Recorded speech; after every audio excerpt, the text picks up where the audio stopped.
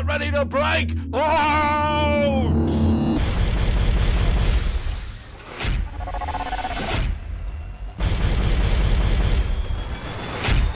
Now, introducing your players. Peely Peely, the Progressive Protoss. EJK, the Gift Master Terran. Wu Shang, the Audacious Toss. Moose Skills, the Preparation Zerg. Sleet, the Riposte Zerg. Trace, the Reactive Toss. Elhaim, the Beatbox Terran. And last but not least, BioIce, the Dark Horse.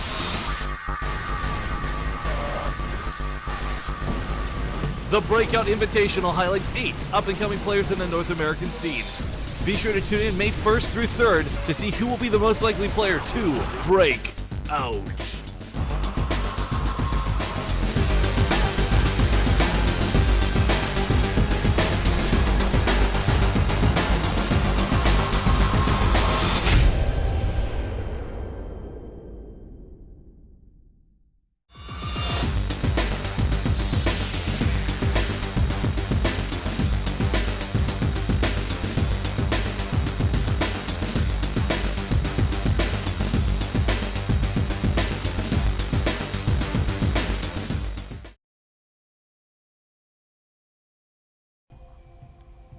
Welcome everyone to the Breakout Invitational, day number 2. My name is Fear Dragon, and today I'm joined here by the one and only, the lovely Jack Attack TV. How you doing today, man? I'm so good. I've got tea, I went for a run, I've got all kinds of calories up in my body and proteins and feeling good.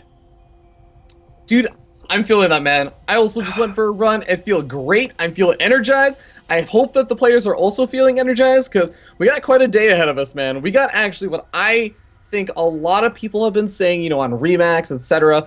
Different people that I've heard and the Breakout Invitational discussed is this is going to be the group of death in a way. I mean, there's only 2 groups, so it's a 50-50 split, but this is the group that a lot of the really strong hard hitters that a lot of people are expecting to have the greatest opportunity to take the entire tournament are going to be in. So gonna have some pretty intense games here today, man, and I'm pretty excited. For those who don't know, the players in today's group are going to be Wu Shang from Deadly Gaming, we have BioIce from Team Ascension, we have Moose Skills from Team Complexity, and to top it all off, a Red Blood's Peely Peely gonna be the final player, and we're gonna be starting off the date with the Moose Skills versus Peely Peely. But I'm rattling off the names of players. Some of you may have heard of them, some of you may not have heard of them, but for those who haven't heard of the actual show or the tournament, Breaking Out is the show about North American StarCraft 2 players that are up and coming in the scene, and the objective of the tournament is to find out who is the most likely player to break out of the North American scene. We have some awesome people who are very heavily involved with the entire production of Breaking Out. I want to remind everyone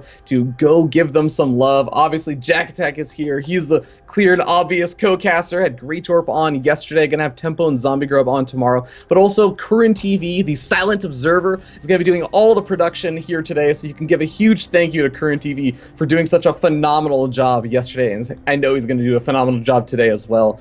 Also, a big shout out to Nice Username, who's done all of the map intros we're going to be using, and shout out to all the players as well as Cybert, who has done all the player card intros that you're going to also be witnessing. But one final shout out goes to Psystorm Gaming, the sponsor for the Breakout Invitational. They have put up a large portion of the prize pool, and if you also want to donate and increase that prize pool by a little bit, all you have to do is go hit that link down below the Twitch stream, and you can actually donate to the prize pool. All the money is just going directly to the prize pool. I'm not taking any of it for myself, and I think that right now, the initial prize pool starts off at $1,000. And we have gotten up to $1,915, which is kind of insane. We're almost doubling the prize pool, and this has happened almost every single season. So big heart out to everyone that has donated and everyone that has any plans to donate. There's no pressure to donate. I understand if this is the difference between like feeding your kittens and adding like $20-$30 to the prize pool. Please feed your kittens. Yeah, These kittens feed are the adorable. kittens. Poor kittens. Wow. They need to be feed. They do need to be feed, so be sure to do that. Be responsible, but if you do have any kind of spare money, exactly. If you do have any spare money, would very much appreciate if you do decide to send it to the prize pool. But With that being said, ladies and gentlemen, we're going to be jumping into our first series of the night, Moose Skills versus Peely Peely. If you don't know too much about these players, don't worry. We got 2 short little videos just to introduce you to them. Enjoy. Moose Skills, the preparation Zerg. Moose Skills is neither Moose nor Gil, but he is a solid Zerg that does well when given time to prepare both before and during the game. Before the game, he loves to do his research, and during the game, he relies on getting the information he needs so that he can prepare and react to each possibility. His ZVZ is solid, and he prefers playing toward the late game. In practice, I almost play standard and safe like every single game. So that's kind of my strength, where if it gets to the mid or late game, I have more experience and have kind of the decision making mapped out in my head a little bit better than probably most players, but at the same time, being predictable in a mirror matchup can kind of screw you over if they decide to do risky builds that you don't punish or something like that. In ZVT, he plays to get to the late game, often playing on the safer side. I usually like to open up with like a 2-base Muta style rather than going a quick 3-base, just because for me I feel like it eliminates the variance of all like the kind of Hellbat builds and something like that it can be hard to scout for if your Overlord doesn't see what you want to see, and then just kind of play it out as a macro player. ZVP is a weak point for him. The Swarm Host nerf has made the matchup even harder. Right now my Zerg Cross is, I guess it's okay, but of all the matchup, it's kind of the matchup that varies the most, just because it's kind of the matchup I guess I'm most indecisive about. I think for my strength would just be my scouting and understanding of the type of builds that the Protoss has, and I guess the weakness is patience and not willing to play those long Swarm Host and drawn out games more. Moose Skills does his research and relies on his comprehensive macro play to carry him to victory. So prepare for the preparation Zerg on Breaking Out.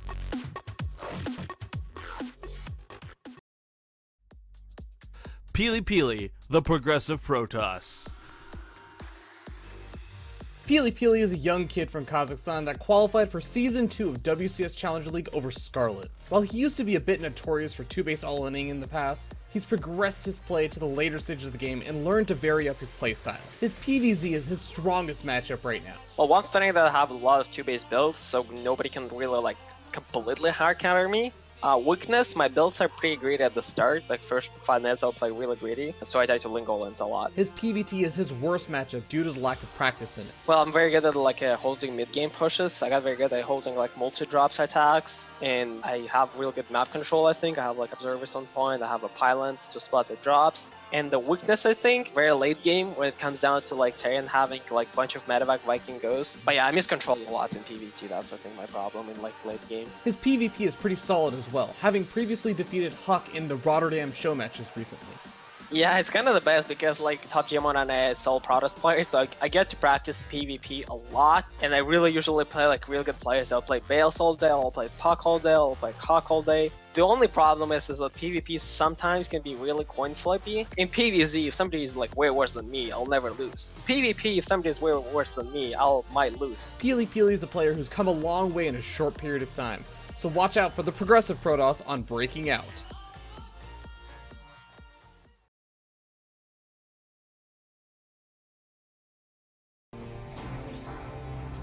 Welcome back, everyone. Hopefully you guys enjoyed those short little videos. We are joined here today by Peely Peely and Moose Skills, our first 2 combatants from Group B. Peely Peely, how you feeling today, man? Yeah, what's up here, Doug? I'm feeling great. How are you? I'm not doing too bad. Ready for some good PvZ action, man. That's what today is about. It's about PvZ and maybe a little bit of PvP or ZVZ. But for now, I want to ask you a little bit about some of the things that you said, actually, because I asked you not too long ago, a couple of days ago, how are you feeling about this match? And you were saying, you were kind of getting ready for Moose Skills. You had a couple of things that you were researching and everything. Do you feel like your practice, whatever things that you've prepared are going to be paying off? You feel pretty confident about it? I don't feel very confident against Moose Skills. Every time I play him on ladder, I actually lose to him, so I don't feel too good. And his macro is like actually like one of the top macro Zergs on NA, so it's not that easy to beat him. But I feel okay. I guess my PvZ is my best matchup. So I think this is going to be the closest game. And if I win that, I should be easily getting out of the group. If I not, then I'll have a little bit of troubles. But we'll see. All right. You feel pretty confident? No, you're not really worried about any of the other 2 people in the group? I'm not really worried about Biovice. He's not very good. And then Hugh Shank, he's not very good either, but he can coin flip me to death with the PvP, so that's not very fun. So I want to like win 2 matches and then get the first group instead of like having to play PvP in like a decided matchup. That's not gonna be fun. Yeah, you gotta believe in the heart of the coin, man. Very important. You know, gotta channel Very, that inner very Yu-Gi-Oh. important. Especially if you are concerned about not being able to beat Moose Skills, since you would be coming out, by your theory, second to and end up playing versus. I know, actually, if you came out first, you'd end up playing versus Trace, but otherwise you end up playing versus EJK. But I'm very interested to see if that's going to happen. But Moose Skills, how are you feeling today, man? I'm doing pretty good. I'm pretty confident overall with this group, so everything's good so far. Yeah, you seem pretty confident. I think you did mention that you do normally beat Peely Peely most of the time. So, did you even do any kind of special prep, or you just say, you know what, just doing the same old is going to be enough for this match? I didn't do anything really specific, but like I play my ladder quite a bit when I do play, which varies a lot depending on school and stuff. But I usually win when we do play each other, so like I kind of know his style and what he likes to do. All right, cool. Well, I don't want to keep you guys here for too much longer because I know that you guys are probably antsy to get started with the game. So, do you have any final words for each other? Now is the time to say it. Oh, I guess I'm gonna get revenge for all the ladder points right now. I have no response. All right, we know who's won the BM trash talk in the match. Players, head over to your player booths and we'll get started with a match. That's just where you are. You don't have to move anywhere. Just get ready to play. All right.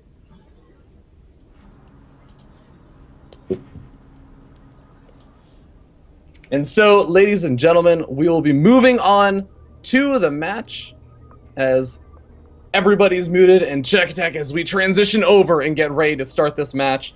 Let our admin, our wonderful admin, Master Delk, who I actually forgot to mention before, he's going to be adminning the entire event, and he is godsend. Check attack. We were talking about this before, but there is something very, very special about having an admin that takes over for all the hard decisions that have to be made during a tournament, so the broadcaster doesn't have to. And I think that you might be muted right now on Skype.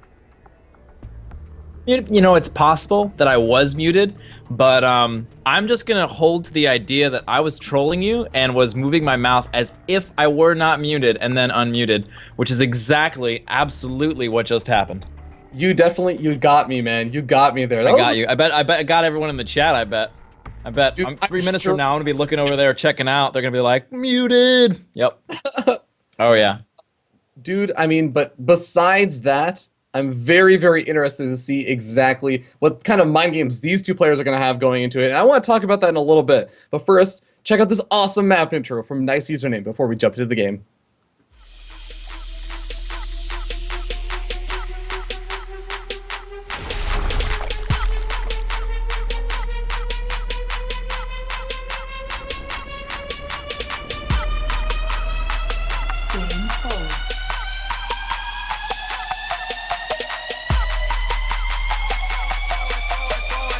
Talking down, I got the diamonds in my mouth.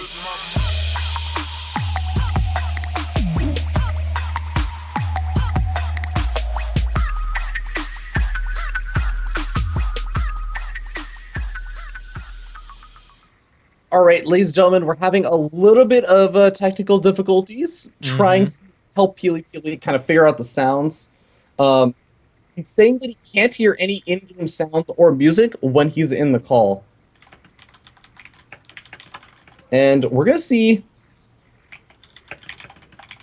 if we can like try and get it all resolved. We're gonna ask him to leave, and I don't know if we just want to bring it up back to the caster cams, just as long as we're dealing with the technical issues. No need to, no need to show like Peely Peely and Moose Skills adamantly staring at their screen as they try and figure stuff out. Oh my God! Peely Peely just called Moose Skills a silly human.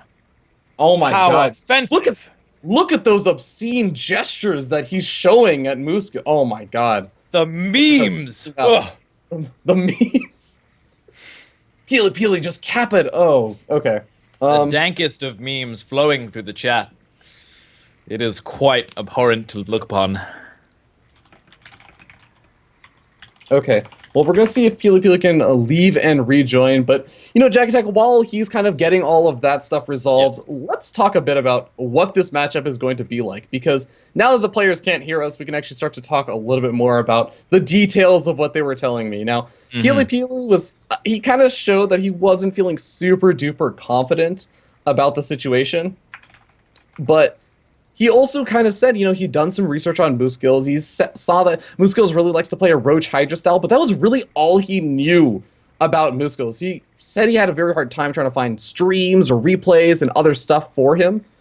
So it was a little bit, well, actually, hold on. Pili Pili's saying he wants to play with sound, without sound.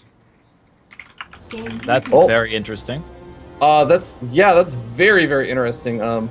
Moose Skills going to counter with Nidus Worm, of course. Of course. Well, I guess we'll just hop into the game and introduce the players then. As we spawn down in the bottom side of the map, Vonnie Research Station, we have the orange Zerg player representing Team Complexity. Complexity's Moose Skills.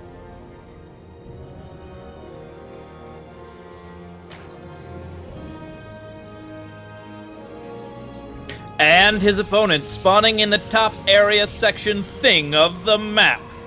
It's Red Blood's Pili Pili.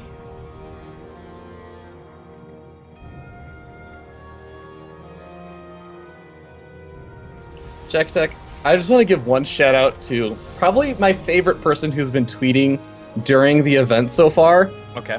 Complexity's Midday. You know, teammate of Complexity Muskill. Throughout the entire event, he's just been trying to find the perfect place to screen cap the players making weird faces, either in-game or out of game.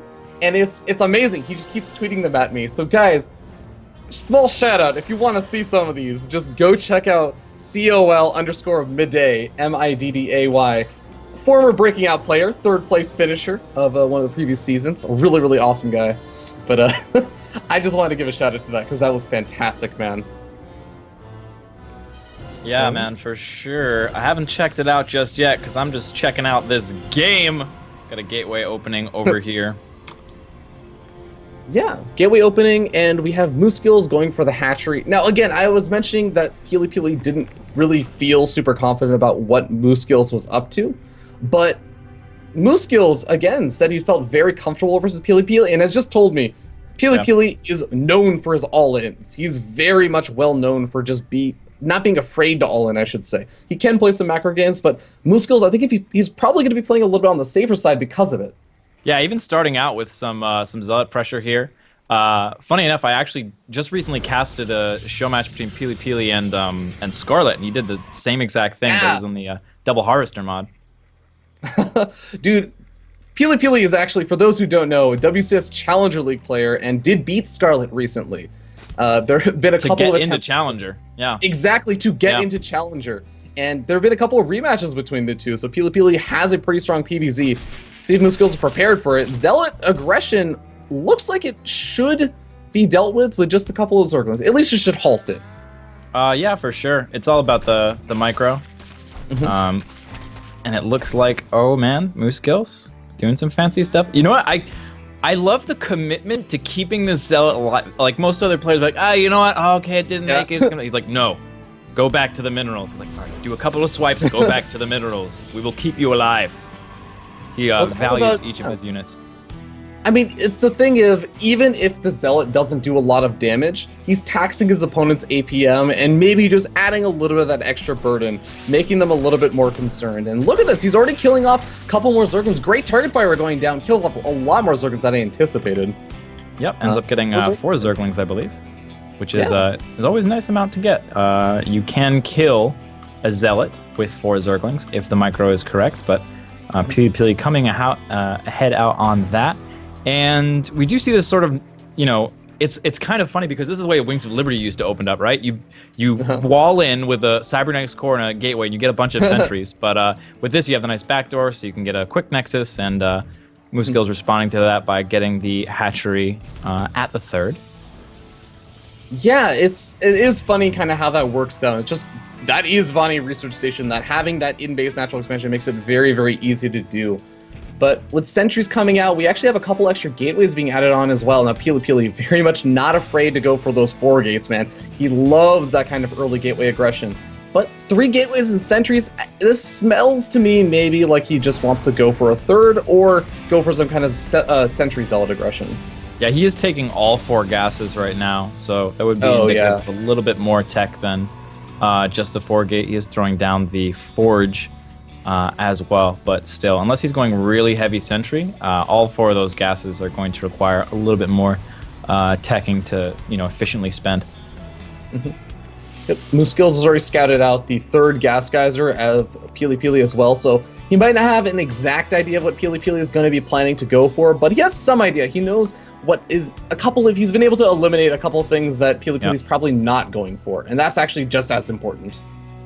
Yeah, I think that's totally one of the things that's really easy to forget about, that, as casters and as observers, we get to see everything, but, you have to really consider what is it that they see. And right now, Moose Skills, getting to see a little bit of a force moving out here, nothing too big, going for the expansion. Yeah, Moose Skills should be able to just poke in, see the 3rd expansion, and after seeing that 3rd expansion, he's going to say, okay, I have a much better idea of what's going on in this game. I know exactly what you're up to. I know what your game plan is for at least the next couple of minutes. And he's going to feel really safe to either continue to drone up. He's sitting on 55 drones, which is an okay amount, but he's finishing up his roach run. He also has the opportunity to try and either deny the 3rd or the pressure on. We just saw 6 overlords get queued up, so he's got a lot of room to make supply. And yep, he's gonna make the roaches and the zerglings. The speed timing will work out quite well, and it looks like he's going to, attempt to deal some damage to this 3rd base. Ideally, we're looking at a destruction of it, because it will be way too late to cancel, and a lot of it, I think, it will be coming down to the force fields, the control of Pili here. Mm-hmm. Going to be moving out with a couple of these Zerglings and Roaches. When is Pili going to realize that this is coming? Because that's we got a scout here. Oh. Looking good. Yeah. He does know this is coming, but not a whole lot of time. Nice positioning over here from Pili. He's going to get in a place where he can do... Oh, he's going to have the... Oh, man, that's going to be great. He's got the photon overcharge. He's got a lot of force fields. He's hanging out in this corner over here. Zerglings are going to start to come in. Oh, and a couple of them get in there, making him use a lot of extra force fields, being a little efficient. 1 sentry goes down, the 2nd sentry over on the right side, almost going down, getting into orange health there. The roaches are following up. Moose Skills didn't attack with all his units at the same time, but it doesn't matter. He still gets 2 more sentries. These are very expensive. He really doesn't want to be getting them killed. And more units coming in. 34 Zerglings on the unit production tab. We have the giant attack coming in. Oh, snap, and Photon Overcharge finally actually gets thrown down, and Moose Skills is just focused firing down the Nexus. He's ignoring all of the army units. Jack Attack, is he actually going to get this? It's going to be really, really close. He's actually pulling back. He's not focusing it down anymore. And that's one of those things that'll happen. Oh, no. He's got another wave of units coming in, though, and a lot of sentry energy has been used up. Pili having to pause the game. Maybe feeling a little bit frustrated right now with not having the audio from earlier. We'll see exactly what's up. Luckily, I mean, we're in a micro-intensive battle right now, but thankfully for this exact moment, he's not dealing anything. Well, SC2 froze. That is not something you want to have happen during the game. Absolutely not. I'm sure that Huck can attest to that. But he's still going. The attack coming in here. Those force fields are a little bit late. All these Zerglings get a nice surround over here. A lot of damage being dealt to the army of Pili. But the sentries are still surprisingly staying alive. He's starting to clean this up. And I want to note, even if he loses some of these units, he still has a decent number of sentries alive. And the Nexus, there's no more units coming across the map. Jack Attack, he's held. Yep, absolutely has held, but Moose Skills has been producing drones and taking gases, teching up behind this. He's already got his roach speed coming in. He's got his +1 coming in as well. But on the other side of things, we have +2 and blink, which, as I always like to say, is good against Zergs. Getting +2 and blink is just good against Zergs. You want to kill a Zerg? Get +2 and blink. You'll probably be okay. Yep, Jack Attack, the way that I like to put it is, if I had $1 for every time I've seen a Protoss player go for +2 blink stalker attacks with a couple of sentries mixed in, I'd be able to throw the Breakout Invitational. Because it happens a lot. It happens a surprising amount of the time. It's a really, really strong strategy. Now, Moose Skills has lost a lot of units. He's started to produce some Hydros and Roaches, but is he actually going to be able to get up enough units in time, especially if Pili is able to get into a nice position? Yep, the economy is currently favoring Peely Peely and not Moose Skills, despite the fact that this base just finishing up should help him out a little bit. We've got a nice attack coming in. That is a really aggressive pylon. It is almost like it's pretty much in vision of the creep here. Yeah, Moose Skills just setting up, trying to get a big concave surrounding this army when it does decide to press in. But look at this decision from Peely Peely, poking in from the right, poking in from the left, just trying to keep Moose Skills on his toes, and he's going to look for an opportunity to start break up this army with some force fields. Oh, and here's the move in. We have some attacking coming in from the Roaches. A lot of those Zerglings get trapped behind. There's still a lot of damage to be done. The +2 is finished, and death is raining down upon all the poor little Roaches of the town. Yeah, but not a lot of sentry energy left over. He's got maybe 4 or 5 force fields to work with. He's gonna be able to pretty easily pick off. Yeah, he's gonna kill off this fort. There's no way that this gets saved. But still, if Moose Skills can find some opportunity to catch this army and make sure that a recall doesn't happen, that's actually another thing. He has enough energy for a recall now. He's done a lot of damage. Absolutely, and you know what Day Knight always says: when you've just killed a 4th base of the Zerg, Dark Shrine, and Peely Peely going ahead and, holding true to that. He's built the Dark Shrine, so we should see shenanigans pretty soon. Oh, a little bit of attack. The Force Fielders were back there, too far to cast the Force Fields. I know, I love that, though, because he pokes forward with the Stalkers, the more mobile units that can poach forward and then blink back to retreat, and only the Zerglings can really keep up with him and get us around. So if he actually chases too far with the Zerglings, Sentries force field away the Roaches and Hyduls, and actually nice those force fields here. Down now. Time warp as well. Segmenting Jinx, off the knock on top wood. side. Yeah, he's got a unfavorable concave over here. He's got to be very careful, but he just has an overwhelming number of units. I love the sparsity of the force fields. He's putting down just enough. We're Prism Harassment in the main, actually. Oh my DT's god, he's he's down just the lair. targeting. Oh my god, he's going right for the lair, and he's absolutely gonna get this. This is huge. Really difficult to deal with. Where's the detection? Overseer warping in right above, and lots of damage being dealt in the meantime. DTs are pretty good at killing things even when detected, so a lot of kills, a lot of damage coming in from Peely Peely, and it's working out pretty well. In the meantime, Moose Skills is going to counterattack. He's going to use this opportunity, as the Dark Shrine has been a lot of investment, hoping that he has enough forces to deal some damage here, but not all that much. Yeah, I mean, Moose Skills has a lot of Hydralis, and he can try and push back this army, but he's not going to be able to just outright kill it as long as Peely Peely is careful. And Peely Peely still has a Dark Templar moving into the natural expansion, or getting ready to move in the natural expansion at least, while he retreats his army back to the safety of his, oh my god, his third, which, by the way, Jack Attack has a ton of photon cannons going down right now at. Yeah, he's, Static D is pretty good, yo, as I always like to say. Hydralisk, though, good at killing gateway units. Even Immortals, they're quite cost efficient, but they need that buffer layer up in front. They really need that group of Roaches to take the damage while they deal it out, and they don't have too much of that right now. Stalkers blink back. That does leave the Sentries and the Immortals a little bit more vulnerable at the front, but as you were saying, those Hydrals will eat through Nice those concave. shields very quickly. Oh, Yeah, he's fighting a little bit in the photon overcharge there. Yeah, he's doing good damage. He's starting to clean up a lot of the units, but I mean, he just doesn't have the depth of units. And oh god, the Overseers have been picked off. Jack Attack. The Dark Templars are going ham right now. Yeah, and that slowness of the GG. That's what that is right there. Jack Attack, you know what that was? That was step 1 of reclaiming ladder points. This is step 1 of the process. He's saying, you know what, that's fine, Moose Skills. For every ladder point you take from me, I'm going to take that much more of the prize pool for this tournament from you. And already getting started with a pretty awesome game number 1 between these players. A little bit of kind of unfortunate situation with how the, audio settings and everything. We had the pause from Peely Peely, but I'm really glad that he was still able to pull out the victory there. Because that can always be the worst feeling, is when that stuff happens and you lose the game, even if it's not directly because of it.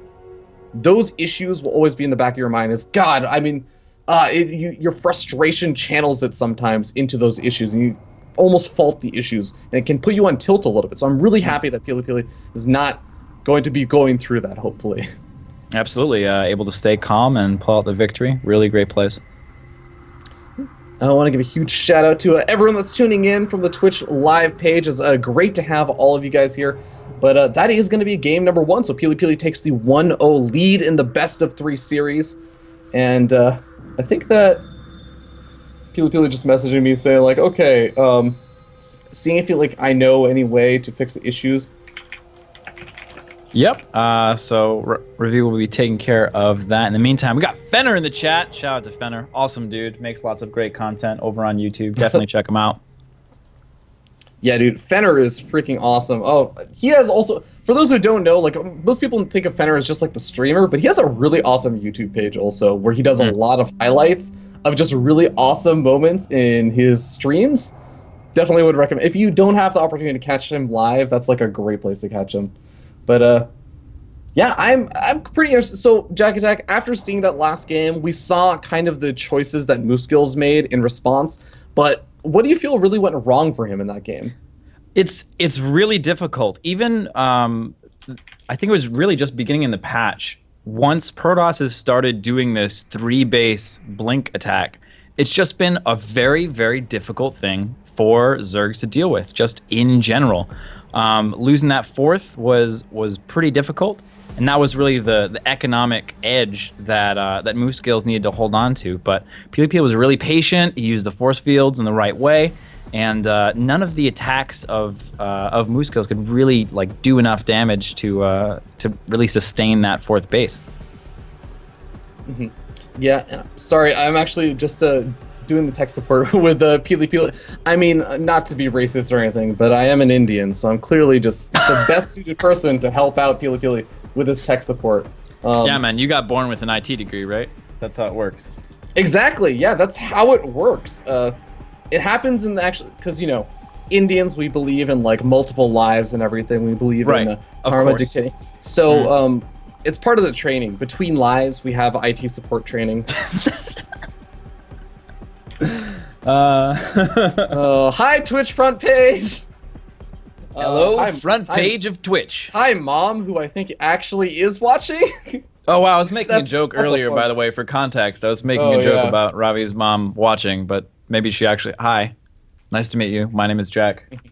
You can follow me at twitter.com/JackAttackTV. Indeed. But just for those who are also wondering, because I know that there are a lot of people out there who are tuning in and kind of saying, well, what the heck is going on over here? Well, this is actually called the Breakout Invitational. It's an online tournament that features up-and-coming players in the North American StarCraft 2 scene. These are players that haven't quite made a name for themselves yet. They're not the big names that maybe some of you have heard of, like Jadong, like a Boxer, Innovation, Life, Kane, Huck. But these are the players that we're seeing, you know what, they have a lot of talent and they have the opportunity, the potential, given some time, to rise up. These are the people that, you know, these are like those players, but before they made a big name for themselves, before they started becoming total badasses and winning everything everywhere. Yeah, this is just a really nice look into the North American scene, which, you know, without this, would get a little bit less love, and we would be all a little worse off for it. So, big shout out to Ravi, who is constantly shouting out everyone else for putting this all together and being the shout out to maestro people who of give everything. Shout outs. Yeah. Shout out to shout outs. I'd like to shout out the way that Ravi shouted out that last shout out. It's quite shout outable, you know what I'm saying? Okay, so I think what we're probably going to do is, I think if Pili still can't get his stuff working, it seems like it's a problem whenever he joins into, whenever we have his player camera in the ready for the overlay, then we'll just ask him if he can, we'll see if we can just leave him out for this one series, and we can try and get the issues resolved during the downtime. I think he's saying that he's good. We all know he's good. Yeah. I mean, he won. He is pretty good. He's up 1-0 right now at this point. But I do want to apologize to everyone for the somewhat longer delay between games 1 and 2. But for those who are wondering what you can do in the meanwhile, I do have something great for you to do. You see this plushie? You see how adorable this plushie is, Jack Attack? Don't you have one of these plushies as well, man? These plushies are adorable. Now, you too can be the proud owner of one of these Zergling StarCraft's plushies. All you have to do is, you don't have to spend any money, you don't have to do anything special. All you have to do is go to Twitter, and I'm sure because you're a cool kid, you're a cool, awesome person, and you're up to date with all the hip things that the kids do these days. Not that I'm not, you're a kid too, you're an adult kid. Anyways, all you have to do children at heart, aren't we? is all you have to do is follow one of the players, any one of the 8 players in the Breakout Invitational, and follow me at FearDragon64. And I think all the player Twitters and everything, you can find that either in the chat. I know Cybert has been linking a bunch of player Twitters in the chat. And you tweet at both of us on who you think is going to win. I assume that the player you're going to tweet at is the player you think is going to win. Please don't tweet at a player and be like, I think your opponent's going to win. Like that's just I think you're gonna lose, man. I think you're gonna lose. Protoss Imba, you don't stand a chance. Yeah, try not to do that. You get But if points you for do me. that, then you'll be entered automatically to win a raffle where at the end of each day of the broadcast, today and tomorrow, as well as yesterday actually, we'll be giving away one of these. So make sure that you're following both of us. I will check that you're following the player because that's the point of this tournament, and you need to be following me because I need to direct message you on Twitter. So very easy way to get some free stuff. Yeah, absolutely. I think it's a great way to support North American StarCraft scene. Just get on it. All right. Well, I'm going to be joining the game as I think we're finally getting ready. Pili is all set up, and I think the next map is going to end up being Coda and Jack Attack. Oh my god, I'm having a Twitter conversation with some people, including Troy from SC2CTL, aka Awesome, dude. SC2 Jeopardy as well. He hosts that, and Rivkin, about how every single series, that best of 3 series that I seem to cast lately, since the new ladder map pool, it has been Coda, Echo, and Cactus Valley. Every single best of 3. Every single one. They are the best one maps. It's very simple. Really? They're the best maps that exist. There are no other maps. We don't need a map pool of 7 That's right. maps. Let's just have a map pool of 3, and then on the ladder, we can give ourselves 2 strikes so we can play 1 map all the time. Because that's what players would do. Jack, you and I both know, if we allowed players to strike all but 1 map, they would only play 1 map on the ladder. Absolutely. I mean, that's what I would do. feel like there's... Oh my Just god. think about it. I would just like to cut out all of the not 1v1 maps. Exactly, yeah. But we are going to be fighting on a 1v1 map as we jump into the game. We'll see you guys in a second.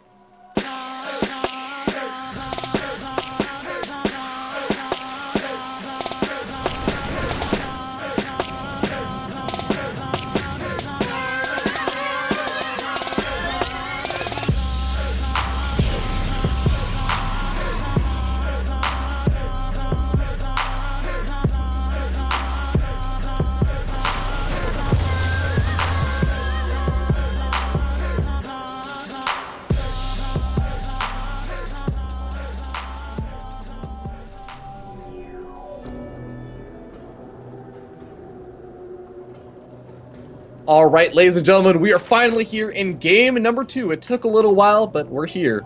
And we're going to be jumping in to introduce the player in the top left-hand corner of the map, the orange Zerg player, representing Team Complexity, currently down 0-1. It is Complexity's Mooskills.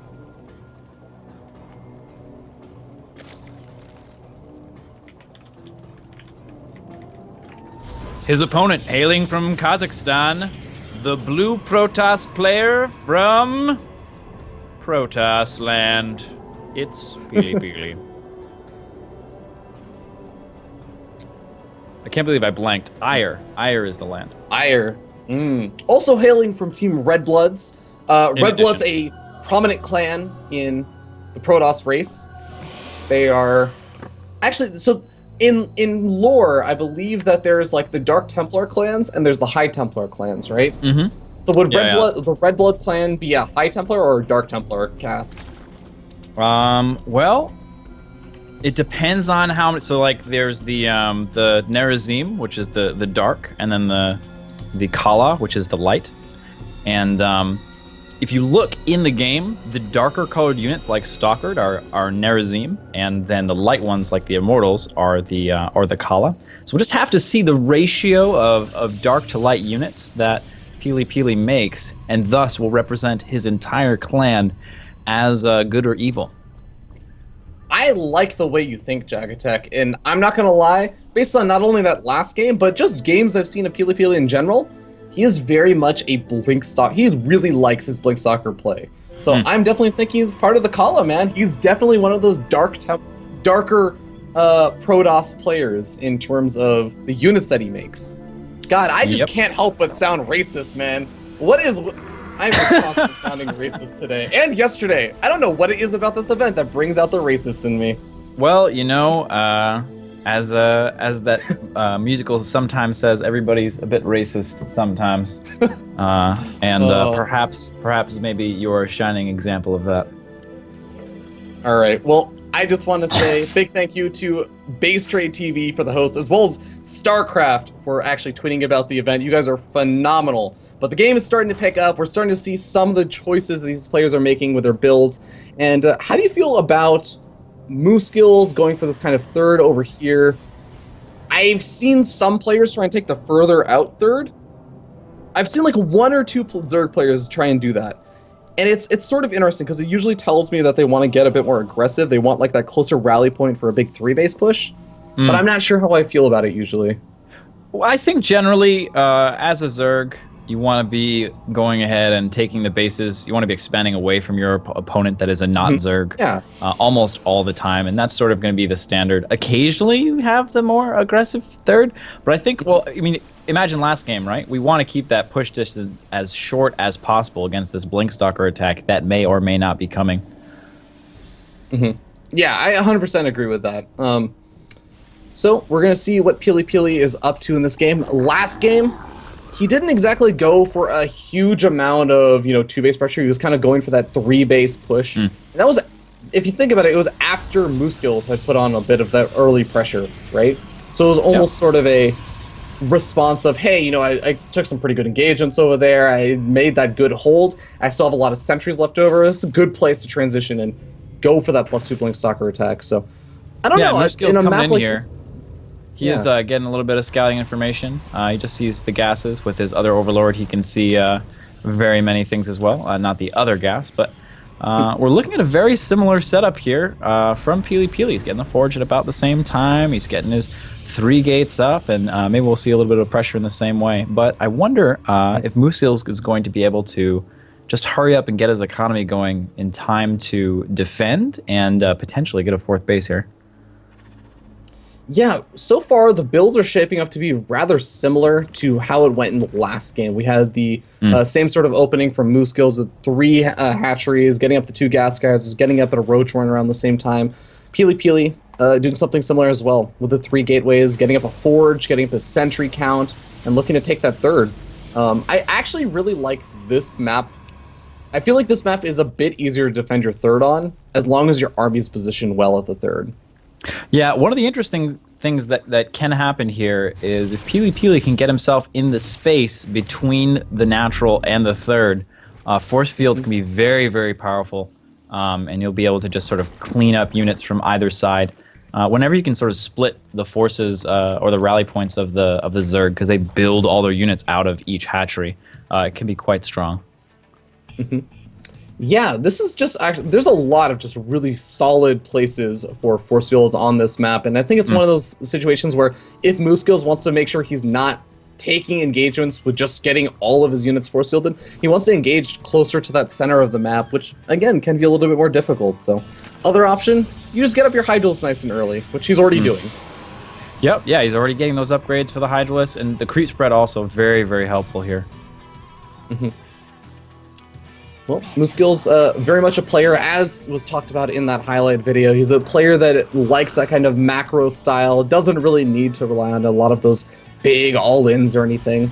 And he's pretty much playing it exactly that way. He's grabbing that 4th up in the top right-hand corner, but Pili Pili planting down a couple of pylons, starting to move out with some sentries, wants to be a bit aggressive now. Yep, absolutely. And we've got this high sentry count.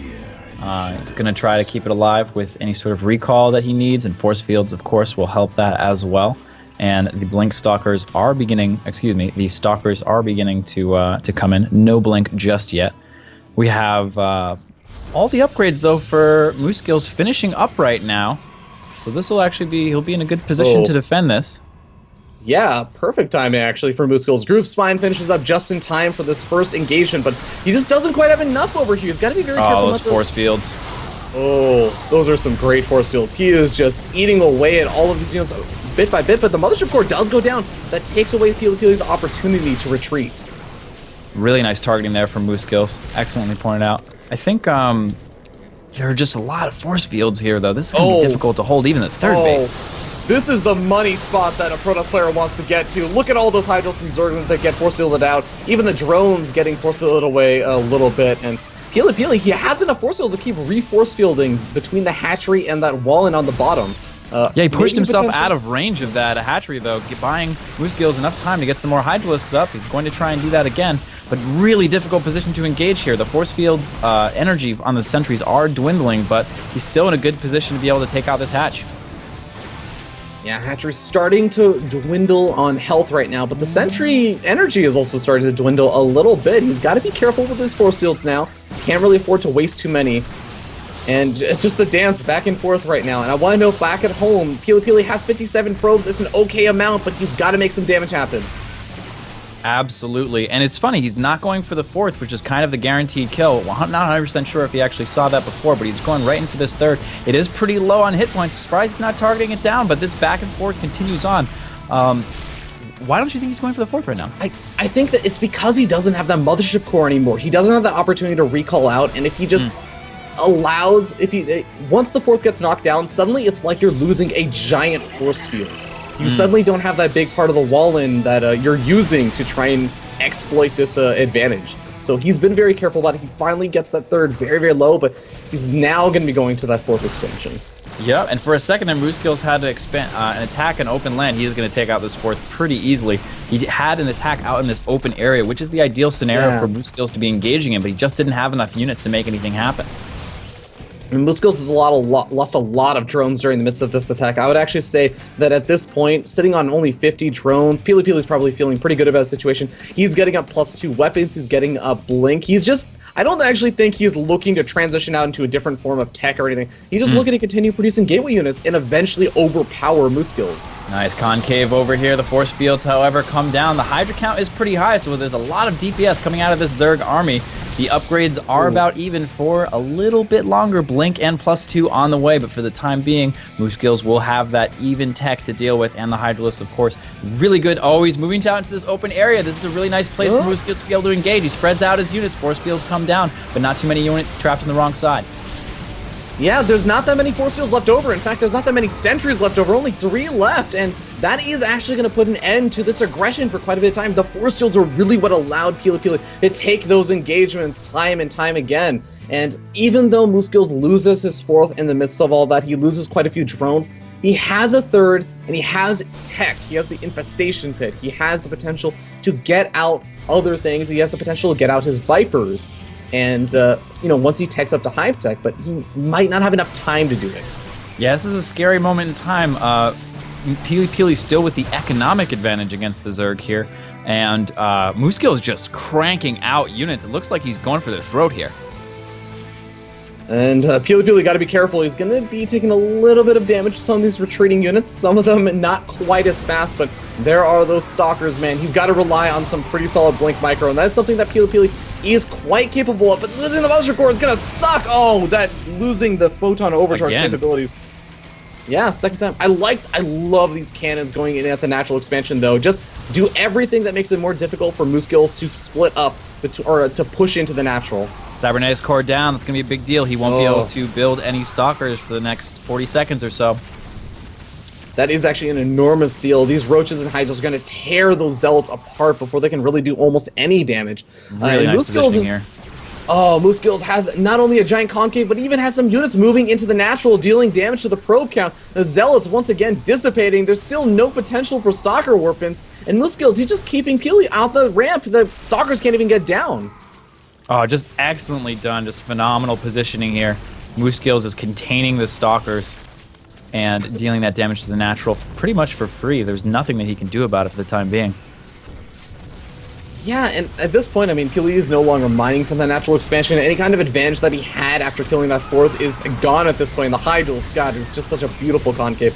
This is actually, it's so funny, Jack Attack, that we were talking about how, the third over on this map, it can be a bit easier to defend, because this is actually just Moose Skills exploiting the map and making it very difficult for Peely to defend. And Very interesting. Already moved move over, but he separated his sentries off to the side. Those are going to get picked off, and that's a really tough thing to deal with. Moose Skills up double supply to Peely Peely right now. He's got an economic advantage. Moose Skills does. He's got the army advantage, and even is going to have the tech advantage in just a bit. I mean, the Dark Shrine is the kind of final hope for Peely Peely. I think probably the only reason he's still even in this game right now, hoping that'll finish up, but no, he realizes no chance. GG's out, and we're going to be going to an ace match, Jack Attack. Very, very pumped about that. Excellent play. It's very nice to see that. Oh yeah, I'm gonna stalker attack you again with all these gate units. Like this time, I'm gonna win. You know what I love about the past 2 games that we saw? It came down a lot to the positioning for the engagement, for the big attacks. You think about like game number 1 on Vani Research Station, it was about Peely Peely. I would say a lot of it came down to the 2 engagements. One was Peely Peely on the defense with Moose Skills on the aggression, where Peely Peely was got all those sentries. He had the nice wave of force fields. He had a great gateway wall in, and he was able to segment off Moose Skills' army. And he was able to take the victory there. With the other engagement, it was on the other side of the map, and once again, utilizing those force fields in a nice positioning. But then, Moose Skills shows in game number 2, that once he can get that nice position, he can get that nice area between the natural and the third, he is also able to just stop Peely Peely from getting into, getting most of his units attacking. He's able to take those engagements pretty handily. It is quite nice to see. In the beginning of that map, I was talking and considering the Protoss getting in the same position that Moose Skills got in. And it's like, oh, you can use force fields here. And Moose Skills like, oh, actually, you can just have an awesome concave with Hydras here and have basically the same effect. Yeah, exactly. Who needs force fields, man? Who needs force fields? When you have Hydras, why would you need a force field? Oh, that sounds like something on a Bronze Science, man. It's like, look, Hydras. Kills gateway units dead. There we go. Yeah, I'll need to make an alter ego for Brojack that's a Zerg player and thinks Zerg is the best. That is an interesting thought. You don't get to talk quite as much. Well, I guess you get to complain about the OP stuff of Zerg. Yeah, for sure. Yeah, because everything is OP, of course. Everything. Especially Static D. Yeah. Static D did not save Peely Peely in that natural from his natural. Because he didn't have enough. He should have built more Static D, obviously. And he was missing the most important Static D, something that again I think would have helped out quite a bit. The photon overcharge that he lost because he lost that mothership core. It's a really, really awkward situation. Yeah, we're getting ready to jump into the game, as we are going to be moving on to, dude, Jack Attack. Yo, what did I say? What did I say the map pool was for these, for what we always end up seeing? It's. I think you said it was Inferno Pools, and Whirlwind was the usual 3. Yeah. One of Pretty those sure that's what you said. Pools was actually Akalon Waste, but. Oh, whoops. Sorry. I thought it was a double Inferno Pools. No, but we end up seeing a lot of the same 3 maps, quite a bit since the latter map pool came out. Coda, Echo, and Cactus Valley, and we're going to be seeing Echo coming out in game number 3, and we're going to go ahead and jump into the game.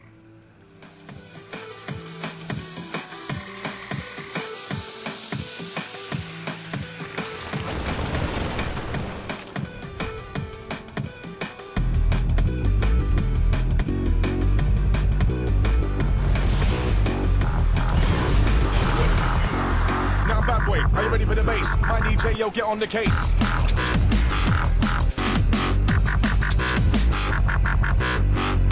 Rinse out, get down. Who's in the mic with the wickedest sound? Wickedest sound. All right, ladies and gentlemen, we're in the ace match. This game decides who's going to be moving on to that winner's match and who will be moving to the loser's match. As we spawn down here in the bottom right-hand corner of the map, we have the orange Zerg player representing Team Complexity. It is Moose Skills.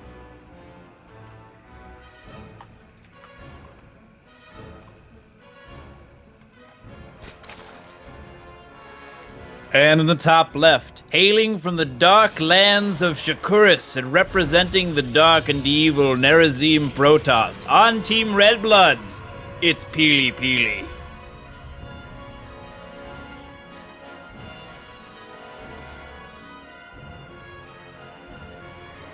You know, Jack, sometimes people are a little bit too hard on the bad guys. They're just like, oh man, you're painting Peely Peely as a bad guy. Well, you know what? Sometimes being the bad guy is pretty cool, okay? When you're a bad guy, Yeah. you get to use Dark Templars.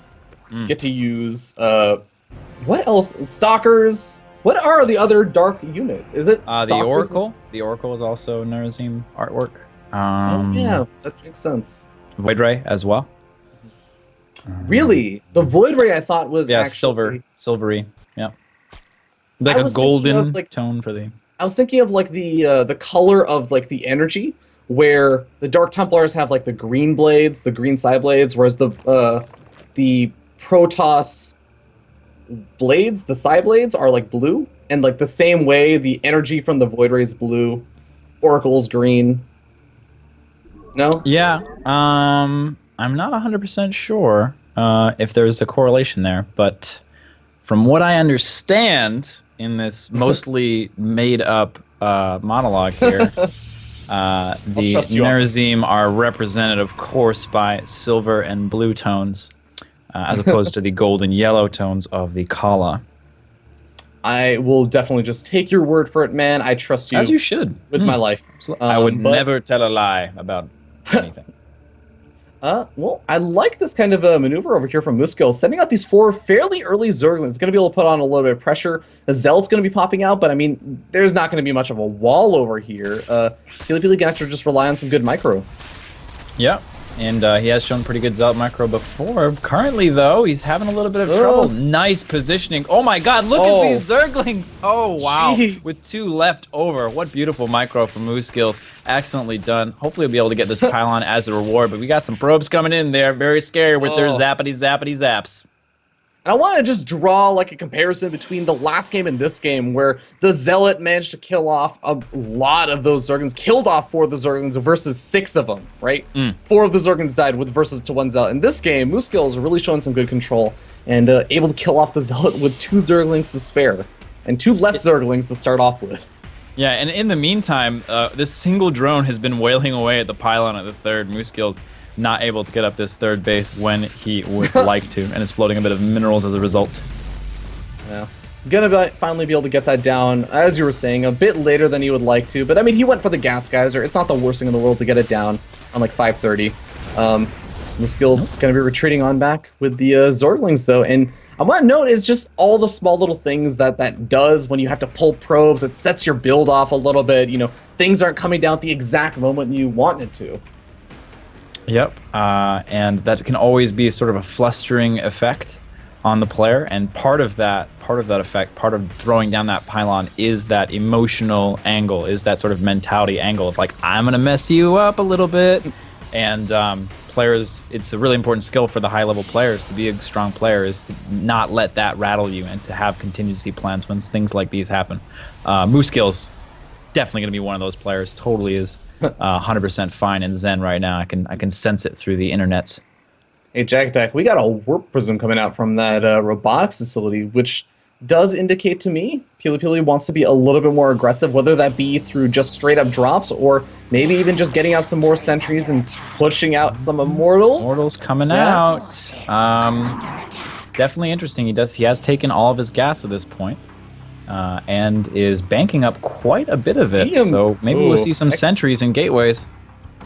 Oh, we're starting to see a couple of those gateways coming out. We got a forge coming out as well, though, so we'll see exactly what he's got planned. For now, he's got just one sentry. This can make some magic happen if he can force field the ramp. He's not in position to deal with it. Moose Skills. Oh, he notices just now, and it looks like, he's backed him away. A little bit of zoning here with the queens. Nicely done. Nice little finesse play there. We're like, you tried to trick me. You tried to get in there, but no. Small little things, though, because you think about it like the Warp Prism, it's going to have that late game usage. But for now, look at what it's doing. It's forcing the skills to make that extra round of Zerglings that he doesn't necessarily want to make just yet. He's reacting. He's kind of keeping his Zerglings back at home rather than scatting around for the 3rd until now when the Warp Prism's retreating back. It's doing the small little things to Moose Skills, making it play a little bit differently.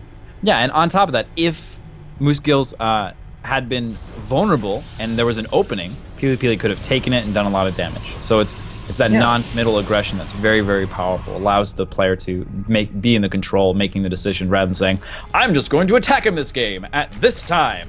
Good luck, me." Exactly.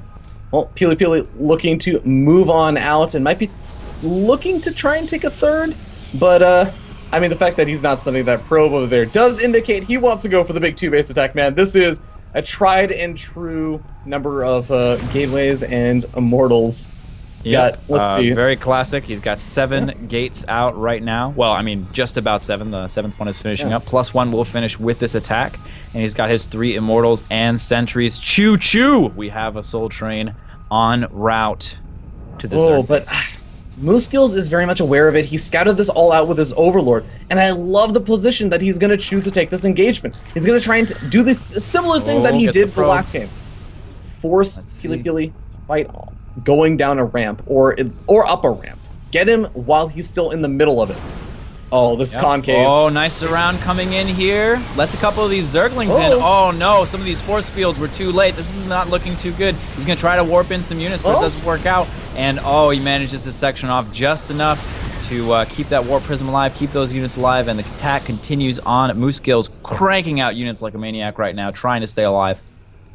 Those immortals, though, they're doing so much damage, especially with the +1 weapons. They're going to eat those roaches alive, and with 3 of them in the mix, Peely, the only thing he has to do is be careful about how many force fields he has left. You can see that he's being very, very cautious with how he's planting them down now. And it's hurting. It's hurting. He's having a hard time busting on through. Yep, absolutely. And I don't know, the Moose Skills, he's got a lot of forces over here, and he's waiting. He's making this concave up at the top. He's not jumping to any sort of conclusions, not running in too early. He's being very patient, not allowing himself to be caught off in this choke. We do have some potential wraparound on the other side. He's going to split up his forces a bit here. Great reactionary play from for some force fields here. Look at the target firing. He's going for that immortal. Almost gets there. It is one immortal down. It's a big deal here. But the other 2 immortals still staying alive, and I mean, there's more stalkers being warped in. The sentries are out of energy at this point, so no more force fields being thrown down. The drones have been pulled he gets right on top of this. The rocks get killed off. Stops at least some of those units from coming in. Stops the reinforcements, but there's just been too much cleaned up. Moose Skills pushes this back, and that was what Peely's plan was, to win with this push. And now you can see the supply differential. He's down at half the supply. Yep. He does keep 2 immortals alive, and he's going to try to buy himself some time with this immortal attack. But I don't know. This is an incredibly difficult situation to play from as Peely. He's warping in more sentries and building more immortals, but will it be enough? Jack Attack, it's going to feel like a miracle if Peely can make this work. I mean, these 2 immortals, they're doing nice harassment, but there's still no sign of a third from Peely. Right now, actually, his game plan just seems to be, let me crank out building units. More gateways? Well, my game is actually completely frozen. All right, well, Jack Attack, I hate to do this to you, man, but I think I don't know if my game is. Yeah, it just crashed. Yep. So it's all right, Jack man. Attack, you know it's what? All right. You're the lovely narrator. You get to finish the story. And long, long ago, children, there was a man named Moose Skills. He was a Zerg man and lived many, many years ago. And while Fear Dragon was lagging out, he thought to himself, "This is Nathanius all over again." Lol, said Peely. And that is all that there was said. But yeah, so this game, not to jump to too many conclusions, but it's kind of wrapped up, right? It's incredibly, incredibly difficult to come back. And he's building 2 more. I don't understand this. He's building 2 more gateways. I mean, he has a lot of extra minerals, but I just feel like, 7 gateways is enough. Right, you can absolutely produce everything you need off of 7 gateways. There's no way you need any more than that unless your macro is failing you, which could be the case from Peely, but I don't feel like it is at all. But we are going to continue the game here. He's going to keep those 2 immortals in the warp prism. Going to be pulling them back now, and we got burrow and tunneling claws, and it looks like the weapon of choice for Moose Skills will be that burrow roach play. and very likely to make a counter attack quite soon, as he's mostly droned up on all 3 of these bases right now. All right, we have the second attacking force coming in. He's decided, if at first you don't succeed, Soul Train, Soul Train, Soul Train again. And here we are. We've got a decent sentry count over here, and his Warp Prism is still alive, warping in more sentries and some stalkers as well. And this continuing attack, we do have a little bit of mining out going on in the main and the natural, so he is on a clock. He has to make this work. Reminds me of a GSL game where I think it was like a 16-minute Soul Train, and the big flank is coming in. Oh, and here comes the burrow move, and that is going to be absolutely crushing, getting on top of everything, dealing insane amounts of damage. He tries to hallucinate some zealots, but to absolutely no avail, and GG is called. Moose Skills with the victory. All right, congratulations to Moose Skills, who's going to be the victor in today's series, and we're going to go ahead and get these guys back on or I should say, we're going to go ahead and get Moose Skills back on for the winners game interview, and go ahead and transition over and see how he's feeling. So, what is up, Moose Skills? How you feeling, man? I was a little scared after the after that first game where I messed up pretty badly, but he ended up winning that game basically just because I played poorly, not necessarily because he played well. So I wasn't still too worried after that. Do you feel like it was your decision making on what you were doing that put you behind, or just like the execution of what you wanted to do? Both the so the thing I tried to do is I know he's going to go fast third that first game with just sentries, and I got greedy and tried to get the Nexus instead of focusing on just trying to kill as many sentries as I could. And in the meantime, my macro slipped while I was trying to do that because I didn't take my additional gases in time because I did that off of 2 gases. So basically, that put me really far behind because I didn't really kill many sentries with the Nexus. Yeah, I feel like you were just, as far as just like a pure stuff thing going on, you're pretty far behind when he was going for that attack on the 4th. Yeah, for sure. Yeah. So next up, you're going to be playing against the winner of the next series, which is going to be Hugh Shang versus BioIce. Do you have any preferences on who you would like to play? I'd probably rather play Hugh Shang just because, first of all, I think he's worse, and second of all, in PvZ, a lot of it's about information and acquiring information. So he basically has to reveal his hand versus BioIce, and if he were to win, I would basically know like what he prefers to do and stuff. Because he's one of those players that I don't really play on ladder or anything, either because he's smurfing or we just don't end up hitting each other. So don't know too much about him. All right, fair enough, man. Well, we'll be seeing a little bit more of you in the near future in the winners match, but congratulations again on your first victory, and we'll be back, guys, with Hugh Shang versus BioIce in just a little bit. Get to know the players with these videos, though, in the meanwhile. Hugh Shang, the audacious toss. When you watch Hugh Shang play, you can definitely see some influences of parting in him. Not only does he have a very aggressive playstyle, but he's got a healthy ego and a touch of showmanship. But unlike parting, he's a dark horse in a tournament of dark horses. His PvZ is his best matchup, where he uses constant aggression. I'm like super aggressive. Actually, lately I've been trying to learn some turtle playstyles, but mostly I just attack all the time. Lots of Immortal all-ins, Gateway all-ins, and then I'd like throw in a bunch of macro builds. I think my strength is my force fields. And then my weakness is probably, if I play a style that's not Sentry Stalker, and then my opponent goes Muta, that's pretty sketchy. I always lose those games. PvT is his worst matchup, where his aggression often backfires. I think my strength is my micro. I'm pretty good with like Stalker and High Templar control. I think my weakness in PvT is just like attacking when I don't need to. Like I'll take a huge engagement and I'll kill like the whole Terran army, but then I'll like keep attacking. You can't really do that in PvT. You've got to like pull back and remax before you attack again. Mostly I actually don't like this matchup because you kind of have to be passive to some extent. He likes PvP, but he feels less comfortable in the lane. I like this matchup, but there are some parts that are really like obnoxious to play against. It's fine, I just stay away from certain openings. If I scope properly, then I usually win. If I don't scope perfectly, then I lose. Hugh Shang is an entertainer, and you can definitely expect a show out of him. Be sure to check out the audacious toss in Breaking Out. BioIce, the dark horse. BioIce doesn't have a lot about his play that will stand out too much. He's a solid macro Zerg that loves to play just whatever is standard at the time. His ZVZ is feeling good, and he really likes going for a 2-base Beetlesk style. A lot of players prefer to go Roaches and then go into like Roach Hydra Infestor as their mid game. But I think it's 2-base meat is the strongest way to play right now. I'm pretty confident with my early openers and my macro and like getting in my opponent's head, but my weakness would probably be I mess up my injects a little bit in the late game if there's like a lot of micro going on. In ZVT, he plays a very safe style that sometimes puts him behind.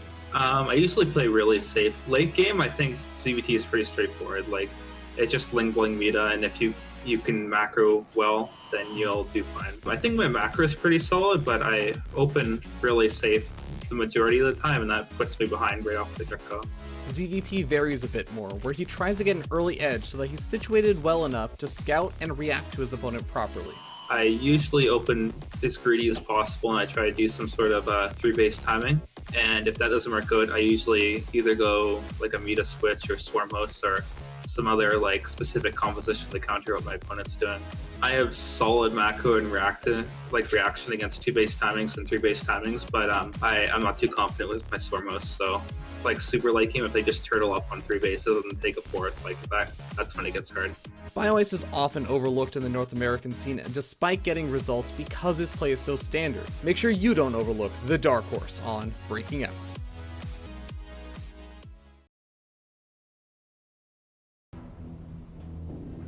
Welcome back, ladies and gentlemen. We are back here with Hugh Shang and BioIce, the two next players in our next series. So, Hugh Shang, how you doing today, man? Doing pretty good, Fear Dragon. How about you, man? I'm doing pretty good. You know, I'm looking forward to this next PvZ, and you're going to be facing off versus BioIce. Now, I talked to you the other day, and you said you were feeling pretty good. You said you were feeling a 4-0 in your group. So, tell me, how you feeling about this match in particular? Yeah, I feel pretty good. I played some practice with Kane, and I think Kane's probably the best Zerg NA, so I know that practice went really good, so I'm not really worried or anything. All right, awesome. And BioIce, how are you doing today, man? I'm doing great. All right, and how are you feeling about this match? I know that I didn't really get a chance to touch base with you on how you were feeling about the games, but feeling pretty confident, not too worried about Hugh Shang, or maybe a little bit more concerned about this match? I think I'll win 2-0. Alrighty. Feeling pretty good about going out top of your group then? Not really worried about anyone? Or is it just Hugh Shang in particular? Hugh Shang in particular. I don't know. I think Pili Pili is a bit harder. But other than that, I think it won't be a hard group. Alright. Well, Hugh Shang, do you have any final words for your opponent before we get started? Yeah, I'm 100% versed him on my barcode, so I don't know why he's so confident. It's kind of weird. All right, BioIce, any final words before we head into the game? I take back what I said then, because pretty scary. All right, gentlemen, head over to your player booths, and we're gonna get this series started. Best of luck.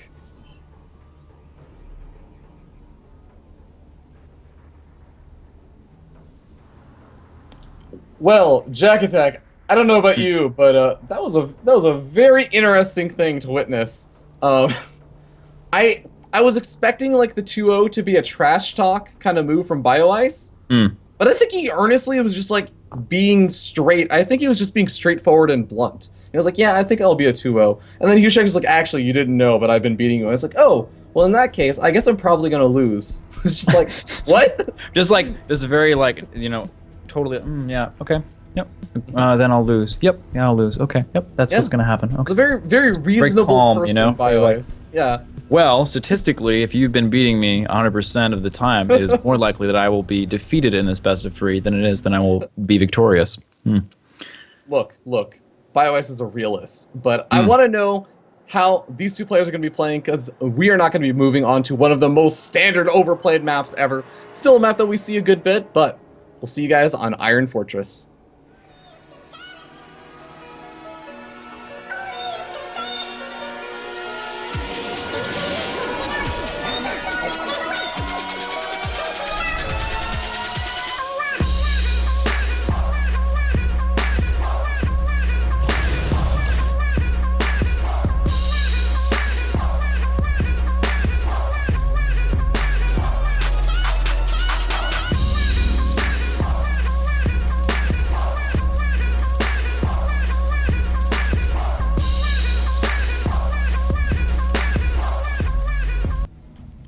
All right, spawning up here in the top left-hand corner of the map, we have the pink Zerg player representing Team Ascension.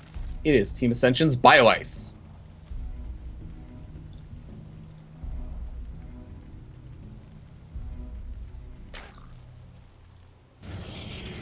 And in the top right-hand corner of our screen, is he Kala or Nerazim? We will have to find out. It's the blue Protoss, Yu Shang.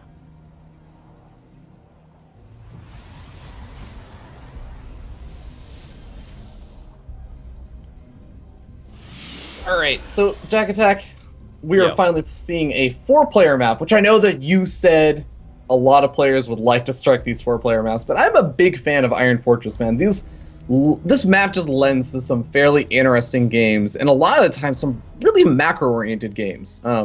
Oftentimes with a cross spawn, but this time we're going to be seeing horizontal spawn. How do you feel about this map? The no 4-player maps for me was definitely a joke in that I would just 2-gate everyone every single game because it would be, it'd be great. But Mothership Core, where are they? Yu Shang, I believe last time I actually managed to cast those games. He was in big trouble with the not building of Mothership Cores. Hopefully that doesn't happen to him this time around. Mothership Core, a very critical component in the defense for. Actually, in the offense, it's just important to have one of those guys. Actually, I think it may have been with you. There's another weekly event that actually happens, the ESL NA Open, and I believe we casted one where Yu Shang he lost like 2 games in a row versus, I'm trying to remember who, is some Zerg, some fairly good Zerg. It may have been like Bly or something. Where both of the games, his Mothership Core was just off straight up in a corner of the map. Not even like a corner of the map where his opponent was. Yeah. It was just in a corner of the map. So I think, and actually at both times he just ended up typing that out, Mothership Core, where far art thou? So I believe that's a reference to that. So I'm sure he's been working on that Mothership Core control, but ooh.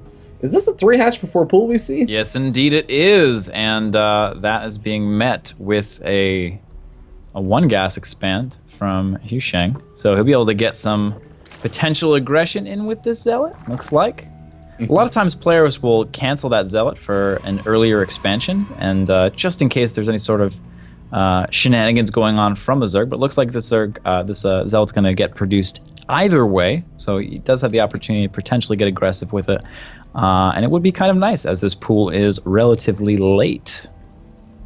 Yeah, there's going to be an opportunity for Yu Shang to put on that kind of pressure, and I will note that this is something BioIce has just said he likes to do a lot of the time, if not always. Going for the 3-hatch before pool. He loves his 3-hatch before pool. So Yu Shang, I know he's been putting in a lot of time in preparation for this tournament. He's been playing games versus Kane. He was reaching out for games and practice versus Pig. This is something that if he's done the preparation versus BioIce, he should know about.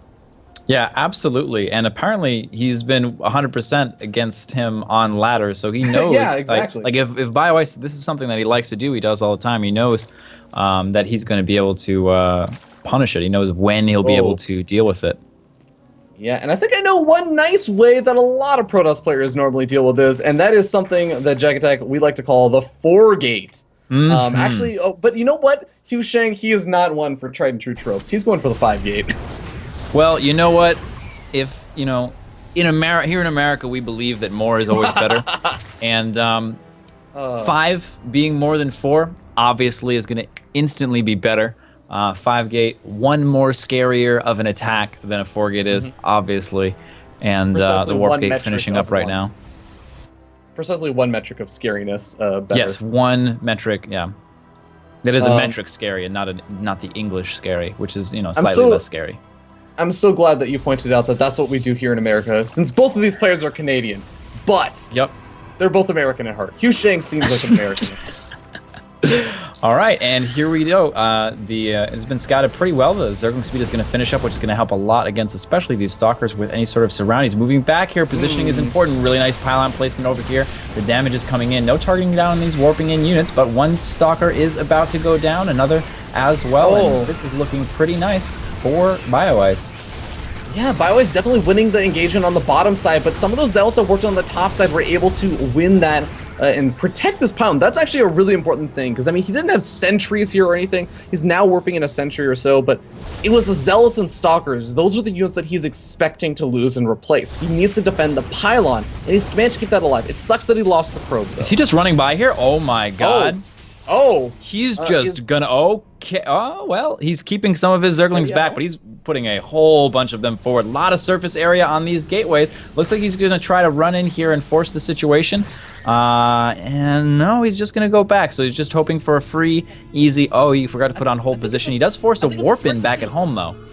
yeah, exactly. He forces warp-ins back at home without sacrificing any of his units, and he's also buying himself time. Hu Sheng doesn't feel comfortable moving into BioIce's territory until those Zerglings are back and making sure that they aren't actually just busting down his wall in. Oh, and we have a move out here from Hu Sheng. It appears that he's ready to go attack that fourth base. Not a lot of force fields going on here. He's going to rely heavily on the Zealots to deal with these Zerglings, and we have 8 roaches on the way. This is critical for BioIce's defense. Is he going to be able to get them out in time, waiting and looking for the right position? Oh, man. He allowed him to get into this really nice position. Awesome force field right there. Going to be difficult to deal with. Can Hu Sheng just focus fire down the hatchery? Well, no, he's going to engage the Zerglings, and the roaches are now coming out. Zealots trying to engage and just buy time for the rest of the units to try and focus fire down these Zerglings, but it looks like BioIce should be able to clean up without losing the third, although, actually, wait a second. Oh, Zealots are pretty good at killing Zerglings, Ravi. And it looks like this is going to be a quite difficult hold, and Hu Sheng, with that 100% win rate, is showing he knows how to deal with this strategy. Nice little move over here from BioIce, though, catching the reinforcements, especially against those Stalkers, going to be strong. Ooh, a couple of free sentries as well. Well, not quite so free unless you're target firing them down, but I mean, these Zerglings, they're going to get cleaned up as well. The third goes down, and BioIce, he had more drove, but he's down to 28 at this point, and Hu Sheng is looking to be in a fantastic position to keep that 100% win rate we keep talking about. Yep. Ooh, nice force fields there. Even dealing this extra, kicking him when he's down is Hu Sheng. And yeah, he's just got this cancel. This is gonna be really difficult to deal with. He just cranks out more units, but man, just such a strong 2-base attack here, and only the 5 gates here. It's not like we're talking about 7-gate blink or anything crazy like that. Just like a really strong build. Could have gone ahead and take a 4th from it, but decided against it as the damage is quite nice. He's just going to keep warping in here. Yeah, he's starting to probe up a little bit, make sure that he has at least some sort of fallback in case this does go wrong with some sort of terrible engagement. But right now, his engagements are still looking pretty solid. Got a Guardian Shield to help make sure that none of these units are taking too much damage from the clean shots, but Mothership Core does go down. It's not gonna be enough, though, it seems, with just the reinforcements continuously coming in for Hu Sheng. Yeah, these Zealots are just absolutely brutal, just wailing away at all the units, and not really too much BioIce can do about it at this point in time. He GG's Hu Sheng with a quick first victory. Yeah, Hu Sheng looking pretty solid over there in that game number 1, having the exact appropriate reaction to just 3 hatch before pool. There are risks associated with it, and I mean, it's a 4-player map, so I can kind of understand, you'd feel a little bit safer with a 3 hatch before pool. You're hoping that your opponent doesn't necessarily scout you out super early on, doesn't have the time to react and throw down those gateways immediately, but still, it's something you have to be prepared for. You have to be ready for that kind of gateway aggression. Absolutely, and I wonder if we're going to see some more of that from him. You said that he's used to it and he's comfortable with it and he likes it, but if this amount of total crushing continues to bring forth from the Protoss player, it's going to be difficult to deal with. Yeah, I mean, he only needs to do it one more time, Jack Attack. He only needs to do it one more time to beat him, at least in this initial match. Of course, neither of these players will be moving out of the group or dropping out of the group just yet, but it's still a pretty important match for both of these players to make sure they can get onto a good footing for. Because otherwise, it's just like you're in that awkward position where you're 1 game or 1 series away from being eliminated from the tournament. You never want to have to put yourself in that position. Absolutely. Well, we're going to be hopping into the game next, guys. The next map is going to be Coda, so we'll see you guys there.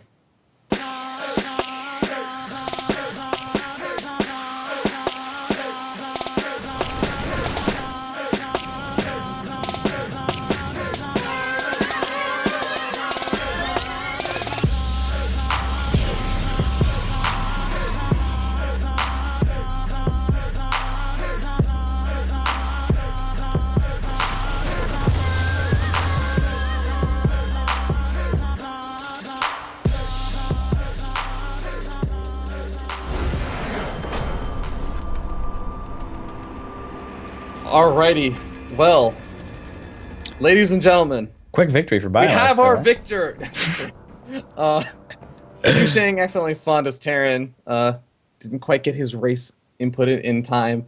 But I don't know. It could have been like I was ready for it to be a mind game where Yu Shang would just be like, you know, it was a little bit too easy to beat you in that last game.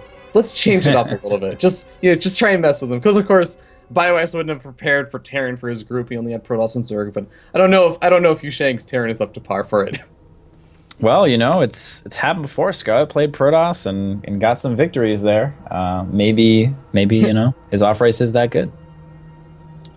Yeah, I'd have to consult with my admin about the rules on race switching. I think that in most tournaments, I don't know how that MLG worked out, but I think in a lot of tournaments, in most tournaments, including this one, you can race switch, but your race switch can only be done for the entire series, not in between games. Why is that? Like, why? I don't know. Why? That's just like the standard rule. It's not like a conscious choice I made, but I've always liked the idea of being able to race switch for a game. I think that's a really cool thing. It's like, and for the most part, right, it puts you at a disadvantage as the race switcher because you have to be able to master multiple races. Yeah. You know? You have to be able to perform well with multiple races. So I don't feel like, I don't understand that. I'm just going to chalk it up to my own ignorance because I'm sure if people are doing it, there's a very good reason for it. But I would love to know what exactly that is. Well, Scarlet's shown that all you need to do to win as Protoss is 7 gate in PvZ. Yeah, well, not reasonable. serious about that. Yeah, Very but serious. there are definitely some builds. I'm trying to remember who was it. There was one Terran player who hated playing TVT, so he would off race a Zerg specifically just for that matchup. Whenever you had to play another Terran player, he refused to play TVT. You go for a Zerg. But you know, that all aside, there are some players who like to do that. And I think we'll just go straight into the game, guys. You guys have already seen the map intro. No need to play it twice. And we'll introduce the players as we spawn down here in the bottom right-hand corner of the map. Currently sitting down in the series 0-1. We're looking for the comeback. It is Team Ascension's BioIce.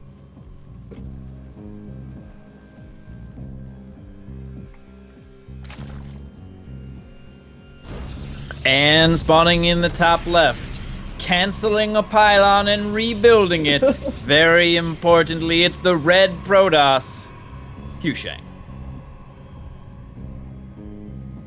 Now this, of course, is the fabled cancel the pylon, rebuild it build, which is quite strong. Very, really very got to watch out for it. Yeah, absolutely. Normally You know. accompanied by a little bit of taunting, as Yes. Yu Shang did, saying, you know, I thought you said it was going to be a 2-0, but what Yu Shang has forgotten, including not canceling his pylon, is also the fact that BioIce said, oh, well, now that I know that barcode that kept beating me was you, I acknowledge it's not going to be a 2-0. So, BioIce I wonder if he was just like messing with him, be like, oh yeah, my barcode that I totally have, I always beat you. I know, that's like, that because there are so many barcodes, right? You could just like, be like, oh yeah, I'm like one of the Protoss barcodes that beats you every single time. I'm 100% win rate against you. It's just like they've never played each other ever. It's the ultimate mind game, man. If I were giving myself into a tournament, I'm 100% going to be doing that every. Oh yeah, I have a barcode and I always beat you, so not worried about it at all. Good luck. Good luck, GLHF. That'd be a pretty sick mind game. I could see Yu Shang as the kind of person who would do something like that too. He's a pretty cheeky guy. Yeah, he's totally. I think you put it correctly. A cheeky guy. Well, we are seeing that BioIce saving up those minerals quite a bit. Has not sent out the drone for the hatchery drone though. Is late. He sent out a drone scout though? I'm wondering if he was looking to maybe do a proxy hatch, but then felt uncomfortable about it after seeing the gateway in the main base instead of at the natural. Yeah. He is going to go gas before the hatch. I think mostly because that hatch was just a little bit late. Pool coming down as well. And like you were talking about before, we do see some Zergs take this more forward base. And with a 2-hatch before pool, which technically this still is, even though you got the gas in between. Yeah, I don't really know about that. Just closing in that rush distance. It's going to be interesting to see how he defends it. He will have this sort of forward central point that he has to defend. Maybe he can use that ramp to his advantage. There was a lot of space there to work with, which is, you want that space to work with against the sentries. So that is one thing going for him. Actually, now that I think about it, yeah, that base over to the side that maybe, okay, yes, it's further away, but there is not as much space against force fields as we saw earlier. Yeah. Yeah, exactly. You think about how important positioning has been in the previous PvZs that we've seen today. It is game deciding where the engagement ends up happening. So if you can catch the sentries as they're moving from that ramp over to the hatchery, that is a nice, big, wide open area that you can get a full surround on, that you can really shut down not only just the actual units from moving in, but waste a lot of force fields in that area. Absolutely. I'm really, really looking forward. I hope Hu Sheng does a similar attack and we get to see that in action. For science, man. For science. For science, yes. We have been seeing, generally speaking, all of these PvZs, just aggressive cross play and the hopeful wax on, wax off from the Zerg in response. Nice scout out here by BioIce. Gets to see exactly what's going on, sees the timings on anything, sees the 2 gas down. In the main, he's also going to see these 2 gateways as well before getting zapped to death by the Stalker. Yeah, I think the important thing is that he's seeing that there is not that 4th gateway. So he kind of knows, okay, you probably would have thrown down all 4 gateways at the same time. So that's a really, really nice thing and probably comforting thing for BioIce to scout out and make sure that he's going to be up against the same sort of build as the last game. But, well, there is going to be a little bit of light gateway aggression coming out. Yep, Stargate behind this as well. Keep in mind, only a single queen to defend here. He's going to have to pull drones the Zerglings do come around for a moment. One-on-one, the Mothership Core beats the queen. This queen is going to go down for sure. And, yeah, it's just a little bit of annoying harass here from Hu Sheng. Nicely done. Going to lose a Stalker for it, but... Ooh, a little bit of aggression as a result. The Mothership Core is out of position to Photon Overcharge. Looks like he's just going to clean up some units here. Looking for the pylon. Finds it right away. Excellent job, BioIce there. Yep. BioIce realizing, not likely going to get too much damage done on the other side of the map just because Hu Sheng has that wall off completed. And we'll see if the Overlord is going to scout out this Stargate. I don't think it will. The scouting path is looking at those gas guys, just is looking behind the mineral line for units. And I think this Oracle may be able to get all the way across the map, scot-free and unscouted, as long as these Zerglings do not run underneath it.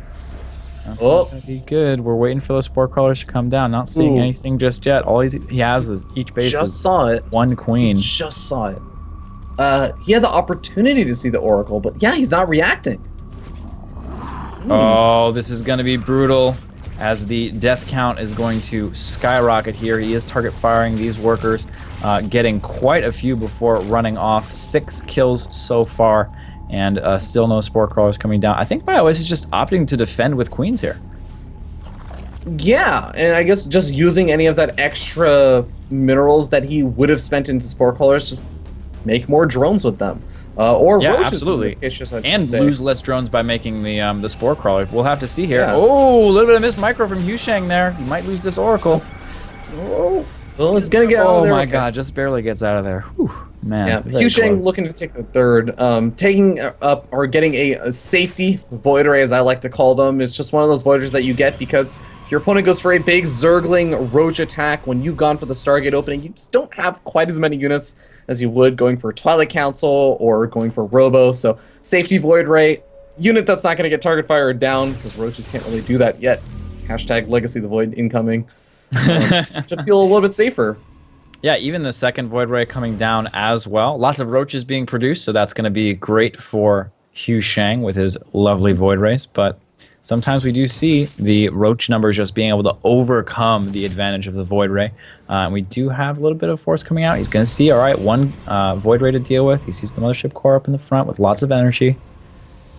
And he's moving in. This is a pretty small force here. Force fields are going to be important. I don't know how much damage this is really going to get done. Although the force fields, letting quite a few of those Roaches in, he uses quite a few force fields. He's targeting down sentries. Oh, he's not going to be able to get too many, though. This Final poor Roach Brook. gonna go He's like, down. what am I gonna do? I don't know what to do. Oh, this big second attack coming through here. A lot of roaches in range of these sentries here. And just continuous rally coming across the map. The force fields are going to start to expire, and I think that Hu Sheng has one more wave of force field still left in him, but it's not going to be a lot of no, them. He's going to units move are up to the getting right ramp. on top. Nice force fields there. He is going to lose some sentries for this. Yeah, I love the positioning at the top of the ramp, though. He's going to need a lot less force fields to make this work, but BioIce saying, oh, well, actually, your natural expansion is wide open now. Warpin tries to come down to stop these guys from moving in, but is just going to be a little bit too late. Spreading out, trying to get some harass done, getting out of position of the armies, keeping away from it, getting some economic damage done as well.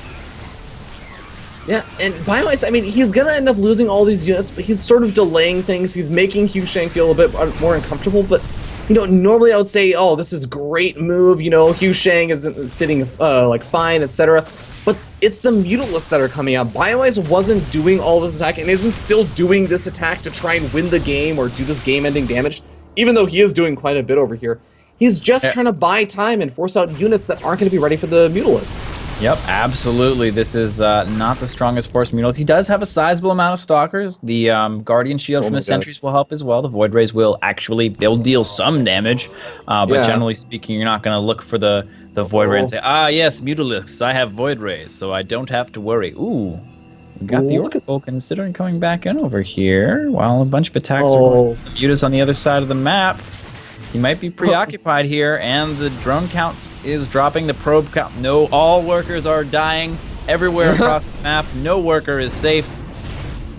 But Hu Sheng, with a few less workers, is going to have to tap out.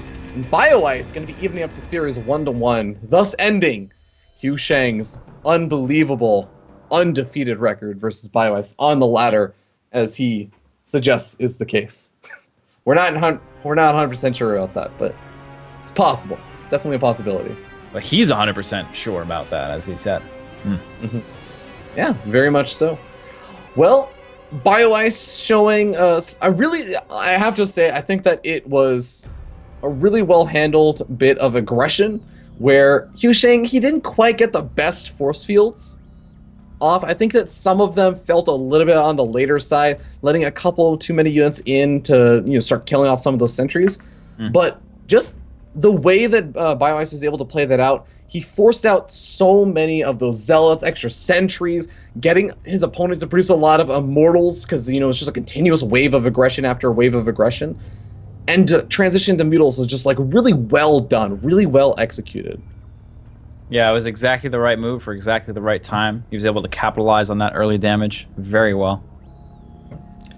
And we'll see if Hu Sheng can be a little bit more prepared. It's a hard situation to sit in, where you see a lot of units coming at you, a lot of tier 1, like 1.5 units like roaches and zerglings, and you just want to try and produce anything you can to make sure you don't die, because it seems so aggressive.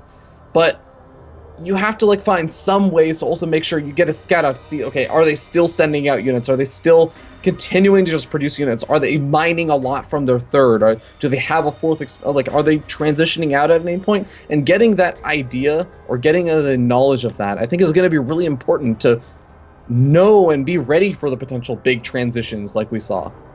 Absolutely. I think that we're getting ready to jump into the game, as we are going to be moving on to Jack Attack. This map, I mean, it's just a rare. We never see it. We've never seen it before. Never. And I hope that everyone in the audience will echo those sentiments as we jump into the map.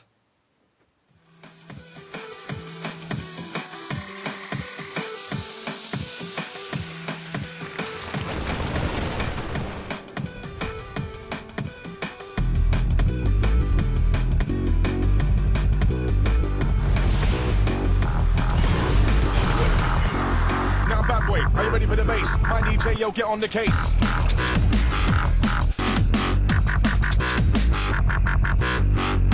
Rinse out, get down. Who's in the mic with the wickedest sound? Wickedest sound. We've got a tied up series here, ladies and gentlemen. Let's go ahead and introduce the players as we spawn. Down here in the bottom right-hand corner of the map, we have the pink Zerg player representing Team Ascension It is Team Ascension's Bio Ice.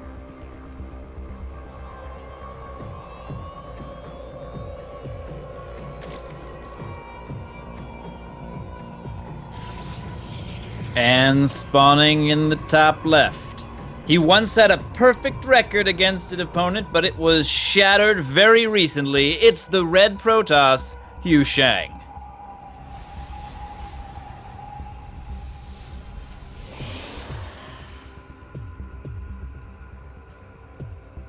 So, Jack Attack, Yu Shang has a bit of a reputation for a lot of two-base all-ins, a lot of really, really heavy, aggressive play. And we've seen bits of it. We saw a bit of that in game number 1. But game number 1's aggression felt more like a reaction to, oh, you're going 3 hatch before pool? No, you're not. That's what it felt more like. And game number 2, we saw a bit more of the macro-oriented style out of Yu Shang. He wasn't going for some big Immortal Sentry all-in off of 2 bases or something like that. So, I've got to say, based on that and also the fact that he was telling me about his games versus game, I think that we're seeing a very different style out of Yu Shang, a much more macro-oriented style. Yeah, it was a little bit more, a little bit less aggressive on that second game, and BioIce sort of took control of that and had a really, really great attack that he wasn't able to deal with, what Yu Shang wasn't able to deal with. And I mean, and that was off basically a 2-hatch before pool. It's just he kind of threw the gas in there as a little bit of a variation. We do have pretty quick nexus from Yu Shang over here. Not take any gas or anything like that, just a gasless 1-gate expand here. So he'll be on par as far as economy goes. But again, we have the drone moving out. And this is going to get scouted by Yu Shang. We have yet another 2-hatch before pool. Yeah, Cybernetics Core, because obviously, or I should say Warp Gate technology, I imagine would be like a little bit later, just because went for the Nexus first, delayed those gas guys just a little bit. It's going to be throwing down Cybernetics Core a little on the later side, so it's important to keep that kind of stuff in mind, because a lot of the times that you would want, those timings for the 4-gate aggression, the 5-gate aggression that we saw before, they get delayed slightly. And the difference of moving in at one time versus 30 seconds later can make or break the difference between holding and not holding. Yeah, absolutely. That can be an entire round of units, which may be like 20 Zerglings or something around that magnitude. Something that, you know, that's one of the great things about StarCraft, is it's this game of very slim timings and small advantages that can win you the game. And the best players in the world do have to be near perfect on many of those accounts to be able to have the amount of consistency that they do. So these players, being aspiring awesome, the best players on Earth and winning GSLs, are going to have to up their game to decrease their distance from perfection, as Nero would say. Could not agree more. And Yu Shang looking to put on a little bit of that aggression with the Mothership Core moving across the map. This is, again, that continuous, he always likes to do these pokes and prods. It's something that he's been doing every single game that we've seen from him, and it's something that I know he loves to do, because even when he tries to play a bit more macro-oriented, he still wants to be aggressive in some regard. Sometimes absolutely. So much so that he lets the Zergling pass sucker. And, you know, it does a couple of things, right? It sort of, first of all, it forces out some units here from BioIce, who, you know, he would have preferred to be building drones here. And second of all, it is sort of a way of scouting. You know, whenever you're, you know, being aggressive, you force all those units to the front, and you can really see what kind of position your opponent is, what they're doing, what their plan is, whenever you move forward. So it's this nice multi-pronged focus here from Yu Shang. Yeah, look at how many Zerglings BioIce actually has. This is a surprisingly large number of Zerglings for this early on. Sneaking them around. Oh, he's sneaking them around. I wonder if that was, if he's made these Zerglings to try and be aggressive, or if he made these Zerglings to try and halt aggression. Well, I mean, they were coming in initially when that Stalker was moving across the map, so I'm going to have to say they were a bit of a reaction. This should be a relatively easy hold here from Yu Shang, just as long as he doesn't make too many big mistakes. Ooh, this move out here might be what BioIce is trying to take advantage of. Oh, third expansion Excellently going done. up. Only throws out one Zergling. And he's going to force this very small army from Yu Shang to try to come out of its safety here. Yeah, Canceling the third base. Excellently done. is nicely done. I think that Yusheng probably doesn't mind this too much just yet. I mean, he wants to establish that, but he can wait a little bit to try and get up the next round of Warpins. He can try and get up that third and just use the Mothership Core to harass those Zerglings. It's a nice move from BioIce, though, just to try and delay Yusheng as much as possible. Yeah, and delaying that third base is a big deal. Oh, and he's going to do it again here. Probe. All right, this is where you start getting frustrating for Hugh Shang. This is causing considerable economic damage to Hugh Shang right now. As another probe comes out, it looks like this will be the one. You are the one probe. You will build the expansion and not be killed. Yeah, I want to remind you guys, this is ace match 1-1, so it's a very, very important game. Winner of this game is going to move on to the winner's match and play against, of course, the winner of the previous series, Pili Pili versus Moose Skills. Going to be in a much more comfortable position, so Hugh Shang just playing it a little bit on the safer side. He's just playing that straight-up macro game, and it's very interesting to see. Yep, locking down this third base here, getting nice positioning. He's got a decent number of sentries, not too many as we've seen in a lot of the other games today. Also the Robo and Twilight coming down. In addition to the +1, it's going to time out very nicely, so we can start that +2 as soon as the +1 is done. I wouldn't be surprised if we see some more +2 blink shenanigans out of Hugh Shang. +2 blink, Jack Attack. What do we say about +2 blink? We see it quite often. It's good at killing Zerg things. +2 and blink. It's very good at killing all Zerg things. All Zerg. Are you a Zerg thing? +2 and blink is good at killing you. Stay away from the. Stay away from +2 blink. You're a Zerg thing. The queens, as they're raising the units there. Oh, we have a little bit of an attack going on here. Ooh. Yeah. And he's going to use these. Oh, he's going to use these force fields against Hugh Shang and get right into the base here. Excellently done. Nice positioning from BioIce, baiting out those force fields. He's going to get a lot of kills. Tons of probes falling down here. This is absolutely awful. He gets the photon overcharge to help out, and the auto attack. Oh, the sentries. Sentry's so vulnerable and losing out on a lot of them to this aggression of the reinforcement waves. More Zerglings coming out. Reinforcements absolutely brutal. Oh, the Immortal's now coming out, though. It's going to be able to help out a little bit against the Roaches, but the damage has been done, Jack Attack. The dead sentries. BioIce. He's still doing damage in the main. Still doing damage in the main, and there's enough energy for Photon Overcharge for that, but... Oh my god. Hugh Shang has been crippled. Yep, just excellent positional play. And that's one of those things that you don't see too often, but it's very important to realize that force fields work both ways, and they can be used against you. You know, and in this case, just BioIce excellently positionally played, uses those force fields against Hugh Shang, and Hugh Shang is feeling the pain right now. Yeah, and it just goes back to, again, that positioning, and I want to say... Oh, he's moving right in with the Roaches. He's going to kill this entire army. Oh my god, and that's GG. BioIce with the victory. Excellently played. Double ending Hugh Shang's undefeated streak versus BioIce. Very, very well done over there. You can see Hugh Shang probably not feeling too happy about that, but BioIce seems unfazed. Seems like he's just ready. He is just like, oh yeah, that was good. That was expected. Everything went as expected. But BioIce seems unfazed. BioIce, man, how are you feeling after that? I'm feeling pretty good. I can imagine, man. I can imagine. Were you at all concerned after game number 1 where Hugh Shang went for the big aggression and you kind of ended up just losing after the 3-hatch before pool? Yeah, that was dumb because I actually was like studying him a little bit and I knew he was going to do that to me. And I was trying to counter it, but man, Protoss, pretty strong. Yeah, but you don't slow your teammates. Well, I mean, at the same time, you did go for that 3-hatch before pool again in that last game, and you okay? Were you again expecting that same wave of aggression, that same kind of aggression, or not really?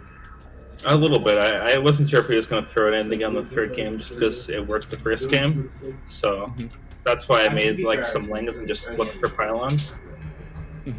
But he didn't end up doing that. At least he didn't go into that once I found the pylons. So was the initial that early batch of lings in the last game, was that more to scout the pylons, or were you really thinking about, okay, I want to deny this third base and slow it down? A little bit of both. Like, you really shouldn't be able to deny the third base as long as I did, if the Right. Protoss plays correctly. But yeah, it was mostly just to deny the pylon. All right. Well, you're going to be moving on to face off versus Moose Skills in the next series for the winners match, and the winner of that is going to be moving on from Group B. Are you feeling pretty comfortable about your ZVZ right now? I'm feeling really comfortable with it. It's a lot better than my ZVP. Awesome. All right. Well, that's a good sign for you then, man. I'll let you go, and we'll get ready for the next match. But guys, don't go anywhere. We'll be right back.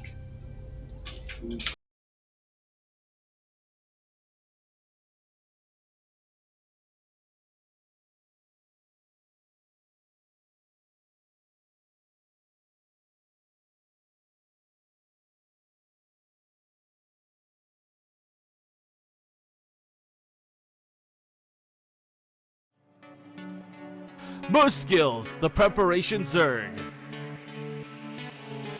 Moose Skills is neither Moose nor Gil, but he is a solid Zerg that does well when given time to prepare both before and during the game. Before the game, he loves to do his research, and during the game, he relies on getting the information he needs so that he can prepare and react to each possibility. His ZVZ is solid, and he prefers playing toward the late game.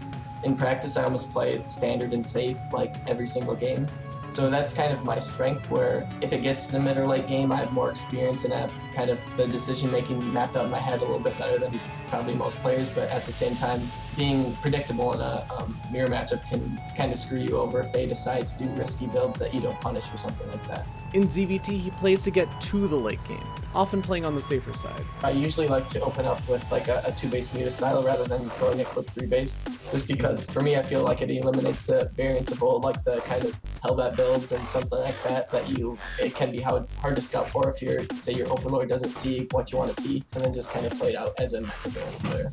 ZVP is a weak point for him. The Swarm Host nerf has made the matchup even harder. Right now, my Zerg vs. Protoss is, I guess it's okay, but of all the matchup, it's kind of the matchup that varies the most, just because it's kind of the matchup I guess I'm most indecisive about. I think for my strength would just be my scouting and understanding of the type of builds that the Protoss has, and I guess the weakness is patience and not willing to play those long Swarm Host and drawn-out games more.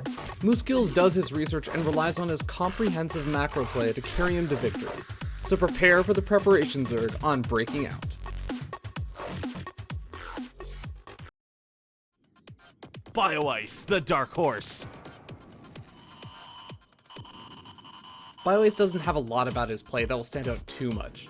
He's a solid macro Zerg that loves to play just whatever is standard at the time. His ZVZ is feeling good, and he really likes going for a 2-base Mutalisk style. A lot of players prefer to go Roaches and then go into like Roach Hydra Infestor as their mid game. But I think it's 2-base Muta is the strongest way to play right now. I'm pretty confident with my early openers and my macro and like getting in my opponent's head, but my weakness would probably be I mess up my injects a little bit in the late game if there's like a lot of micro going on. In ZVT, he plays a very safe style that sometimes puts him behind. I usually play really safe. Late game, I think ZVT is pretty straightforward. Like, it's just Ling Bling Meta, and if you can macro well, then you'll do fine. I think my macro is pretty solid, but I open really safe the majority of the time, and that puts me behind right off the get-go. ZVP varies a bit more, where he tries to get an early edge so that he's situated well enough to scout and react to his opponent properly. I usually open as greedy as possible, and I try to do some sort of 3-base timing. And if that doesn't work out, I usually either go like a Meta Switch or Swarm Host or some other like specific composition to counter what my opponent's doing. I have solid macro and reaction against 2-base timings and 3-base timings, but I'm not too confident with my Swarm Host. So like super late game, if they just turtle up on 3 bases and take a fourth, like that's when it gets hard. BioIce is often overlooked in the North American scene despite getting results because his play is so standard. Make sure you don't overlook the dark horse on Breaking Out.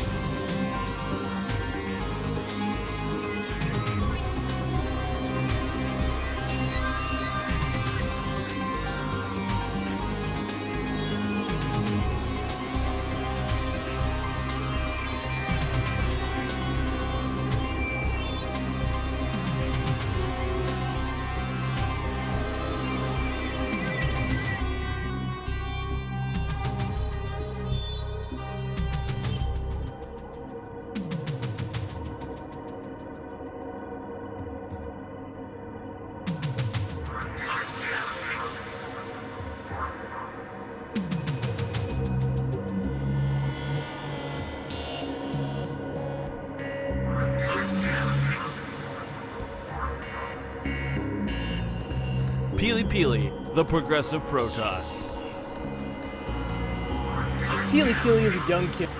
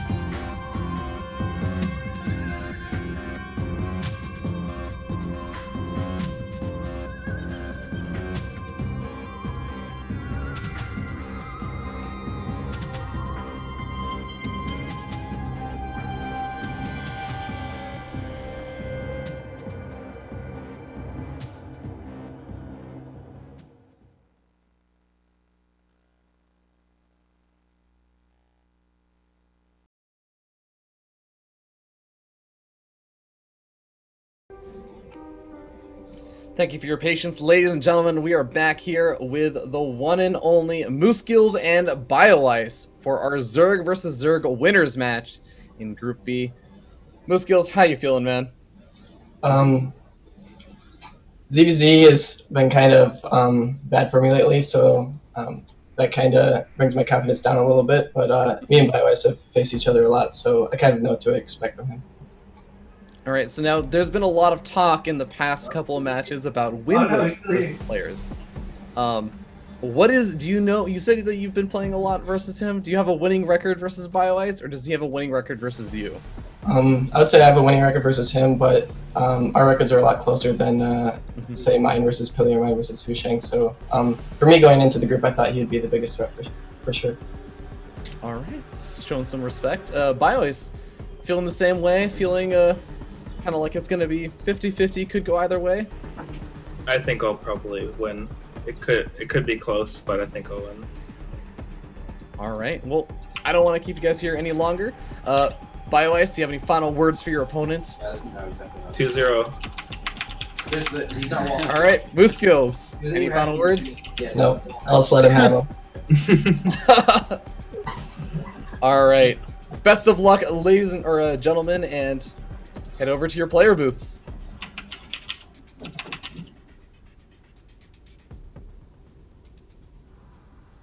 All right, Jack Attack, we're getting ready to jump into the game.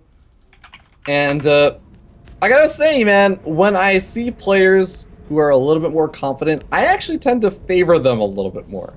Because I think confidence is really important when you're going into these kind of games. Also, you're trolling me with the mute button again. You're pretending to be muted again, aren't you? 100%, man. You know, Oh, you how can't it fool is. me. You can't fool me, man. You can't Excellent. fool You know, fool me once, shame on you. Fool me twice, just don't fool me again. I believe the great George Bush once said. me. Yeah, that's how I heard it actually during the Civil War of 1982. But Mm-mm. we're going to be jumping into game number 1 between these two players to find out who is going to advance on from Group B as the number 1 seed. We'll see you guys there.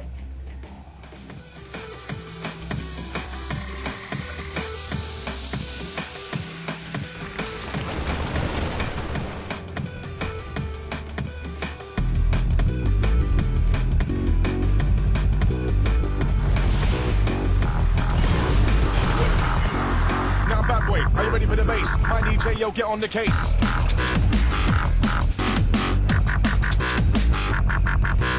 Roots in, roots out, get down. Who's in the mic with the wickedest sound? Wickedest sound. All right, ladies and gentlemen, spawning up here in the top left-hand corner of the map, we have the pink Zerg player representing Team Ascension Pro. Won that last series pretty handily. It is going to be BioIce.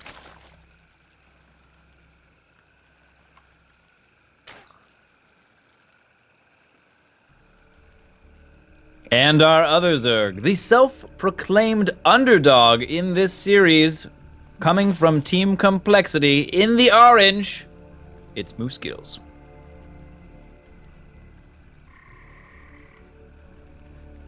Jack, I've been thinking about the phrasing Moose Skills used. And thinking, you know what? Maybe it wasn't a show of unconfidence. It was actually just one of those times where you say, I'm going to let my actions speak louder than my words. Said, I'm going to let you have your pre-game trash talk BM. And I'm just going to beat you because at the end of the day, winning in the game rewards a lot more money than winning out of the game. You know, that is fair, because I believe you don't win anything for winning the trash talk battle. If I recall correctly, the prize pool for that is relatively low, I think. It's relatively low, but it's definitely some EPing points, as I like to call them. Yeah, well, you know, luckily for that particular turn of phrase, both these players happen to be male, so that works out quite well. Moose Skills over here opting for the hatch before pool, and the opposite pool before hatch from BioIce in result. Not too much of a difference here as far as that concerned. Whether you go pool hatch or hatch pool, as long as you're getting them at reasonably high drone counts, there isn't all that much that changes. We're going to have to wait just a bit to see exactly how they plan to do their thing. And these Zerglings from BioIce coming out to scout. Yeah, one thing I will say about BioIce is his ZVZ, as you know, as we kind of saw, he likes, for example, in PvZ, he was telling me on Breaking Out, which is a show, by the way, for those who don't know. This is not just a tournament, there's a show that precedes that. That's where all the videos and all that kind of stuff comes from. He talked about how he'd like to go 3x before pool in PvZ. Awesome. And he actually does it quite a bit. We saw that. ZVZ, he says he loves 2-base Mutals play. He loves his 2-base Mutals play. I think it's a pretty safe bet to say there's a good chance he might go for that. Yeah, I mean, and that's sort of one of those things, right? As a spectator, it's very easy to say, oh, well, if he always goes for this style, then won't he be easily hard countered? And it's sort of very revealing of how much execution goes into a game of StarCraft, in that there is, yes, okay, if you play a style a lot, you have our disadvantage if people know that you play that style a lot, but you do have the advantage of all of that experience and decision-making and execution that you know your build inside and out, and you can execute it very well. And that's going to put you at an advantage. Yeah, exactly. It's a lot of, especially ZVZ, if we're talking about a matchup about execution. But let's talk about what units are being made right now, because we got a lot of Zerglings being made over here from Moose Skills. A bit earlier on, I mean, you can just see production tab shows the tail. A lot more drones coming out for BioIce. Yep, and he is going to just about even up the drone count here. Speed finishing up here for BioIce. And but he's going to be in these- position. That's going to come down a lot to this engagement here. Couple of lings going ahead of time, not to show his hand too early. These two banelings, And- they can explode. Oh, that was very close. It does really take well two split. banelings to kill banelings, and he's going to cut into the middle line. Lots of drones getting killed. 6 down already. Oh, excellent baneling hit from BioIce. Oh, most importantly, leaving that baneling up on the top of the ramp and then bringing it down so those Zerglings had a minimal amount of time to react to that. Really well done Excellently by done. BioIce. And also, very Absolutely. scary moment over there as he had 4 banelings morphing in. And that's one of those moments where you say, well, 4 banelings, as soon as they finish, I can use my 2 banelings and kill all of them and trade a bit more effectively. But BioIce had a really nice split going on. Oh, almost saves that baneling. Looks like he's going to be able to kill these morphing in Banes here before they get out, excellently delaying this attack. The advantage is in the favor of Moose Skills for the moment. Baneling But- hits are going to be, as always, very important. He's going to move those couple of Zerglings. Now, those Zerglings are trying to hunt down this singular Baneling and get it to explode. Not going to be able to pull it off. Excellent defense there from BioIce. In the midst of all of this Zergling baneling aggression, we also have Lair finishing up for BioIce, and he has 4 gas guys, so looking to probably go into that Mutilus play. But at the same time, we have Moose Skills going for the Roaches, which are now out and should put an end to any of this counter aggression BioIce is trying to put on. Yep, and this is that moment in time. If BioIce is going for that 2-base Oh, Spire, that's a lot of which spines. indeed he is, he's going to need to survive this Roach attack, and he has opted for the most powerful thing in the world, Static D.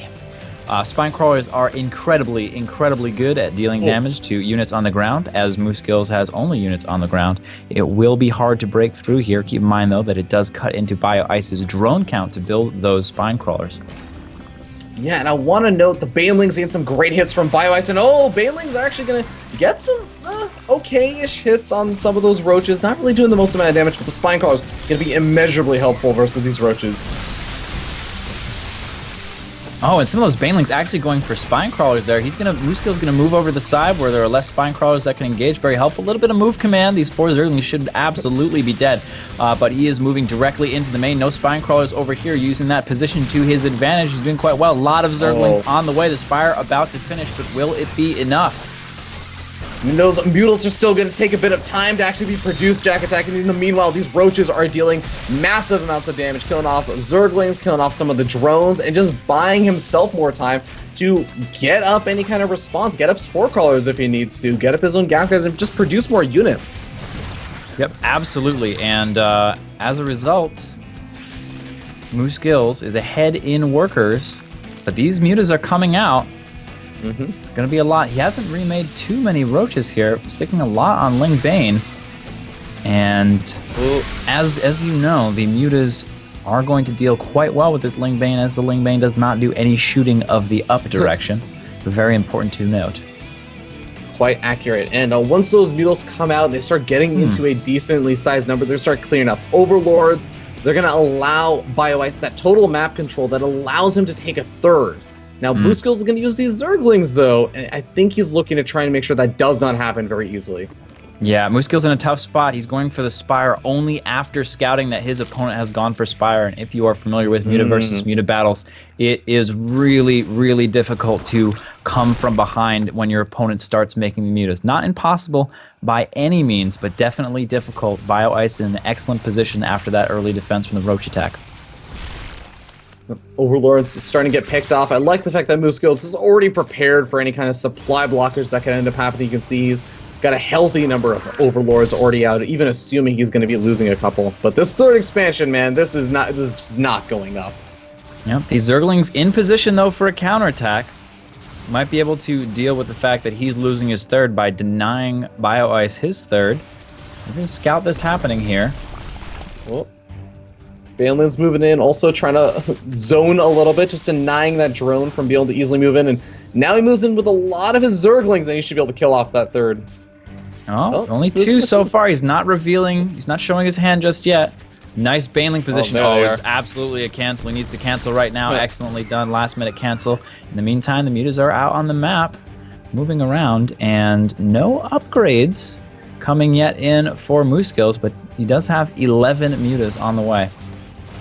Yeah, and he's now going to be able to finally zone these Zerglings. But I want to note the fact that Moose Skills having those Zerglings out on the map was really important, not just to deny the third, But this has actually allowed him to buy himself a bit more time to get up his Mutals and try and take his own third now.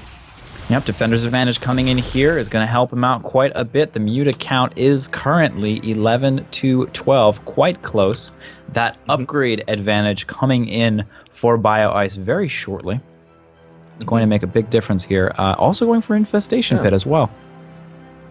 Huh, very interesting. So we might even just be seeing a quick transition out to the Infestors. I mean, after identifying, hey, my opponent's going for the Mutalisk, why not get up some Infestors on my own? Or it might just be a little bit more for upgrades, but wait and see as Mutalisk now trying to find out that third.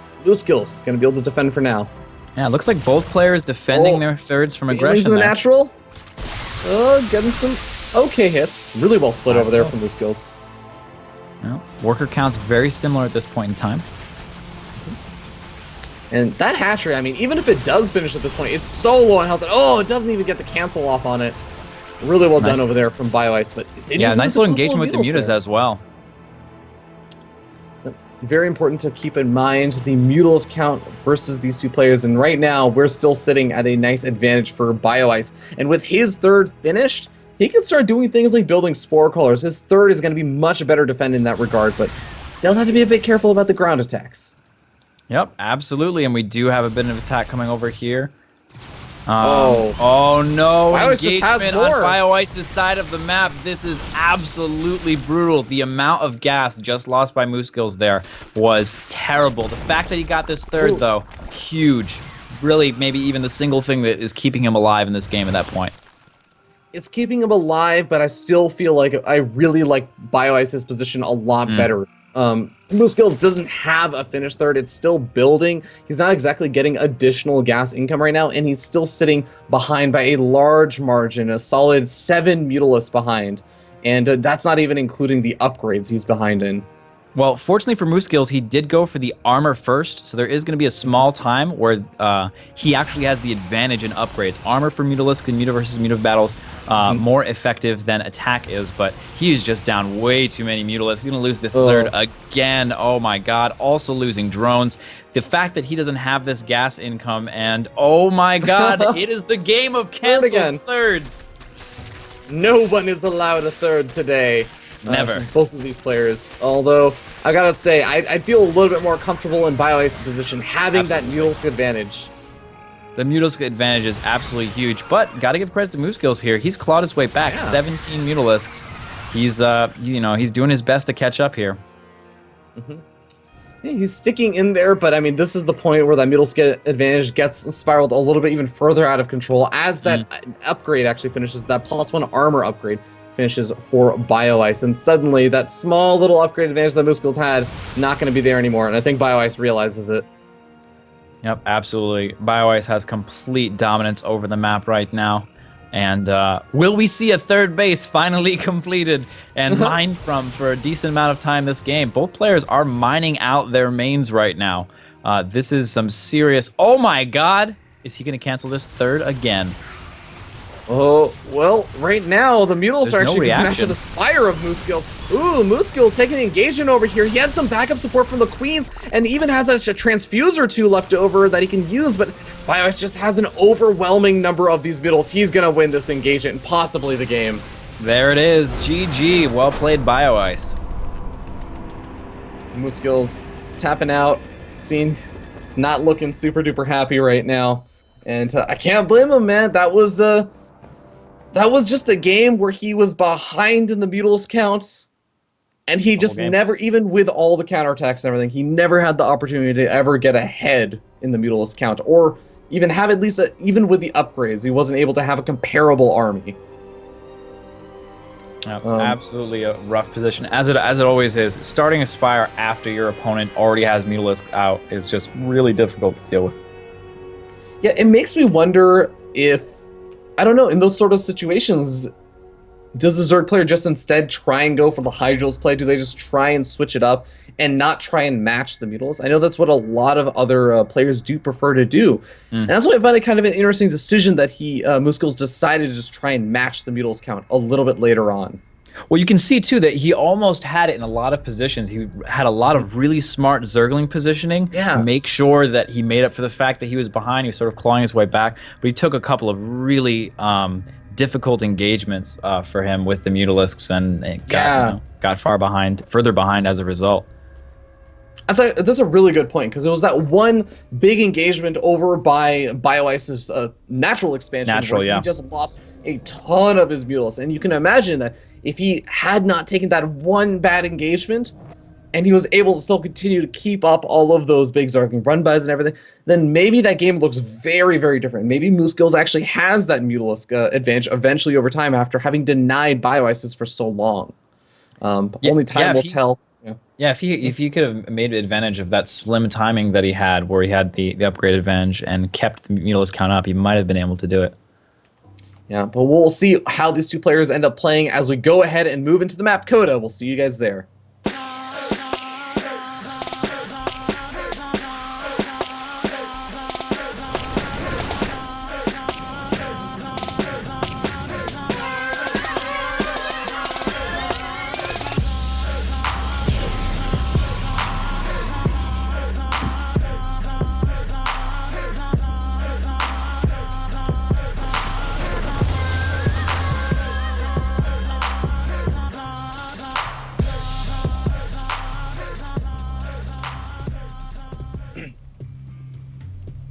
All right, spawning down here in the bottom right-hand corner of the map, we have the pink Zerg player. He's been able to take the first game in a matchup he's feeling pretty comfortable in. It is Team Ascension's BioIce.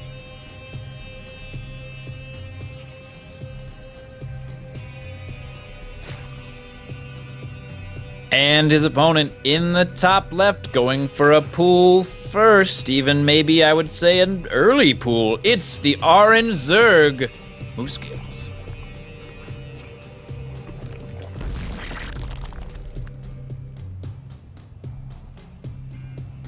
Jack, I would agree with you in that being a fairly early pool. Fairly early. How do you handle the defense of early pools in this matchup? I mean, what are the key things? Because Mooskills isn't going to see anything from that early pool until he sees the Zerglings actually already out on the map.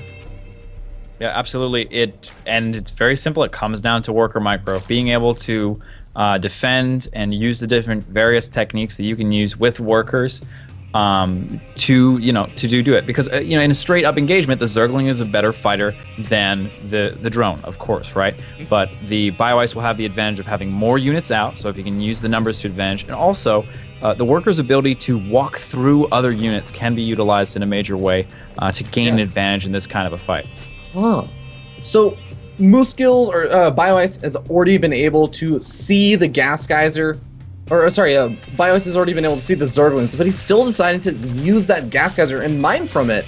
And I assume get up enough gas for an eventual Zergling speed, but I mean, that is a lot more drones that are mining gas that could have been, drones mining minerals, get an additional spine crawler to get up more Zerglings or faster clean.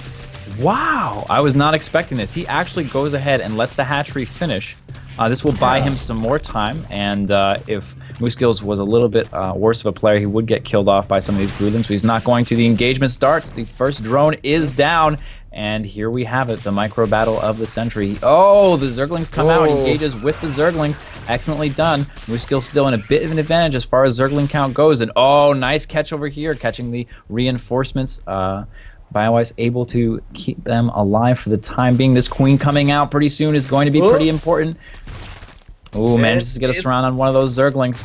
And the queen is out now. This is looking really nice. Mooskills, though, in the meantime, has gone ahead and got his natural base up. So this is an excellent example of one of these kind of builds where you don't necessarily have to do the killing damage, but you can still get ahead by this aggression.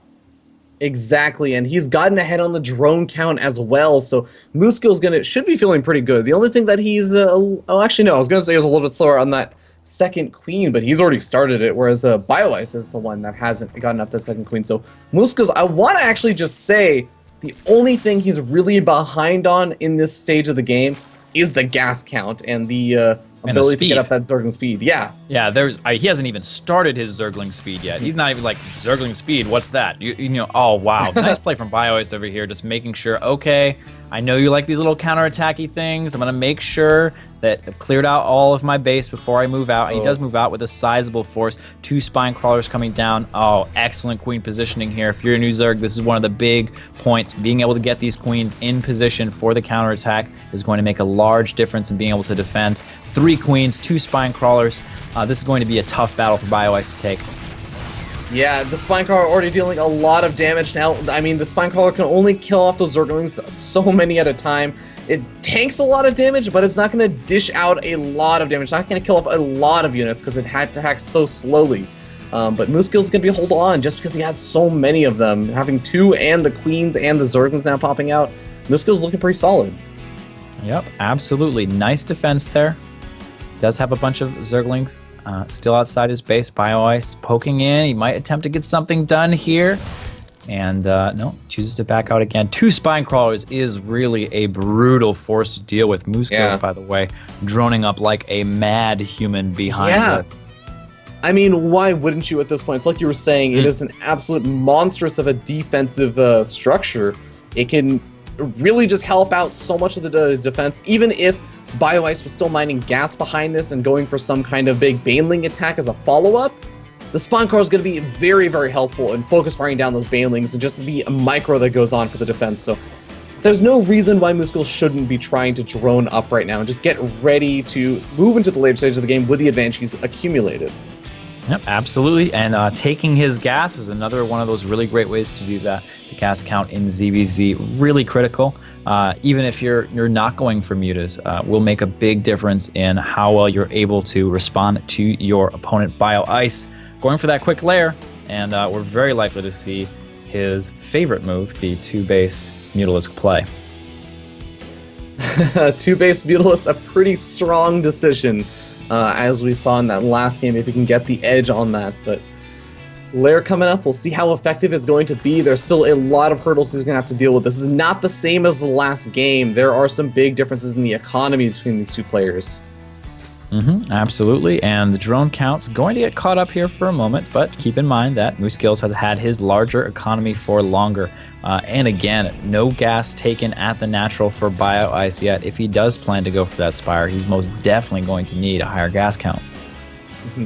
Yeah, and one kind of important thing to note is that at this stage in the game, if Mooskills feels comfortable, especially with that creep spread he has going, and the way that he's moving his spine crawlers, he can try to take this third a little bit earlier. And I want to note how important that creep spread is. Think about the last game. What was constantly canceling that third expansion of Mooskills? It was, some of the Zerglings, but it was the Mutalisk. This game, Mooskills can build spore crawlers there even before the hatchery is nice finished. play here, slowing that down. Guess the drone even needs to pull back. Oh, yeah. Okay, that's what I thought. Yeah, pulling back.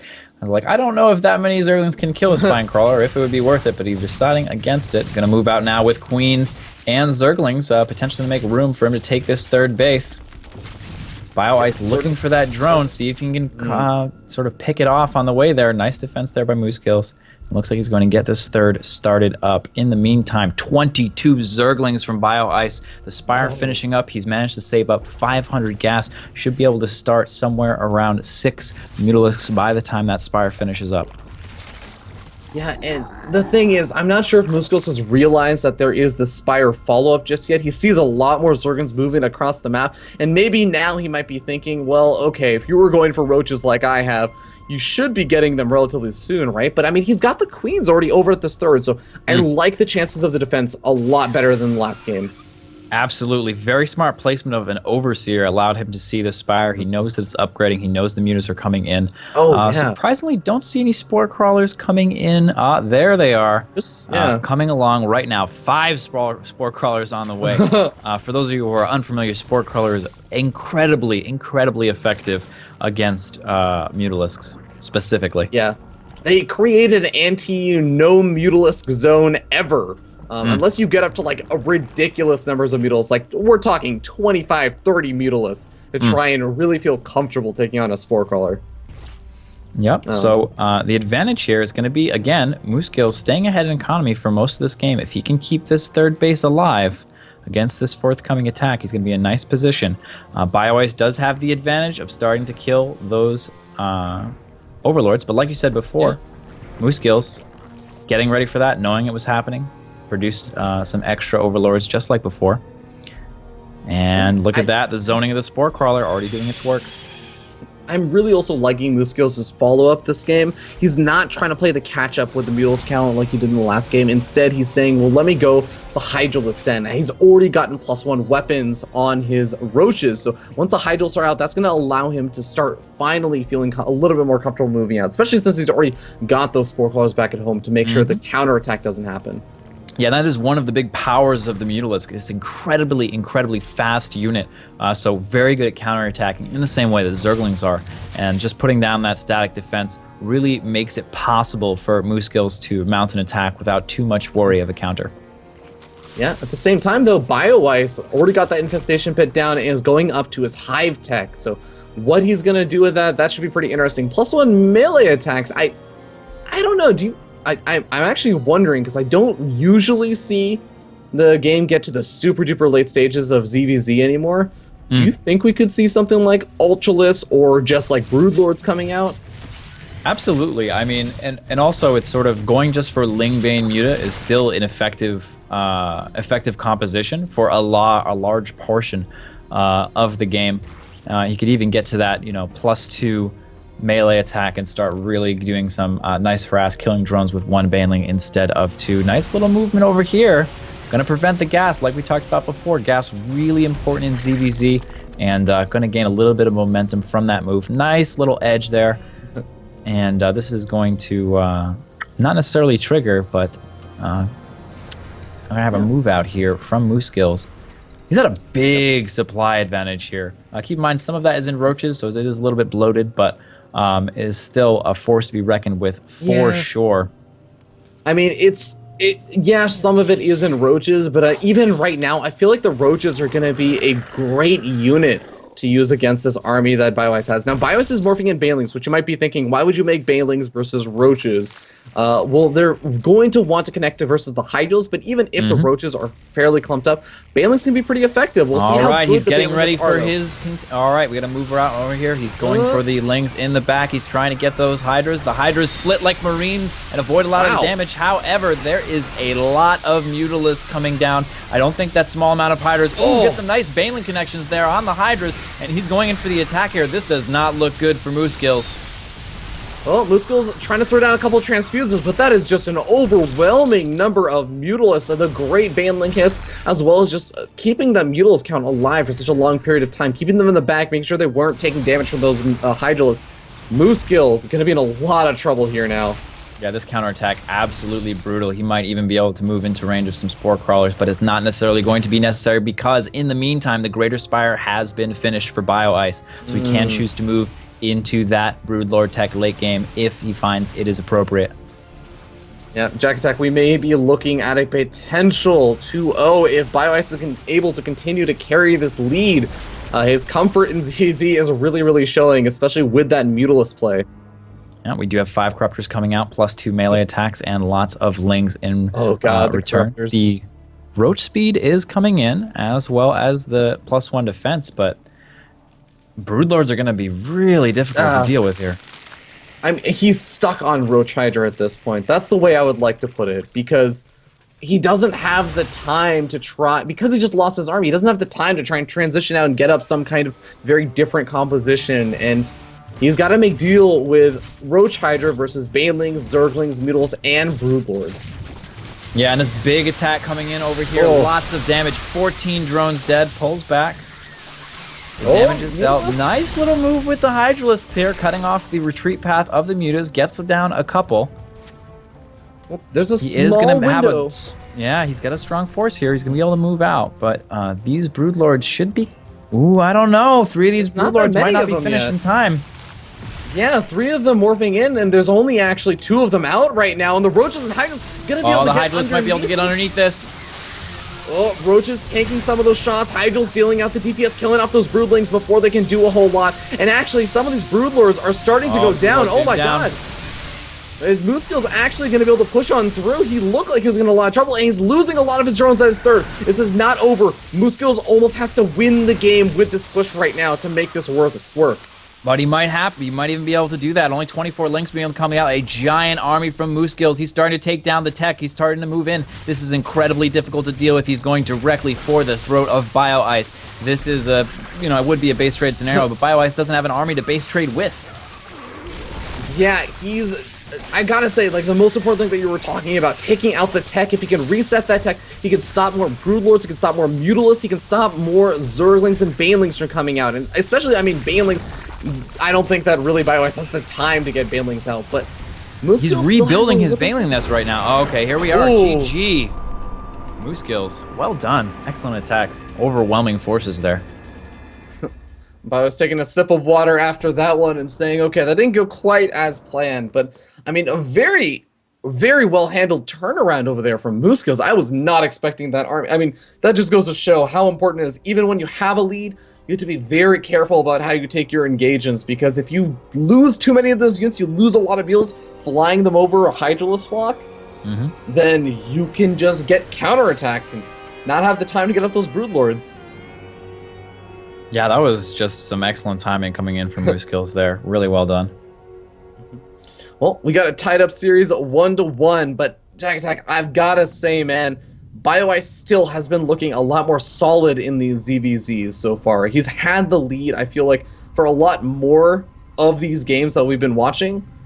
And that last game, it was like that last bit, that last engagement that Mooskills was able to get that lead back and carry it on very quickly get that counterattack working and to get the win. But overall, I still feel like BioIce is looking a little bit stronger in these games. Yeah, we were talking about it a little bit before. I don't get to see a lot of late game ZVZ, and I'm wondering if maybe just continuing on with the force that he had and not going right for those Broodlords like he was might have been a better way about it. He got that fourth up at a good time. He had a strong economy, definitely a big economy advantage over his opponent there. So we'll have to see. Waiting for Mooskills to get into the game. BioIce is requesting if he can play Jack Attack. I don't know if BioIce has been paying attention, but that show match of Jack Attack versus BioIce would happen in Legacy of the Void, and Jack Attack would crush it with his Ravager. That's absolutely true. I would Ravager rush him to death. That'd be quite beautiful. Okay, Jack Attack, while I have you here, I gotta ask, man, because we also got a decent number of viewers, thanks to a lot of awesome people who have provided hosts. So Cats has been credited by a lot of people as like, oh man, the one-base Ravager rush is so scary. The first place I saw that Ravager rush, man, was you. So is that the same Ravager rush? Is that the same Ravager rush Cats is doing? Cats does it a little bit differently than I do. I kind of started off with the just pure Ravager. I do like 7 Ravagers. And he switched it up to do only 3 Ravagers, but hit a lot earlier and with speed links. And it's proven to be much, much more effective. But yeah, so that's kind of I had this moment and I was like, okay, I'm going to beat really good players because I was on Legacy of the Void Custom. I was like, I'm going to plan this out exactly the way I want to. And I'm going to, all right, fixing all these things. And then day 1 of the beta came out and I was like, yes, Ravager, rush everyone. And I just went on this tear. And then, I got to beat like pro players and all these great players. Like, oh my God, this is broken. And then they figured it out and I've never won against them again. Oh, but you know what? I was there. I got to do it once. That was my goal. I felt really good about it. It was a lot of fun, and it's just this ever-changing meta in Legacy of the Void right now. So a lot of cool stuff to mess with. To be like, oh, I was the first person to like get this figured out. Which is like a fun little race. And now you can say to a lot of those players, and they don't have to know that you've played them again since, but you can say, I have a 100% win rate against you. That's right. I have a 100% win rate against Zaka.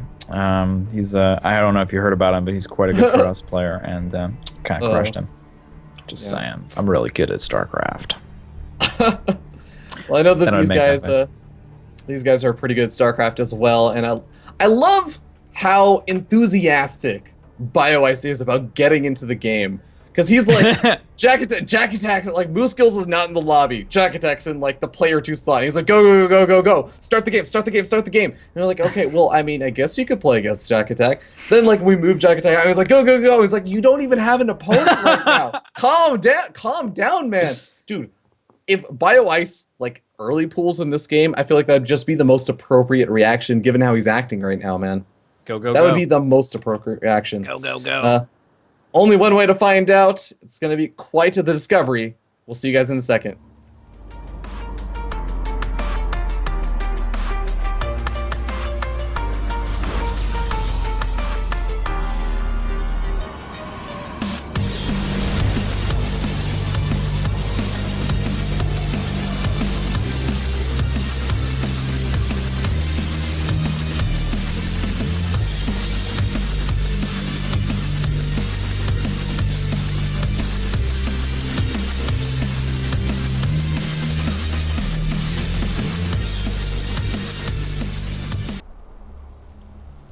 Spawning up here in the top right-hand corner of the map, we have the pink Zerg player representing Team Ascension and also canceling a lot of larva. It is Bio Ice.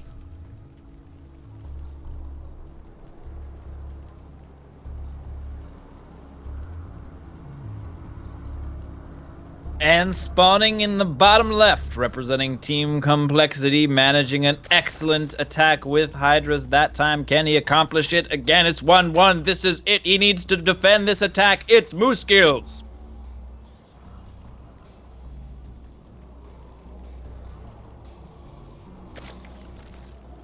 So, Jack Attack. Yes. I think that we discussed something that it would feel very appropriate. Appropriate. If Bio Ice did. What was that thing?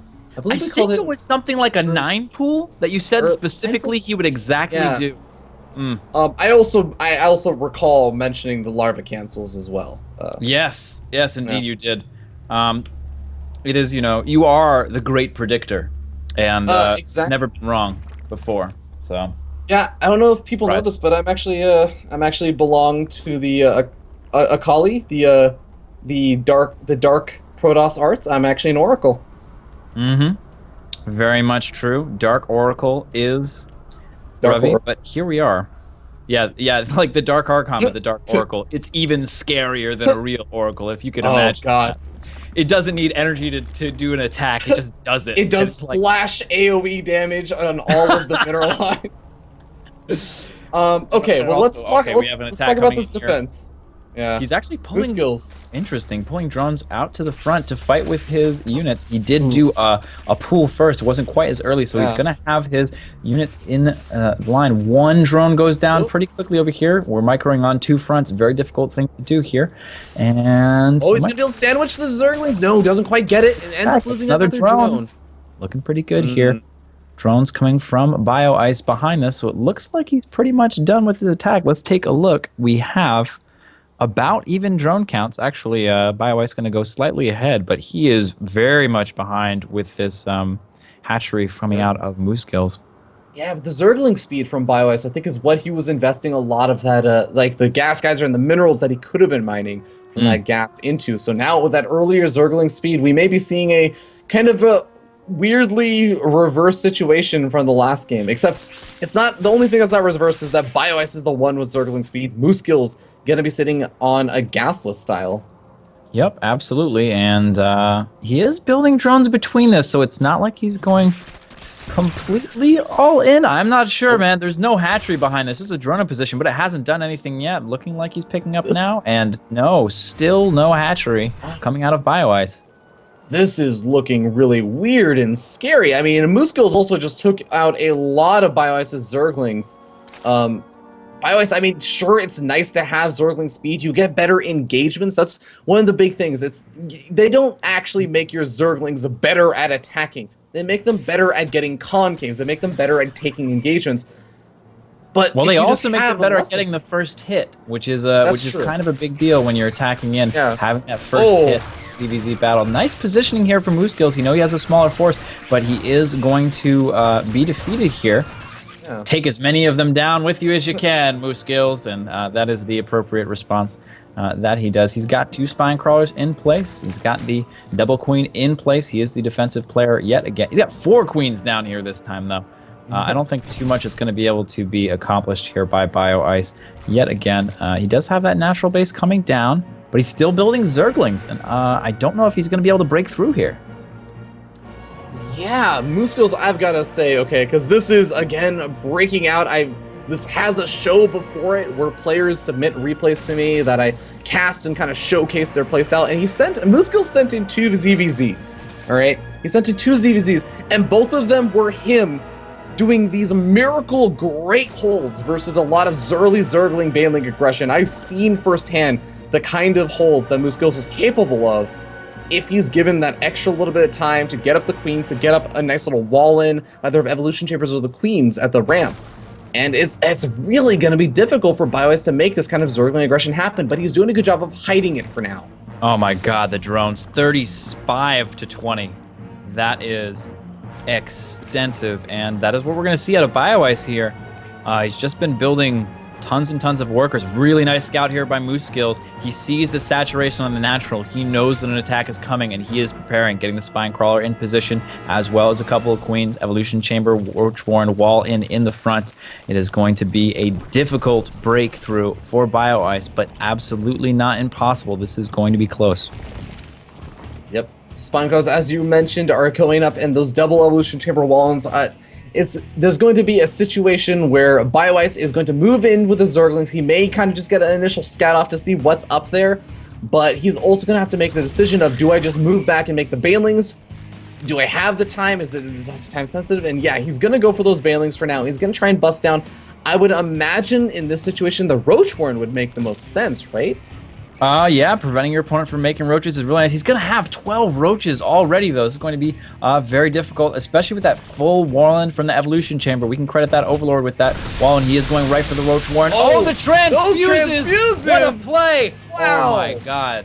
Those were amazing GG! transfuses. And GG! Moosegill wins! Oh, look at the sunglasses! Oh, Moose Skills. He is feeling pretty... Jack Attack, this is a man who's feeling pretty good about himself right now. So let's go ahead and get him back over in here. Moose Skills, man. Yo. How are you? You're feeling pretty good, man. You're feeling pretty chill? Feeling pretty good? Yeah. I definitely didn't expect him to do that build last game, but I'm pretty happy overall to move first place in the group. All right, man. So let me ask you, all right, what was that ceremony we just watched over there, man? Sunglasses? I'll just have to say this. Look at my Twitter. I'm going to retweet something, then you'll know what it is. All right, ladies and gentlemen. Just everyone saying, okay. follow Mooskills on Twitter. What's your Twitter handle, man? COL_Mooskills. Get on that, everyone. Get over there and follow that, I'm man. just saying, ladies and gentlemen, there is a giveaway going on. All you have to do is follow and tweet at a player, and you'll get one of these great Zergling plushies that you see both at Jack Attack and I's cameras. So this is a nice time to do it. I mean, this is the man that just came out of his group number B, the group that a lot of people were saying of the 2 groups was the group of death. So Moose Skills, man. That's it. You know who your opponent is going to be now. Yeah. For the semifinals tomorrow, you're going to be facing off versus Trace, and you seem to feel a lot better about the ZVP matchup over ZVZ at least. And considering you just won both your ZVP and your ZVZ, you seem to feel pretty confident about it. Was that correct? Yeah. I think Trace is a pretty good player, and actually of all the people, he's like one of the guys that I'm actually like really good friends with in the whole Breaking Out. So he was actually telling me to throw so we wouldn't play each other. But yeah, I'm pretty confident going up versus Trace. Thank you for not throwing and not creating a huge Reddit thread for that. I am appreciative of that. Yeah. And congratulations, man. Do you want to give any kind of shout outs now that you've been able to make it to the semifinals? I'll just say shout out to my friends Hui, Eddie, and Rune. That's it. All right, guys, be sure to follow Complexity Moose Skills. Check out his team, Complexity. If you don't know them, well, you're doing esports wrong. And of course, again, check out Complexity Moose Skills at COL_Moose Skills. It's spelled Moose Gills. It's actually exactly what it sounds like. And Gills of a moose. Everyone. the it's gills very- of a very moose. common. Okay, actually, Of course. can we just ask this one more time? Moose Yeah. gills, what the hell is a moose gill? It's literally nothing. It was just something that I convinced a girl in high school that moose have gills, and I decided it was funny, so used it as an ID. Moose gills, lady swooner? Question mark. Congratulations, man. We'll see you tomorrow, and have a wonderful night. But in the meanwhile, guys, we're gonna be jumping into our other match, our losers match, where we're gonna find out who's gonna move on to play against BioIce in the ace match. We'll see you guys in just a little bit. Peely Peely, the Progressive Protoss. Peely Peely is a young kid from Kazakhstan that qualified for Season 2 of WCS Challenger League over Scarlet. While he used to be a bit notorious for 2-base all-inning in the past, he's progressed his play to the later stages of the game and learned to vary up his playstyle. His PvZ is his strongest matchup right now. Well, one thing that I have a lot of 2-base builds, so nobody can really like completely hard counter me. Weakness, my builds are pretty greedy at the start. Like first 5 minutes I'll play really greedy, so I die to Lingo Lens a lot. His PvT is his worst matchup due to his lack of practice in it. Well, I'm very good at like holding mid-game pushes. I got very good at holding like multi-drops attacks, and I have real good map control, I think. I have like observers on point, I have a pylons to spot the drops. And the weakness, I think, very late game when it comes down to like Terran having like bunch of medevac Viking Ghost. But yeah, I miscontrol a lot in PvT. That's I think my problem in like late game. His PvP is pretty solid as well, having previously defeated Huck in the Rotterdam show matches recently.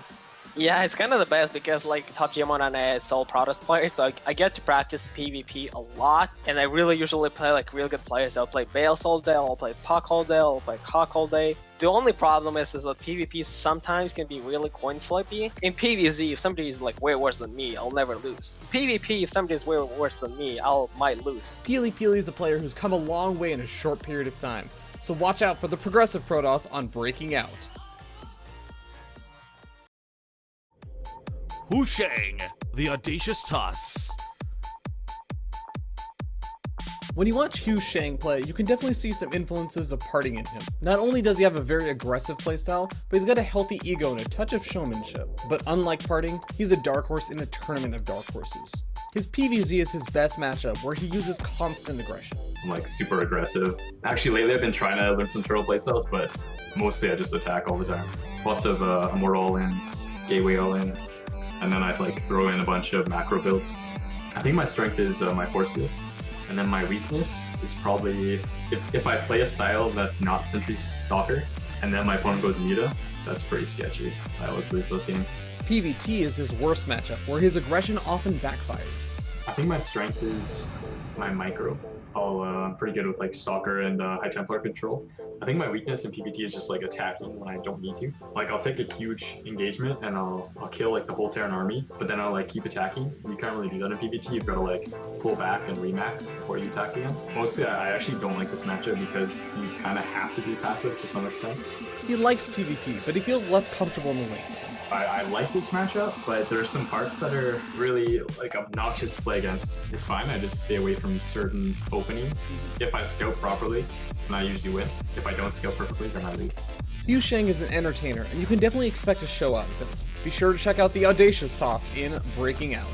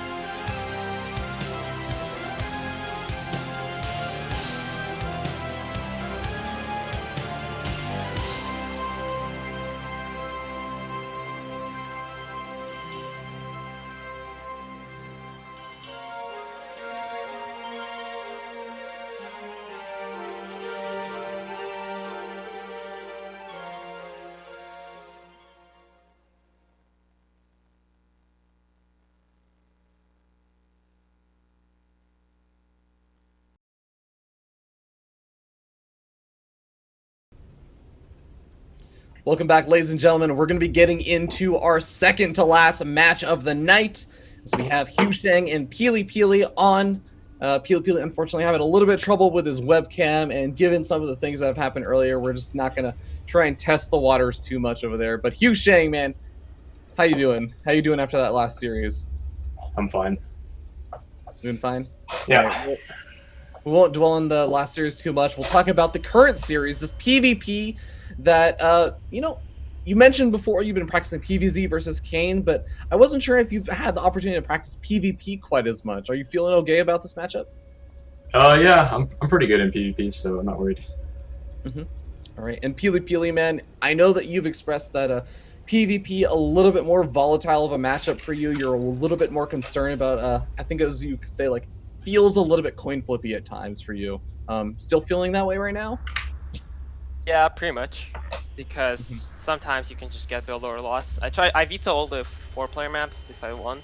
So there's no gonna be like you get last scout and you get cheese or something. So that's good. So we're only mostly gonna play 2-player maps. But there's just still other things that can happen really unfortunately in PvP that you can't really control sometimes. Yeah, fair So enough. that's luck to me. All right, Hugh Shang, do you have any final words for your opponent before we get started? No, let's just play. All Yeah, right, I Peely agree. Peely? Yep. All right, men of words, or sorry, men of actions, not words. Best of luck to you, gentlemen. Go ahead and head over to your player booths, and we'll get the series started.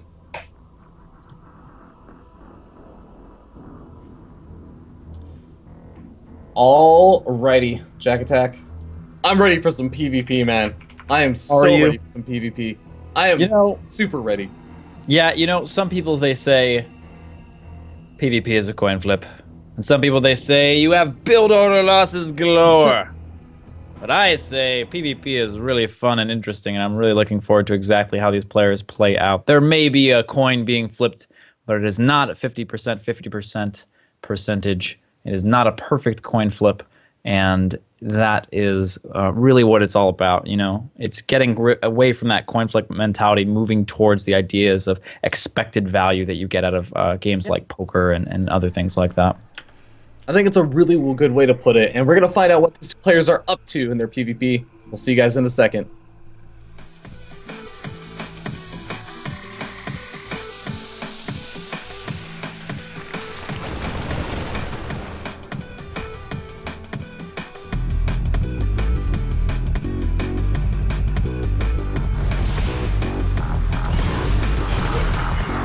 Now, bad boy, are you ready for the bass? My DJ, yo, get on the case.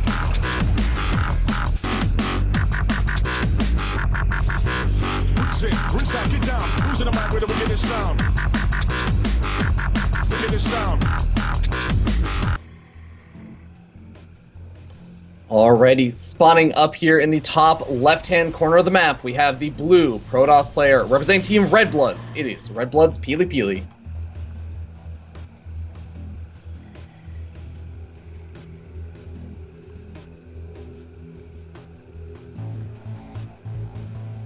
And in the bottom right-hand corner of this map, the deadly gamer from Deadly Gaming, the Red Protoss. It's Hugh Shang.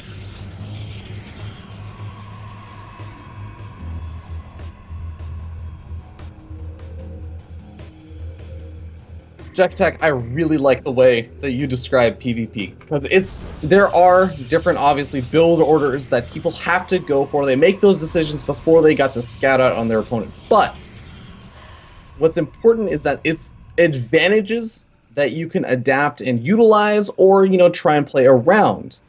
It's not game deciding. You can still, for example, if you're going for Blink Stalkers, your opponent has Immortals popping out, you are not dead and out of the game. You can usually go for build orders that have the opportunity to allow you to deal with advantages and either get advantages or, deal with your opponents.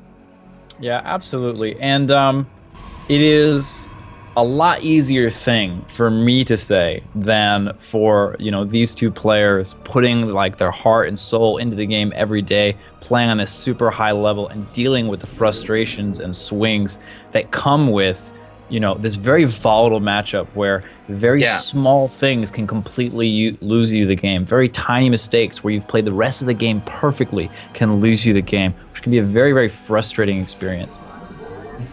Yeah, I'm loving this small little bits and pieces of what Peely Peely is doing. The probe harassment, getting all the shields off and doing some hull damage to one of Hugh Shang's probes. And it's those small little things that, they make a difference. Annoying your opponent is going to be a nice little maneuver, even in the early stage of the game, even if you don't kill off the probe. Yep, and so far, we do have Stargate opening coming in from Peely Peely. He was able to get a lot of scouting information, and you might even be able to say prevent the tech from Hugh Shang. Hugh Shang throwing that Twilight Council a little bit late. A lot of time Protoss players will avoid that tech while there is a probe in their base, and just a little bit extra damage there, that little bit of advantage that Peely Peely takes by throwing that probe out there in exchange for the minerals lost while not mining. Ooh, Stalker finds a Zealot over here in the center of the map, so Peely Peely going to be taking some damage on this Zealot, but Zealot may be able to, get some kind of scout off. No, he's going to try and retreat back and utilize that high ground, make sure that the Stalker can't get any extra shots off. But as you were saying, yeah, this is actually very characteristic of both these players. Peely Peely loves his Stargate play, and Hugh Shang really likes his Blink play. He is a big Blink fan. He loves his micro. Yeah, coming up, we got a 1-1-1 from Peely Peely. He's got the 1 Gateway, 1 Robo, and 1 Stargate. He's going to be building Phoenixes as the opener. The recall should come in. Ooh, just barely getting out there. But he has the information. He knows what he's dealing with, and he is going for Blink, which is going to do quite nicely against these Phoenix from Peely Peely. Peely Peely also, I love saying his name twice in a row because there's 4 Peelys, right? But, dealing with the Blink is tough, but he's already got his Robo started, so he's going to be able to react to Blink. But I believe you said, during that whole discussion there. What's going on, Ravi? Yeah, so we got a Dark Shrine coming down as soon as that Zealot was killed off. So Hugh Shang going for the Dark Shrine follow-up from the Blink Stalkers. Now, you might be thinking, Fear Dragon, this doesn't matter because Peely Peely is already getting a robotics facility. But it's important to note that he is getting the Observer first. Oftentimes, if you scout your opponent going for Blink Stalkers, you might just go straight into the Immortal production. But Peely Peely is playing this out very safe. He's saying, you know what, I'm gonna get that up. And the Phoenix also scout out the Dark Shrine and kill off the Mothership Core. Yep, really, really safe player here coming back. And Hugh Shang, he knows that he's in a bit of an advantage as his opponent opens up with the Stargate, and he's got the Blink Stalker. So he's gonna go ahead, use that information, take a Nexus. At the same time, Peely Peely trying to kill off whatever probes he can, just even out the fact that Hugh Shang is going for the earlier Nexus, although Peely Peely has just been a bit more consistent with the probe production. I've got to say, sitting up at 28 probes to 22, in a mirror matchup, that's actually a pretty big deal. Absolutely. Losing track of the Phoenix. Almost gets him, does manage to kill off this probe too, which is pretty critical. Having a probe there to be able to build a proxy pylon is very nice. And just a nice little small victory there for Hugh Shang, looking in a pretty comfortable position. That extra drone count, not too huge for Peely Peely until this Nexus starts coming down. He's actually long distance mining a bit early, so he's losing out on some income right now, but as a result, his main will mine out a little bit slower, so hopefully, maybe he's hoping for that kind of a move. We'll see the Robo facility coming down, and everyone has every of the techs. We'll all be very happy about that. Exactly. Now, one thing I want to note about just the way that these kind of builds end up playing out against each other, the unit choices that these guys have gone for.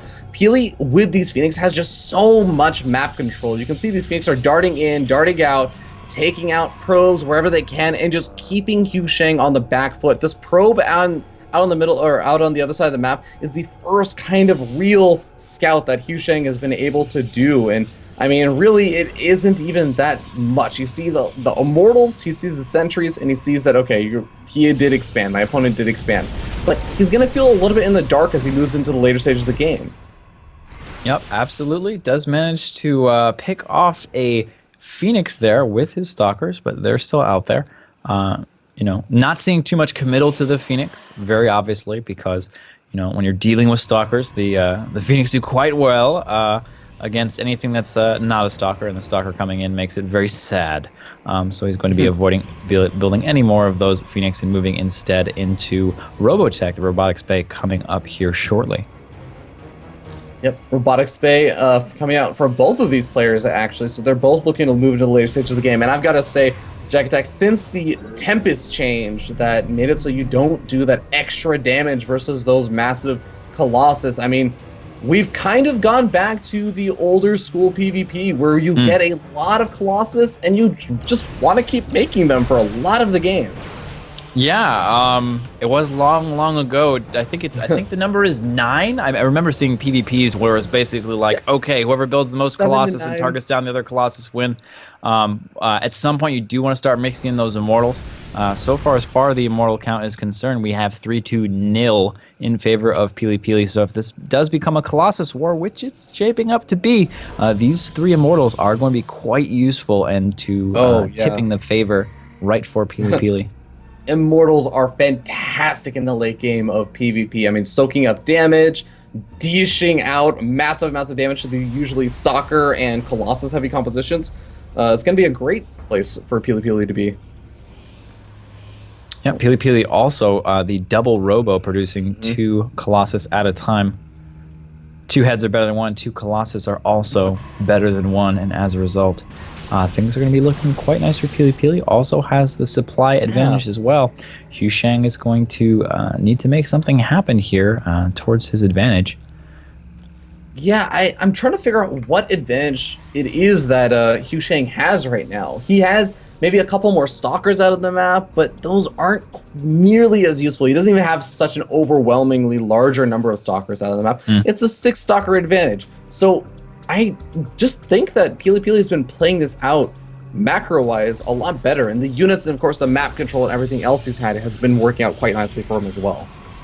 Yep, and we're going to see a little bit more scouting going on, and here it is. We have the third base from Hu Shang. This is a way that he can get himself back into the advantage. If he can hold this base, use his defender's advantage, avoid proxy pylons like this up in the northern area from the third, he's going to be in a really nice spot. In the meantime, though, Pili Pili taking his third as well. Yeah, Pili Pili has been so on top of keeping those Phoenix alive for such a long time. Finally, one of them does end up going down, and with 1 Phoenix left over, it's really just going to be scouting Phoenix, not so much harassing Phoenix. But, I mean, you can see 2 guys left on that Gas Geyser at the natural expansion. It's done that kind of damage. Hu Shang's not replacing that guy. It actually is 2 guys on each of those Gas Geysers. That has got to be a big mistake. Wait, he's got 2 guys in Gas Geyser in his main base, too. He's losing out on a lot of gas. I'm not sure why that's happening. He might be a little bit frazzled, making a bit of mistakes here. He was a bit tilted about his loss in that last series. So we're going to see if it has that kind of effect or if this is some kind of intentional play. We also have Templar Archives coming out from both players, and this is just going to be this massive standoff where it's like, well, if you attack me, you'll lose, and if I attack you, I'll lose, so we're just not gonna do any attacking for a bit. And that is kind of the effect of the defender's advantage. But Hu Shang deciding to move out here, not certain how this move is exactly going to work out. Really important. He's scouting with this Phoenix ahead. He's going to realize he is vastly behind in the Colossus count. Also going to have to deal with defender's advantage. He does have the recall here as a possibility. Might be able to get in some nice positioning here. Ooh, sends the Zealots in. Nice little move. Could pull this army out of position. Let's see exactly how much damage gets done. Yeah, I think that, Hu Shang, he's in an okay position to try and set up some kind of really nice flank, a really good concave, but gotta be careful. He's gonna be losing that Mothership Core. He uses the Time Warp instead just to try and stop these Colossus from running. And Hu Shang actually has a decent number of those charges. They soaked up so many hits, and he's starting to power on through. The Immortals are not able to focus down the Colossus or the Stalkers. Oh, there it is. Pili Pili busts through that. And it was very close. He almost ran out of buffer for his Colossus, but he did not in the end. Colossus count is majorly in the favor of Pili Pili. He's rushing down on these 3 Colossus of Hu Shang. Hu Shang needs to keep these Colossus alive if he wants a fighting chance in this game. Yeah, he's got a couple of Zealots that are warped in. They have charge. They're going to be able to at least soak up a couple of those shots. But look at that focus fire from Pili Pili. He murders those Colossus and takes a great lead in this game. Oh, and that's GG. Those Colossus were gone, and that was his last bit of hope. Indeed. And with that, Hugh Shang going to be going down one game as Pili Pili shows some great control in the engagements and showing, one of the reasons why, as you were saying, Jack, got to be very, very picky about the engagements you take in that late stage of PvP. Yep, absolutely. Decided to make an attack there. It was kind of questionable. Being behind in the Immortal count and in the Colossus count, tried to use those Archons to his advantage, but it wasn't enough. It was looking really close, too. I actually thought that Hugh Shang was starting to push on through when Pili Pili just didn't seem like he had a lot of tankiness left in his army. He had lost his Zealots, his Stalkers. It was just those Immortals. With some great control, he kept those Immortals back just a little bit. It was pulling them back. I think one actually escaped with like under 4 health. And just being able to move back in when it had the shields. Just really good control over there from Pili Pili. And I think that our Skype is telling us, Jack Attack, that we are ready to jump into the next game because it doesn't want to show our cameras anymore. Absolutely not. That's what happens when you're a true caster. Once you've hit that 4-hour limit, you're like, all right, I've really been casting today. I've put in the hours. Exactly. So we're gonna try and get into this next game. I think that I'm having trouble joining it. I'm not sure why.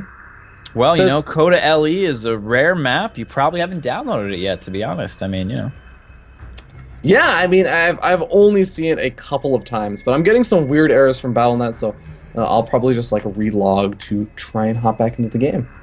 Absolutely. This next map coming up is going to be on Coda. So we have another 1 versus 1 map.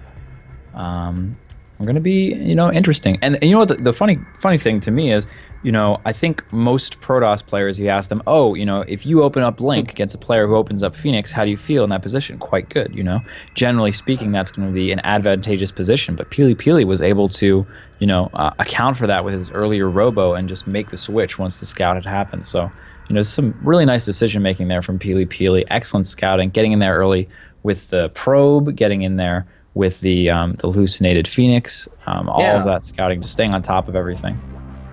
Super on top of it the entire time.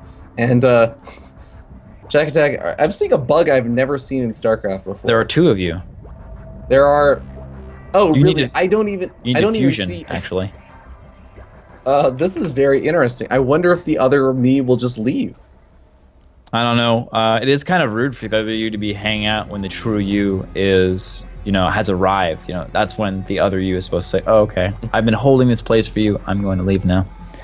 I'm pretty sure host can kick any players. Yeah, so. that is a new feature in Battle.net, and our lovely admin Master Dalk utilizes those capabilities. Thank you very much, Blizzard, for that. You guys are fantastic for putting in that feature. Oh, it has saved so many lives. Saved lives, firemen all across the world are thanking you, Blizzard. Even the space-time continuum at that point, because you saw your past self there, and that can be disastrous. Oh, yeah. It's actually not like Star Trek would have you believe. There will be devastating consequences. But Absolutely. We're going to be jumping into Coda to see who is going to be moving on from this group to play against the ace match, because they're not actually moving on just yet. We're in the losers match. We'll see you guys in a second.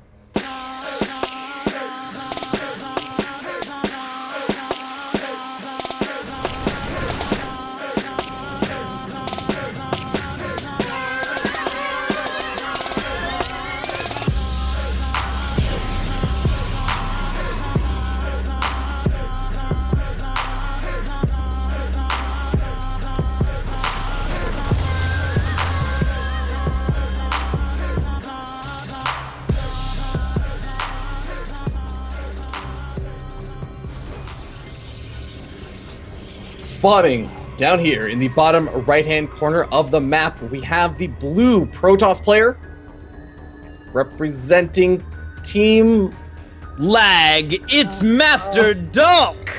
Whoa, that's not accurate, okay? Oh. Because Lag Gaming is a former semi-pro team in North America. Latest and greatest. Representing team latency, I suppose. Then. Game paused.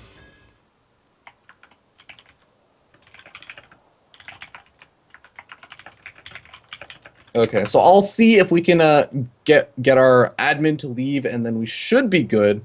Absolutely. To go. I think at this point we should be good, right? All right. I do not have referee, so I can't actually say anything directly to the players. Ah. All right, Master Dog saying he's okay. I guess if it is in the early stages of the game, so it shouldn't make too big of a difference. We'll notice if there are any problems soon. But we're going to be jumping into the game and introducing Peely Peely, representing Team Red Bloods.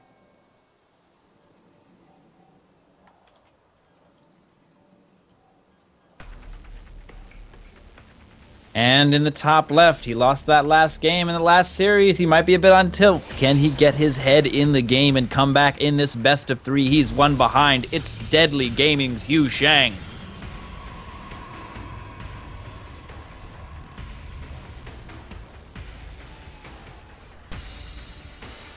How deadly is Deadly Gaming, Jack Attack? I would say deadly is 90 to 97.5% deadly. It's quite high. That is quite a high percentage, and Yeah, I feel I'm like nowhere near that. the last game must have been somewhere around that 5 to 8%. Oh my god, I put myself in a position where I need to do math on stream with Why decimal would you points. ever do that? Math With on decimal screen is- points, Jack Nope. Attack. Oh, biggest blunder of my Disastrous. life. You know, it's okay. But- you know, you live, you learn, never do math again. That's right, Never kids. do All math of you listening ever out there. again. Never do math. That's and what I you'll learned be in school. successful.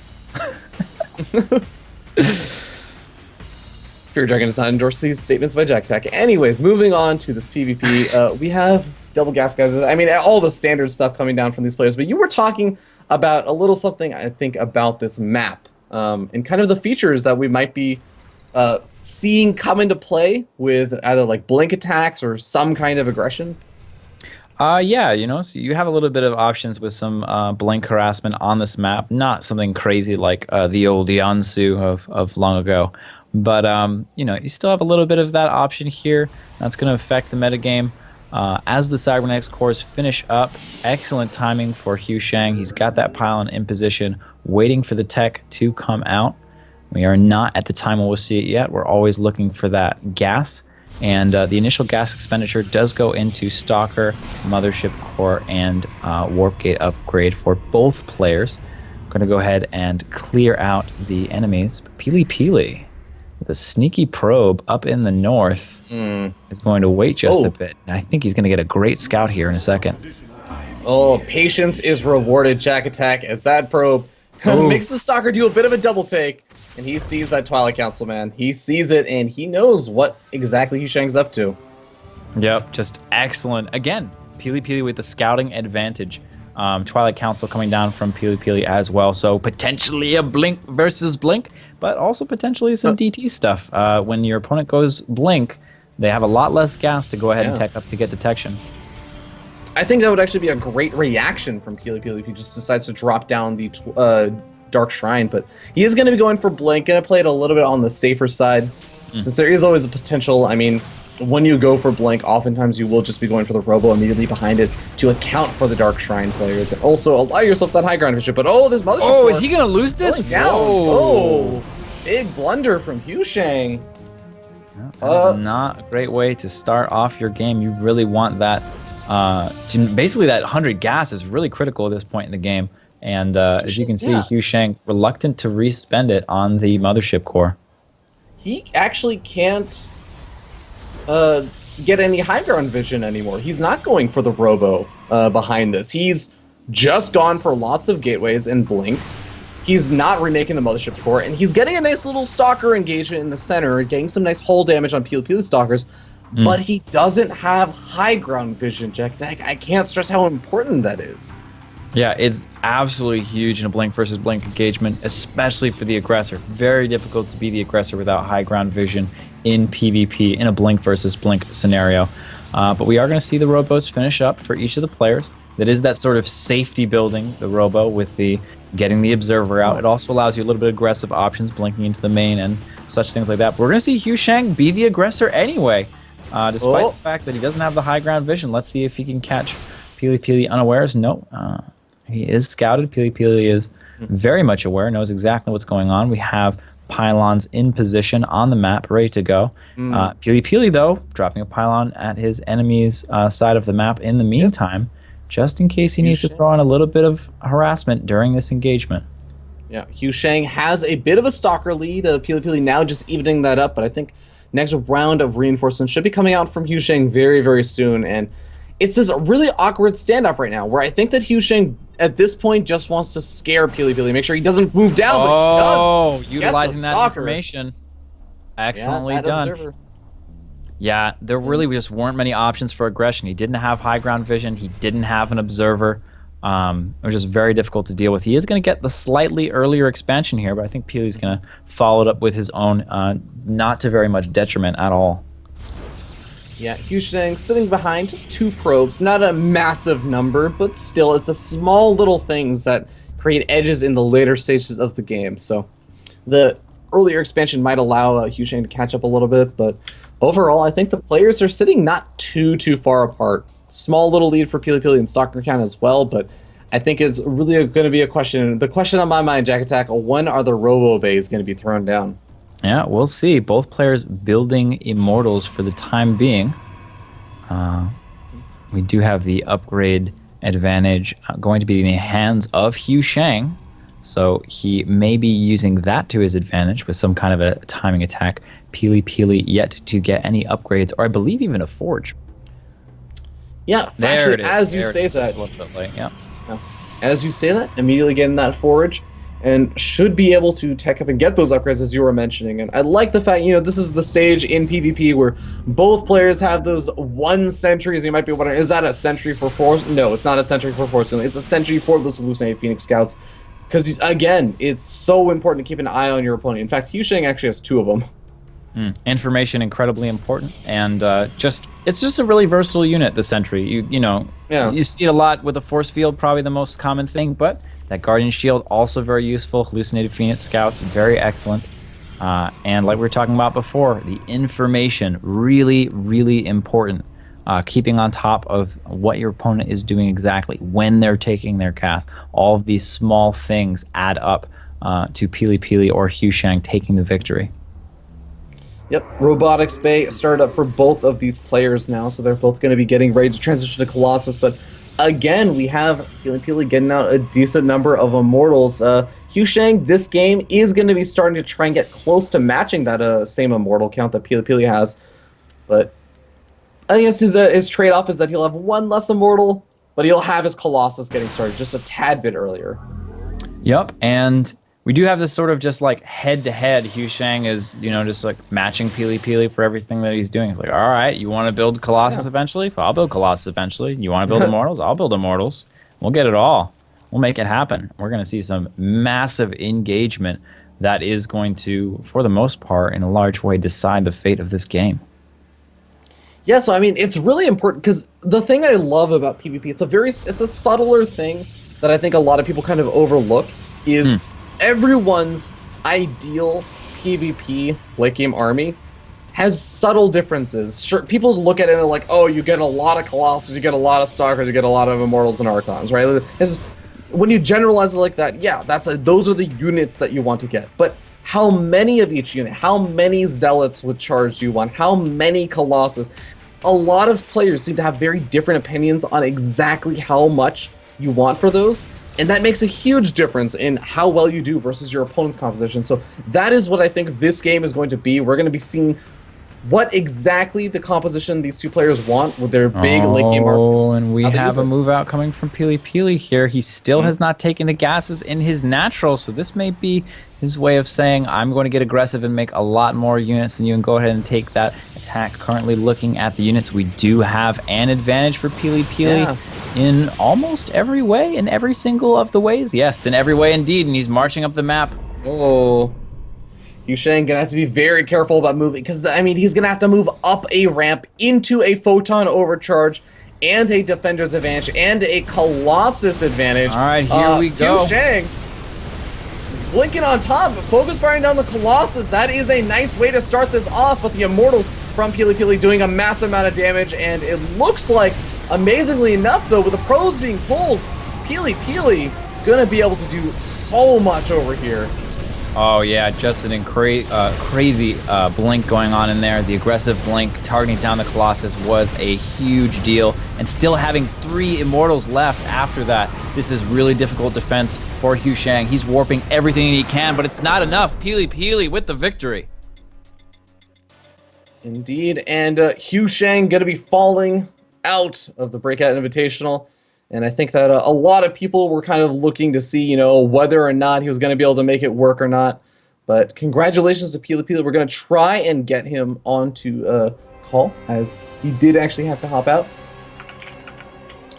But yeah, Peely going to be moving on to the next match. He still has one more match to play, at least. Probably wants to look to play more than just one more match. And I think we actually have a camera from him this time. So let's go ahead and say, have one. Let's go ahead and say hi to Peely. Peely, how are you feeling, man? Good. Easy to go, I guess. And my weapon somehow fixed itself, so. Yeah, awesome. Well, hey, man, congratulations on that victory. As you were saying, the easy 2-0. So, guess you weren't too concerned. I mean, most of the games seem to go to the later stages of the game. So, do you usually feel just pretty comfortable if it goes to the later stages after it gets past that opening stage?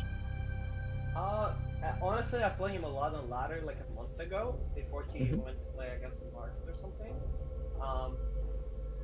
What actually happened is he usually like does like 2 base blinks or like 1 base blinks, which I usually like just fell too far behind and then I die. And then so I decided to play like extremely safe and never like move out of my base, because usually like I would move out and then would force to like recall back or something and then not have this farm chart. Just played safe and then won. Yesterday I saw in Bale's chat he was saying he had 90% win ratio against me, so I guess not good enough. So yeah. Apparently, man. Well, good adjustments, and I'm really liking it. But you are now going to be moving on to play versus BioIce. So how are you feeling about that? Another PVZ. Well, my PVZ confidence is just being completely destroyed in this week because I lost in WCS to Kane, I lost to Scarlet in the Double Harvester show match, and I lost to Moose Gills. So like, I don't feel as good as I was a week ago, I guess. But I beat him 2 times in WCS 2-0 in the qualifiers, so I feel good. But you know, anything can happen, so just gotta play safe. And especially I saw the games him against Hu Shang, so I sort of know his style. So it's gives me a little bit of an edge here. He saw my style too, though, so that sort of equalizes it, I guess. All right. Well, I'm interested to find out how it's gonna go. Ladies and gentlemen, we'll be right back with the final match for the night. Peely versus BioIce. You guys are watching the Breakout Invitational. BioIce, the dark horse. BioIce doesn't have a lot about his play that will stand out too much. He's a solid macro Zerg that loves to play just whatever is standard at the time. His ZVZ is feeling good, and he really likes going for a 2-base Beetlesk style. A lot of players prefer to go Roaches and then go into like Roach Hydra Infestor as their mid game. But I think it's 2-base meat is the strongest way to play right now. I am pretty confident with my early openers and my macro and like getting in my opponent's head, but my weakness would probably be I mess up my injects a little bit in the late game if there's like a lot of micro going on. In ZVT, he plays a very safe style that sometimes puts him behind. I usually play really safe. Late game, I think ZVT is pretty straightforward. Like, it's just Ling Bling meta, and if you can macro well, then you'll do fine. I think my macro is pretty solid, but I open really safe the majority of the time, and that puts me behind right off the get-go. ZVP varies a bit more, where he tries to get an early edge so that he's situated well enough to scout and react to his opponent properly. I usually open as greedy as possible, and I try to do some sort of 3-base timing. And if that doesn't work out, I usually either go like a Meta Switch or Swarm Host or some other like specific composition to counter what my opponent's doing. I have solid macro and reaction against 2-base timings and 3-base timings, but I'm not too confident with my Swarmos. So like super late game, if they just turtle up on 3 bases and take a 4th, like that's when it gets hard. BioIce is often overlooked in the North American scene despite getting results because his play is so standard. Make sure you don't overlook the dark horse on Breaking Out. Peely Peely, the progressive Protoss. Peely Peely is a young kid from Kazakhstan that qualified for Season 2 of WCS Challenger League over Scarlet. While he used to be a bit notorious for 2-base all-inning in the past, he's progressed his play to the later stages of the game and learned to vary up his playstyle. His PVZ is his strongest matchup right now. Well, one thing that I have a lot of 2-base builds, so nobody can really like completely hard counter me. Weakness, my builds are pretty greedy at the start. Like first 5 minutes I'll play really greedy, so I die to Lingo Lens a lot. His PVT is his worst matchup due to his lack of practice in it. Well, I'm very good at like holding mid-game pushes. I got very good at holding like multi-drops attacks, and I have real good map control, I think. I have like Observers on point, I have a Pylons to spot the drops. And the weakness, I think, very late game when it comes down to like Terran having like a bunch of Medevac Viking Ghost. But yeah, I miscontrol a lot in PvT. That's I think my problem in like late game. His PvP is pretty solid as well, having previously defeated Huck in the Rotterdam show matches recently. Yeah, it's kind of the best because like top GM1 and it's all Protoss players, so I get to practice PvP a lot, and I really usually play like real good players. I'll play Bales all day, I'll play Puck all day, I'll play Cock all day. The only problem is that PvP sometimes can be really coin flippy. In PvZ, if somebody is like way worse than me, I'll never lose. PvP, if somebody is way worse than me, might lose. Peely Peely is a player who's come a long way in a short period of time, so watch out for the progressive Protoss on Breaking Out.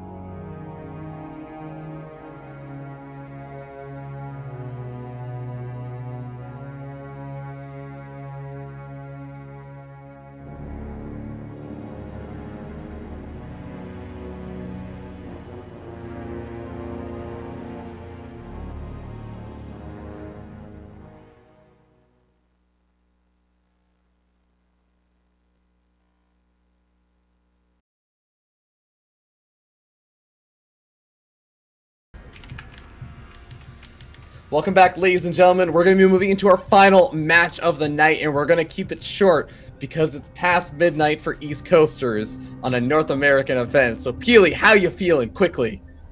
I'm feeling good. A little bit scared because of the BioS versus Muscle series. I really did not expect for BioS to do that well. So I think he's better than I thought he is. But I still feel good since, as I said, I beat him in WCS 2 times ago, so that should be easy. All right, and BioIce, how you feeling about this series, man? I think it'll be fun. I think it'll be fine. You've shown some confidence throughout the entire day. Is that just, you know, trying to stay loose, try not to think too much about it, or you're really just feeling like you got this in the bag? I'm actually just that confident. I mean, I'm a bit tired now, so it might just be a 2-1 victory, but Well, sometimes we have to make sacrifices, but Peely, do you have any final words for your opponent? Good luck. Make sure to scout my 2 base all-ins. I'll be ready for the 2 base all-ins. All right, head over to your player booths for the final time tonight, and best of luck to you two gentlemen.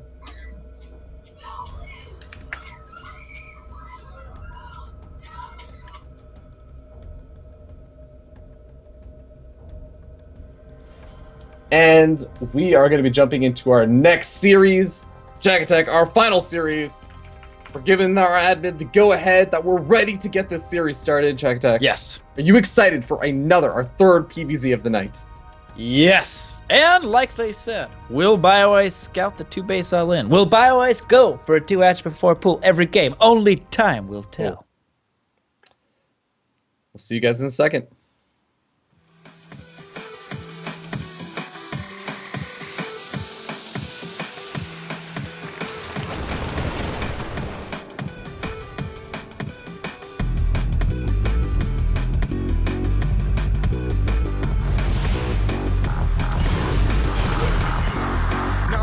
Are you ready for the bass? My DJ, yo, get on the case.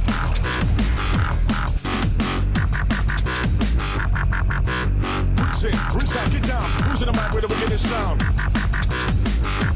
Wickedest sound. Ladies and gentlemen, our final match of the night, spawning down here in the bottom right-hand corner of the map, representing Team Redbloods is the Blue Protoss player, Peely.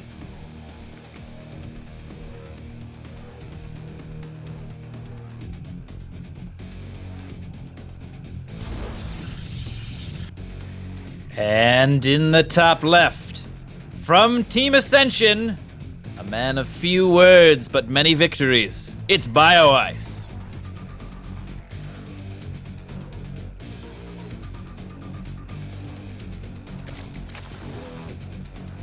You know, Jack Attack, we're joking. Peely was joking about the, hope you scout my 2 base all in. But Peely has a history as a player that was very, very strong with this 2 base all-ins. He's much more recently transitioned into going into more 3 base play, into 4 base play. That's why we call him the progressive Protoss, but it is a very real threat for BioIce. Yeah, well, you know, if your 2 base all-ins stop working, it makes sense to go to 3 base all-ins instead. Yeah. Especially right now when the 3 base all-in of Blink Stalkers is doing so well against Zerg.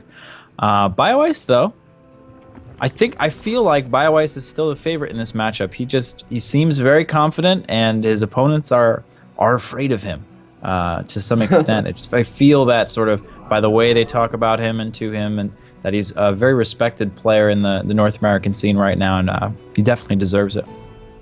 Yeah, it's so funny. As long as we're talking about the nicknames for these 2 players, BioIce is one of those players that, as you said, is very respected in the North American scene as a good player.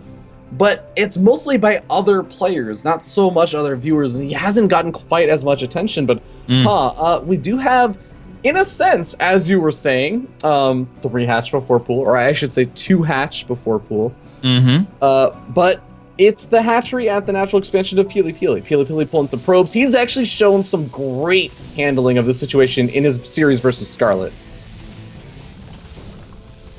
Well, now we do have the probes trying to pick away at that hatchery. A pylon wall in going down. Oh my god, what is this response from Peely? He's trying to deny. He's gonna plant down cannons on the... Wait a second, Jack Attack. What is my going god. on?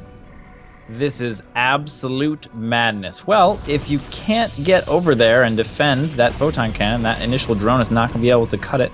However, it looks like he was able to break through that single wall in at the same time. But we have a lot of lost mining time here from BioIce, but not as much as the lost mining time. He can from wall in those Peely drones Peely. on the low ground. He can wall them in if he can get the pylon down. And no, not quite able to get it. Well, this is Really nice maneuvers here. This is like some crazy stuff. He is really committing to this cannon rush here. Wasn't expecting don't think this it's much working. commitment. No, I don't think. Ooh, this is gonna block. No, it's I don't know. finishing up. I don't He has know. so many it's really pylons. questionable commitment here. He's canceling a lot. He's losing resources. I mean, this is He's not just even- not working out at all for Peely Peely. A lot of investment. Initially, I was counting not the even minerals like because I was going to gas. say, oh yeah, how is this going to do? You know, exactly how many minerals are going to be, you know, lost here from the lost mining time to cancel that hatchery compared to the canceling. It's just dwarfed by this massive investment, excuse me, from all these pylons and all these cannons that do absolutely nothing. Jack Attack, I don't like the trade of all those resources for extra Not at scouting all. information of BioIce's ramp. I don't think it's quite worth it. No. But- No. I don't think. Yeah, I don't think that that's what he was trying to gain, and Yeah, I I know, don't think yeah. that it was worth it to get the small gain that he did. And that's all it's doing right now, though. That's all Got it's a couple of doing. zealots here. Oh, one is very close to being surrounded. Does manage to keep it alive, and these two zealots should push out the Zerglings for the time being. In the meantime, BioIce is back at home, droning up like a maniac, while this single Zergling kills each pylon one by one. It's a smart Slowly. decision. Yeah, smart decision to just leave one Zergling back at home. Because look at where Peely Peely is sitting. Where is the Cybernetics core, Jack Attack? I'll tell you where it is. It's there, just now getting started. At the 7... Jack Attack, there are a four-gate attack hits before that Cybernetics core actually just went down. That's an excellent way to put it. You're pretty far behind if the upgrade that usually finishes from the building that you're trying to build when you're starting that building. That's quite awful. Peely Peely cannot feel happy about this in any way.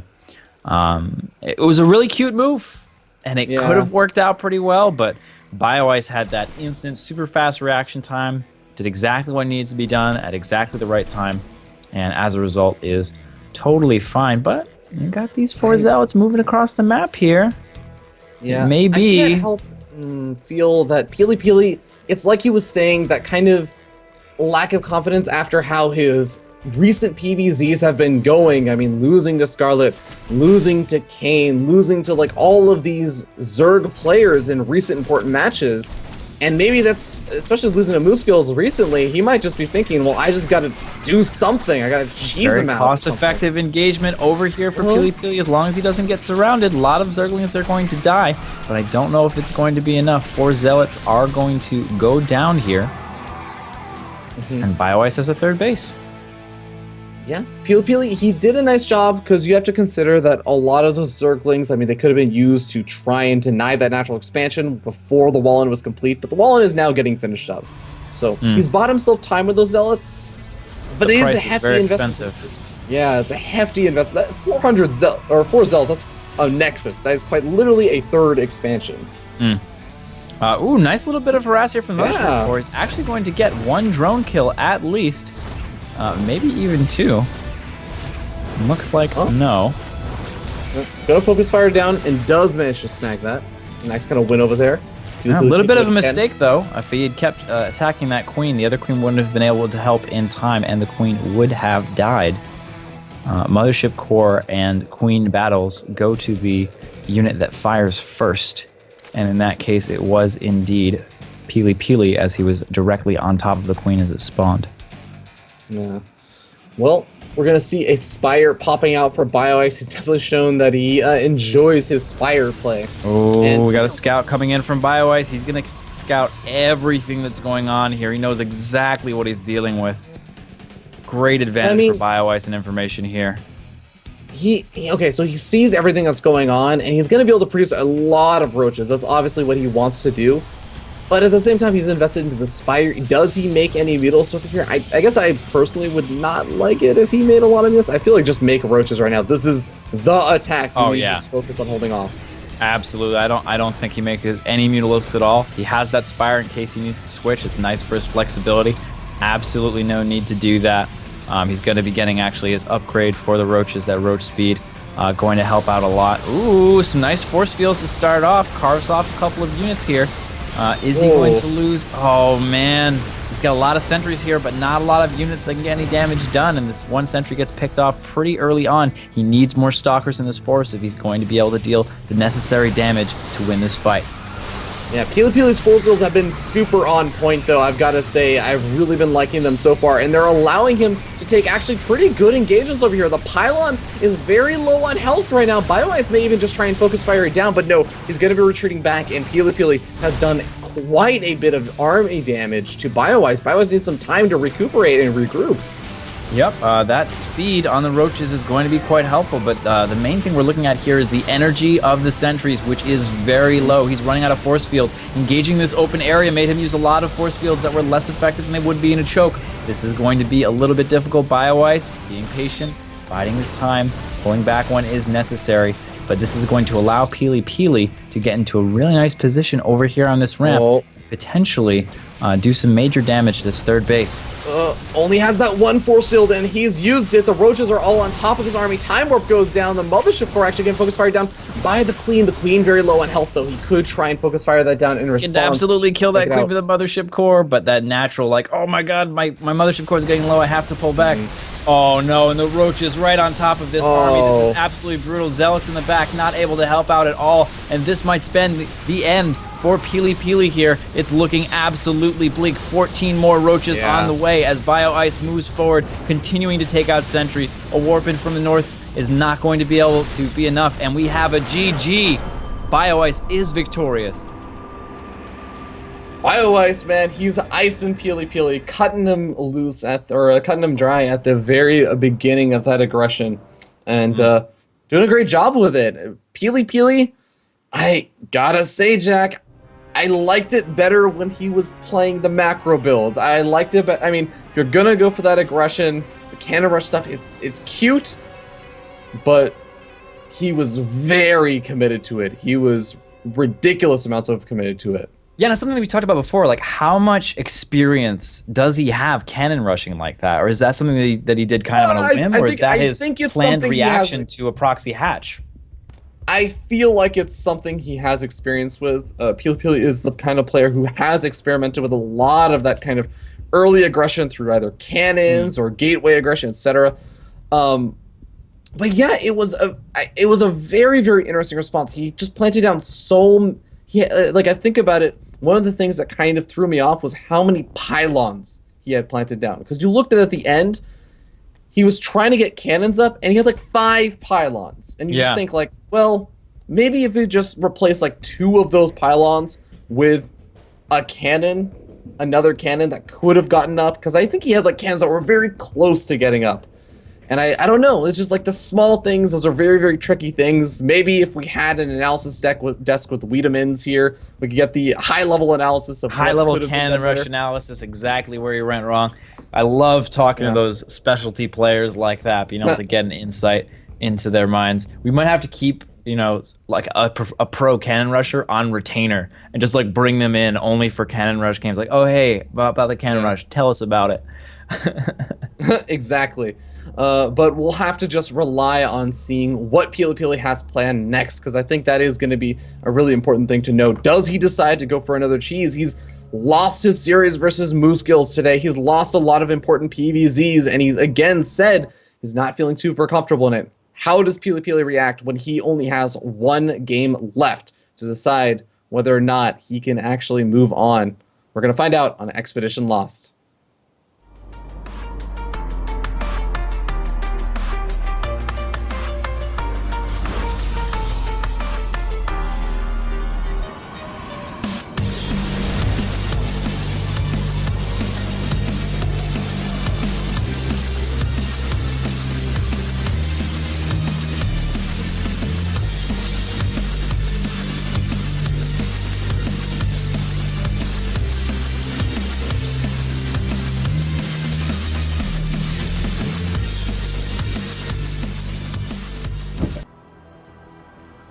Spawning down here in the bottom left-hand corner of the map, we have the blue Protoss player representing Team Red Bloods. It is Red Bloods Peely Peely.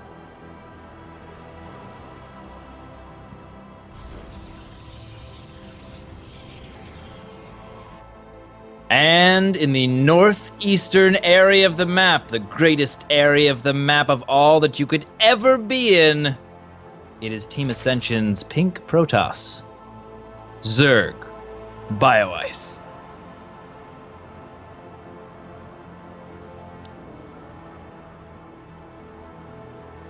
Jack Attack, I really hope that there is a Zerg out there named Zerg. That is, I was like, wait a second, his name is Zerg. And he's a Protoss. Oh, he's a Protoss. It's all good, man. It's been a long day. You know what? That actually just goes into a really good point that I feel like you indirectly made, and that's that people are making mistakes now. It's past midnight for I believe both of these guys now. I want to say it's at least close to midnight for both of these guys. Minutes to midnight, even one might say. Yeah. Also, the alliteration just sort of taking me away as it does sometimes. You know, things that rhyme, things that alliterate just capture my soul. And being able to say Pink Protoss was just something that I really needed to get out there, you know. And now that it is, I can accept BioIce is but a Zerg in a world full of also other Zergs and Protoss and Terrans. But we have a little bit of scouting going on here. He's going to check for that quick third base. Peely Peely did get to scout the fact that BioIce does like that 2 hatch before pool. BioIce not going for that this particular game. Going for hatch gas pool. Excuse me, hatch pool gas. But in any case, yes, the 3 structures right away. Nothing too crazy. We have a single gas here looking to potentially expand. Generally speaking, that second gas is going to be down by now. Might be a late second gas, might be an expansion. Ravi, what are you looking at? I actually really like the fact that BioIce is opening up this way, because this tells me that he is ready for aggression. He is ready for some kind of shenaniganry or something coming out of Peely Peely in case it comes out. He is going and preparing for the gateway expansion. He's going for the gas geyser. He's getting up Zerg speed. He's not doing his 3 hatch before pool that he's talked about in the past, liking to do. He's not doing what he's done versus other Protoss players. And I like this. I think it's a good decision because he's shown he's got the lead in the game when as long as he can hold off that early aggression, as long as he can take it to the later stages of the game. He's shown that he can handle it relatively well. So why not just play a little bit extra safe, make sure you don't die to any early aggression, and use that advantage. Yeah, both players here, like you say, playing pretty safe. We are on match point here, so it is really important. Not only that, we are on match, as it were. Like, this match decides who will stay and who will go. And it is very critical for both players. Or is just 1-0 in favor of BioIce right now, though, right? Which would be match point for. For sorry, BioIce. Right. Yes. But I can, but we do have 1 game away though. 3 gates coming in here. I want to see maybe Peely Peely decides to throw in that 4th and take that extra aggression. The Overlord Clamp, as I like to call it, prepared here for BioIce. He's got both Overlords, and right around the time the tech or necessary gateways would be coming in, the Clamp is sprung, and the Overlords begin to move their way in as Zerglings cross the map and come back after a small engagement with the Mothership Core. And quite a clamp it is, as it's going to actually be able to spot out the Forge popping down relatively soon. And I think after seeing the Forge, he's going to be thinking, okay, you're not going for like 4 or 5 gate aggression. It knocks out a lot of possibilities for aggression, and I think he should feel a lot safer taking that 3rd, especially since he's droning up behind this. He's not looking to put on a massive amount of aggression, but he's taking all 4 of his gas geysers a bit earlier than I was anticipating. Yeah, especially for a Zerg. 4 gas geysers on 2 bases can be common for the Terran and the Protoss, but for the Zerg, it's much more rare. That layer is coming up quite early as well. Could he go 2 base Spire in this matchup? I mean, it's less common, but possible. It's been a while. It's been a while since I've seen. I mean, it has been known to happen. Let me tell you, Jack Attack, how many games I have lost to surprise mutas, but it's. Again, it's been such a long time, and I think in the current meta of PvZ, were +2 blink stalkers. I want to emphasize stalkers. You're getting blink and stalkers and +2 weapons. All great things to get against small numbers of Mutalisks. Nice It's a bit, scout over here, Peely. He knows what's up. He knows that third base is late. Ooh, I like this too. BioIce taking the less taken third, the more rare third, and I believe that is not even scouted at all by Peely, which it is indeed not scouted. So a little bit of informational advantage there. And it looks like we're just gonna see a faster Roach speed. No Spire thrown down yet. Roach Warren on the way, and the third base coming up. So just, he's got a lot of gas though. Look, he's got 800 gas in the bank. Like, is he really gonna spend all that on roaches? I mean, it's possible, but it's very difficult to spend that much gas. Like, you need minerals to spend gas, and he doesn't have that. Okay, there is the Spire. All right. Okay, so this is going to be a big attack. He's going to make a lot of roaches. He's not going to be droning up for a while, I think, at this point. Hallucinated Phoenix here. Yep, he's absolutely going to scout this Spire. Good. So here's kind of the fake out, I think. And Peely may have seen these kind of attacks in the past, so he may not fall prey to it. But it's something that a lot of Zerg players used to do, where they'd show the Spire, the Protoss player would a scout with the Hallucinated Phoenix, and they'd be like, okay, Spire, time to go for Stargates. And that is exactly what Peely's response is. And it's very easy for the Protoss player to either overreact to the Spire and not be prepared for the Roach attack, or you underreact for the Spire and prepare for Roaches, and you just got caught off guard by the Spire play. It's a very, very delicate balance between how many of each unit you make to prepare for both. Absolutely, scouting going to be crucial here. He does throw down a photon cannon, but this ice is going to be knocked down quite quickly here. Sentry's being warped in. Underneath the ice is only a 1 force field ramp, so as long as he gets the timing, he's going to be okay. It looks like he's paying attention here. There's that 1 force field thrown down. A little bit trickier to get that placement right when the ice is in the way, but Peely well practiced and well versed in the maps that he's playing today. Indeed. BioIce is going to do the next best thing and try and go over to the natural expansion, the third, just poke and prod. But Peely, he's got sentries everywhere. He should be prepared. And look at that. Lets a couple of Zerglings in just the right amount. But the sentries on the other side. They do manage to make their way into the main base. Oh, nice positioning here from BioIce, going back and forth, finding the hole, and he's going to be moving in here with the rest of his roaches as well. But the army of Peely is all the way in the third. This is not good. Yeah. This is that awkwardness that, I mean, when you try and take the third against the Zerg player that's delaying theirs for so long, they're getting up those units, and you gotta split up everything perfectly. Those destructible backdoor rocks being very troublesome. And Peely, he's starting to lose a lot of probes over here on the main base, and here's the awkward thing, is Peely has to keep making Phoenix right now. That's what he feels like he has to make, but look at the response right now. We have Corruptors and Mutalisks being made right now. Absolutely, and that Cybernetics core going down is a big deal. That means he can't make anything that shoots up out of the gateway. Oh, these force fields are doing a great job of locking down these roaches, but Peely is just losing so much. He's had his gateways depowered. Does he not have a Cybernetics core anymore? Right, that's what I said. He does not have a Cybernetics core. Got focused down. It is now almost complete. So he does have a little bit of time here. The Phoenix should buy him time. I want to point out another important thing here. Despite the fact that all this damage got dealt, Peely still has the superior economy. Yeah. He has 58 workers, and he's on that 3 base. Yeah, and these nice Phoenix micro are doing here. a great job versus the Mutalisks. Absolutely, very important. And the thing to remember is, sure, the Phoenix can kill infinite number of Mutalisk, but it takes a lot of APM, and that's APM that you're not using to macro or produce other things. It's not like, oh, well, a perfect player can, oh my god, there are Zerglings in the main. Yeah, and that is what those Phoenix will do to you, man. They make sure that, you know what, you react just a little bit slower to those Zerglings that pick up a Nexus on their own. So that is one base down for Peely. And those Zerglings still streaming in. That's absolutely brutal. The one advantage that he had was there. Look at this positional play from BioIce, pulling him to the left, pulling him to the right, engaging where the enemy is not. Who needs a cyber core? Peely really needs a cyber core, and he's not going to get one. Was that a rhetorical question? That was not rhetorical. Who needs one? Peely. He needs one right now. And at the third, we see idle probes, most of them not mining. Peely is starting to fall apart. BioIce is showing dominance. He is looking to be on that 2-0 victory. Just He wants picking it. him Jack apart attack. here. Oh, this is Zerglings. absolute carnage.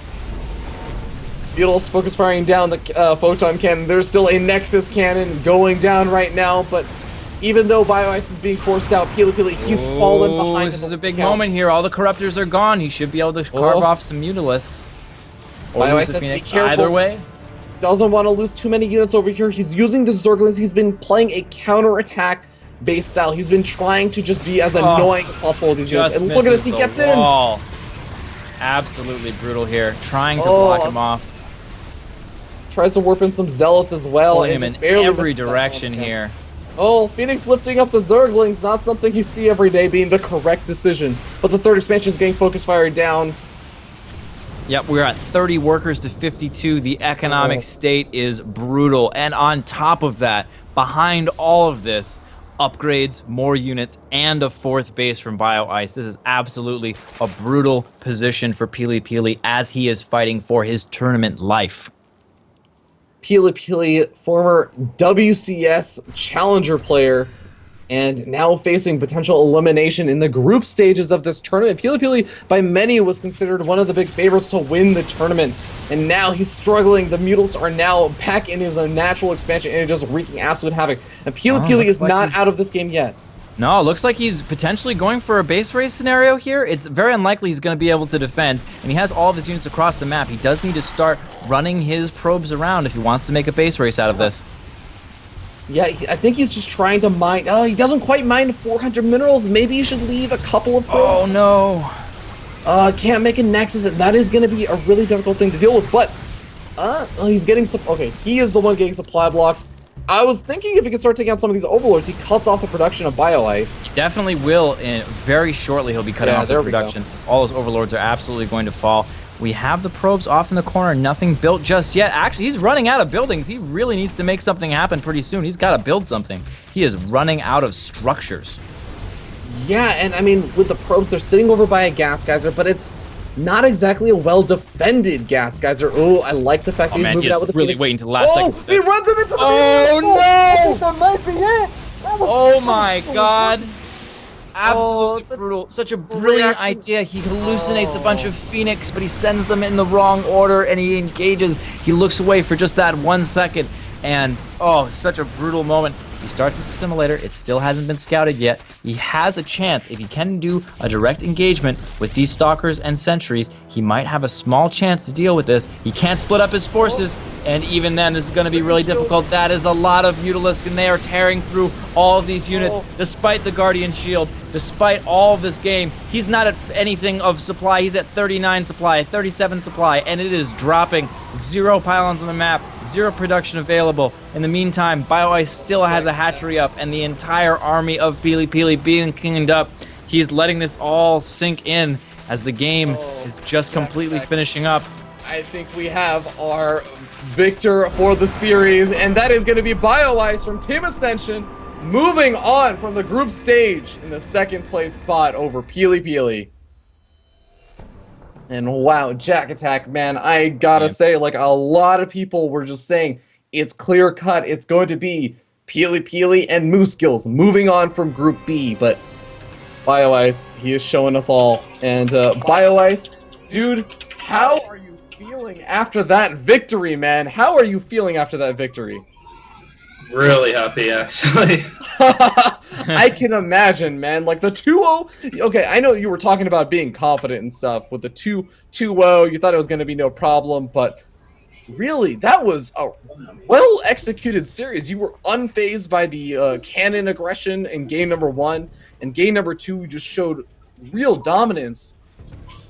I mean, were you actually worried at all? I mean, you seem pretty happy right now. Yeah. I didn't expect to win 2-0. This is like the one series I did.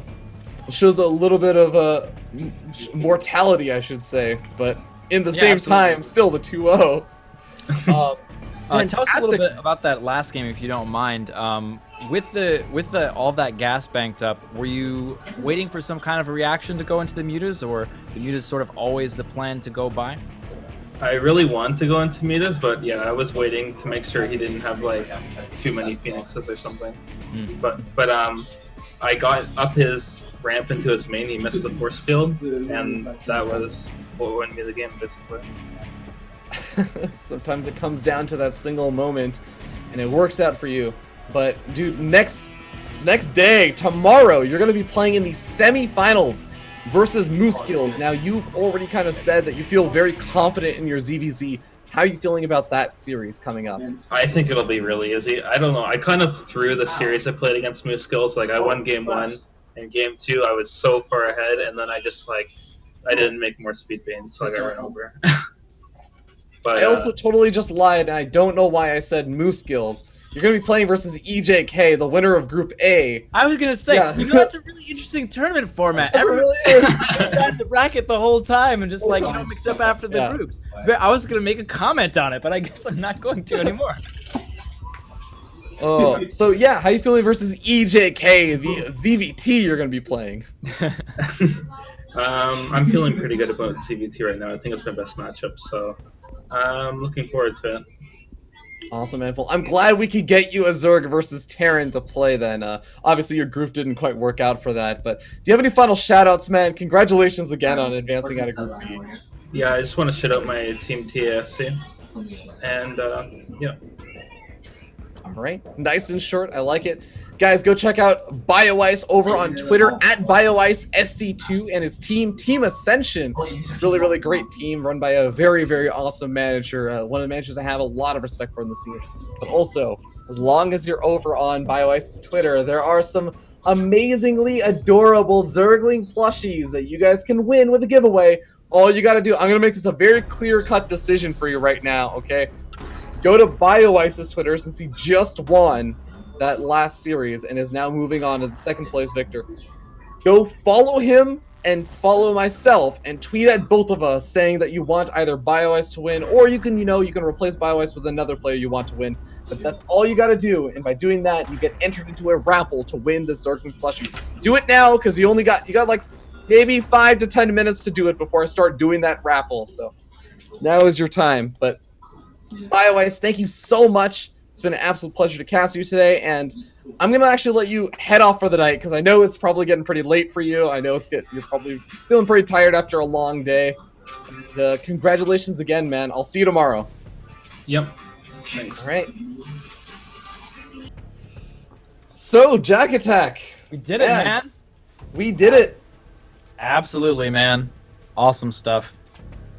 Yep, and I'll go ahead and get us set up to move into the final stage of tonight, man, and that is just closing out. Jack Attack, it has been an absolute delight, and once again, a privilege, as always, to cast with you. Thank you so much. I'm really glad that we had a lot of fun tonight, and I hope you had fun, too. Oh, man. Any chance that I get to cast with you, Ravi, I will take it. Absolutely. Anytime at all. I've casted all around the world, and I prefer the Ravi cast every time. I haven't cast around the world at all, I'm just kidding. But no, but seriously, I had tons of fun tonight. The games were awesome. I had a really great time. I love the format, and it's always really great for me to be able to sort of contribute to the, the promotion of North American players, as there aren't a lot of options, not options, but opportunities for them to show their personality and to show their games to players. And there were a lot of great viewers. Thanks so much to everyone for tuning in. It's been a really great night. Yeah, and Jack Attack, where can people catch you at? Because I know you are a man who knows branding. You know how to brand yourself. So is there one particular word or one particular phrase you can refer people to check you out? It's funny you mention that, because there is. All you need to do if you want to find me on the internet is remember the phrase, Jack Attack TV. That's JAKATAK because I believe in efficiency, and then TV as in television. So you can go to youtube.com/JackAttackTV to check out YouTube videos of me casting with Ravi, or me casting with other people, or me talking about Reapers. Or you can go to patreon.com/JackAttackTV to give me money so that I can eat rice and don't starve to death and keep making YouTube videos and casting with Ravi, which I like to do. You can also go to facebook.com/JackTV to find out if I'm again casting with Ravi or doing something else. And then finally, you can also find me on facebook.com/JackTackTV, at Twitter, JackTackTV, at JackTackTV, Jack. All right, Jack Attack. Thank you very much for that. Guys, you're a damn fool if you're not following Jack Attack on at least some of those, if not all of them. But be sure to check out Jack Attack. And I want to give a huge number of shout-outs to the numerous people that make this invitational happen. It is not actually... I know that sometimes people say that, like, you know, I make all this stuff happen, but there are so many people helping me behind the scenes. I mean, nice username, does all of those fabulous map intros. We got Cybert not only being an amazing moderator in the chat with Commander Cybot, which he really, really does love, and he doesn't let me use Nightbot. He's a little bit crazy about that, but Commander Cybot's doing a fantastic job. He also does the player intros as well as the trailer. We got all kinds of people like Master Dulk, who's doing all the adminning, the amazing, amazing Current TV, who we could not make. This production would be not nearly as cool without Current, because all those player cams, the map intros, the player intros that we have when we go into the game, everything.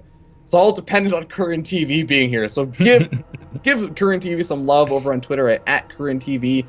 And thank you very much to all the players in North America that have been so fantastic. And of course, one big shout out to all the people who have donated to the prize pool. We've had some amazingly just fantastic people who have donated to the prize pool and increased it from the base prize pool of $1,000 to $1,900 and I believe $15-ish. And if you do want to be one of those people that are out of the kindness of your heart, do decide to contribute to the prize pool. And of course, there's absolutely no pressure to do so. We're still going to have a prize pool, whether or not people contribute. But you can do that by hitting the giant Breakout Invitational logo down below the Twitch stream. And you click there, you'll be able to donate directly to the prize pool. I'm not taking any of the money for myself. It's all just going to the prize pool and to the players who are playing in today's tournament. But with that being said, I think that is, for the most part, us wrapping up everything. Final thing is that I want to give one more reminder about the Zergling plushies. Yes, of course. As around the time that the stream is ending, I'm going to be figuring out who's winning today's Zergling plushie. I know that MYI Hallican was the winner of yesterday's Zergling plushie. And I've got to that's say, awesome. What an awesome dude. He is a super duper awesome dude. And he's also been a longtime supporter of the Breakout Invitational and breaking out in general. But I gotta say, if you were at all hesitant saying, oh, it's a raffle, my chances aren't that good, let me tell you, you actually have some pretty decent chances based on the tweets that I got yesterday. So if you want a good chance, today is a good day, because I will tell you, the Invitational tomorrow, the finals is going to be a bit more competition. I am just going to tell you that.